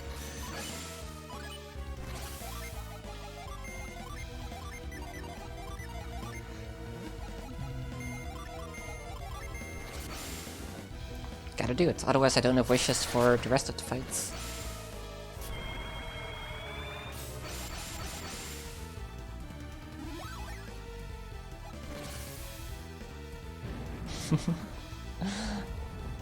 Dinosaur boy. Yeah. I mean, he deserves a cameo. Nice break. Nice break.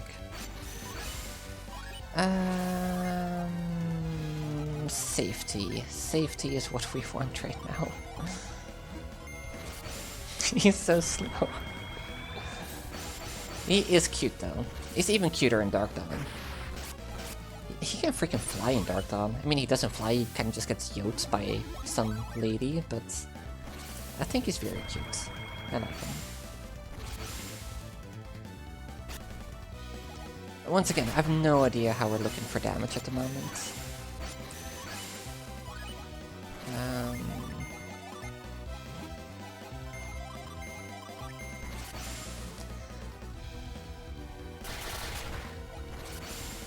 Yeah, let's see.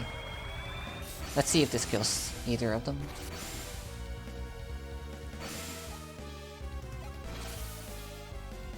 If this kills Minority, then Saturos is also close. It didn't. Okay. I'm gonna go for another full judgment. No risks.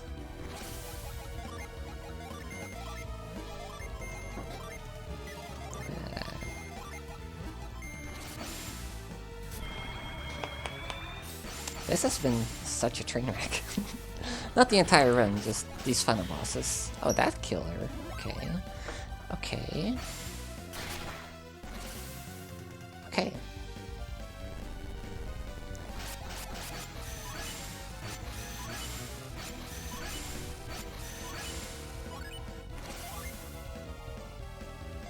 Yes.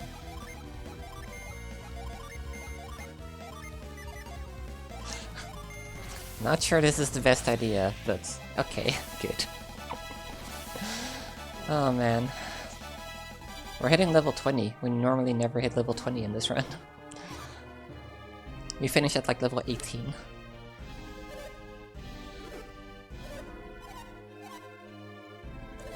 Alright, so we're entering Fusion Dragon on a summon turn. That's fantastic. Did I say Fusion Dragon? If I didn't, I meant to say Fusion Dragon. I'm not actually sure what I said. Anyway, rip estimate, but we're gonna fight Fusion Dragon. We're gonna see how it goes.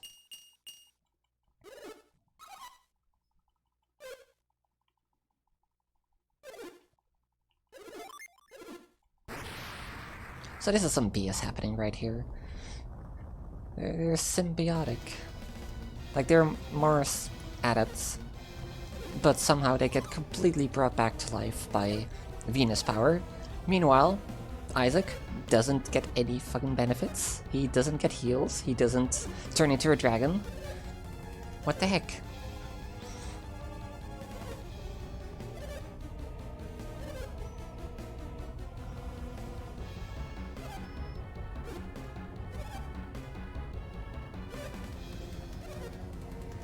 Like, why can't we have Garrett Isaac Dragon?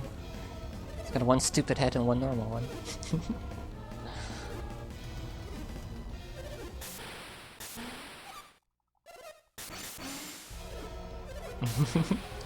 Yeah, that must be what it is. Alright, I love this animation.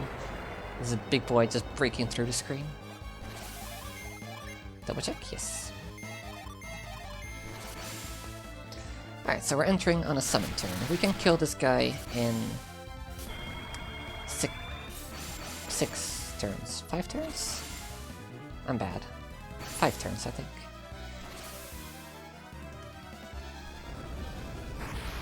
Number 1.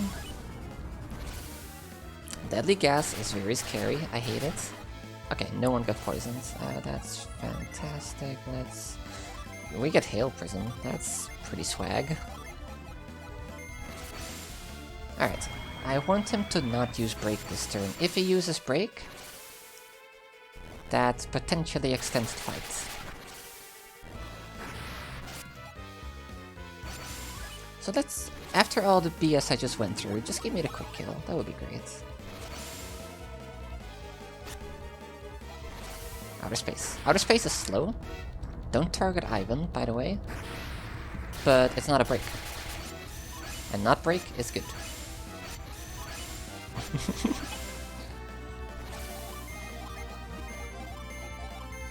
So that's how fast you can menu if you know what you're doing. But when you have to improv, it's really hard to go fast.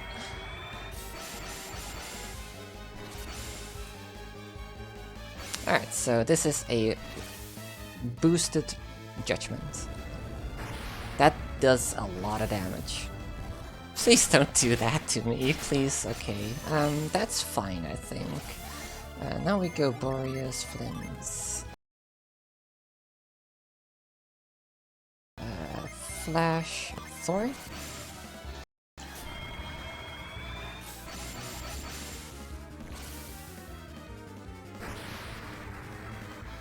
That was not Twitch, that was my internet. That was my internet just taking a poop. Drop 500 frames.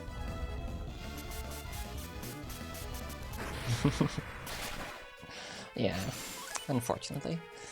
Anyway. This is a perfect fusion ring fight.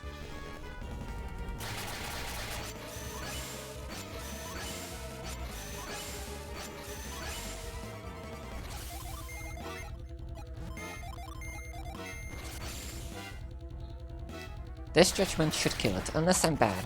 I might be bad, to be fair. It's entirely possible, but this should kill Fusion Dragon. I just want to say for reference, I'm gonna split at the end of Fusion Dragon, but this is not where the run actually ends.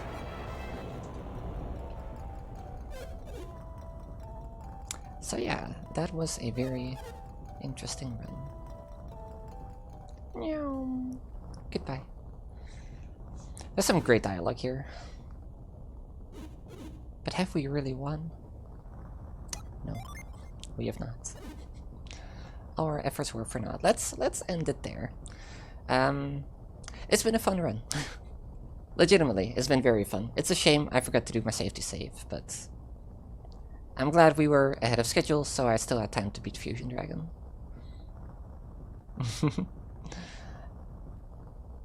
Yeah, I mean, all of these are pretty great, to be honest. We did everything we could. Yeah, anyway, go watch Sonic Heroes, I believe is up next. Let me double check that. Sonic Heroes. Heck yeah, go watch that. It's gonna be fun as heck. Thank you for having me. It's been an absolute blast. Enjoy the rest of the stream. Have a good evening, and have a good night. I'm not sure why I said both of those. Anyway, goodbye.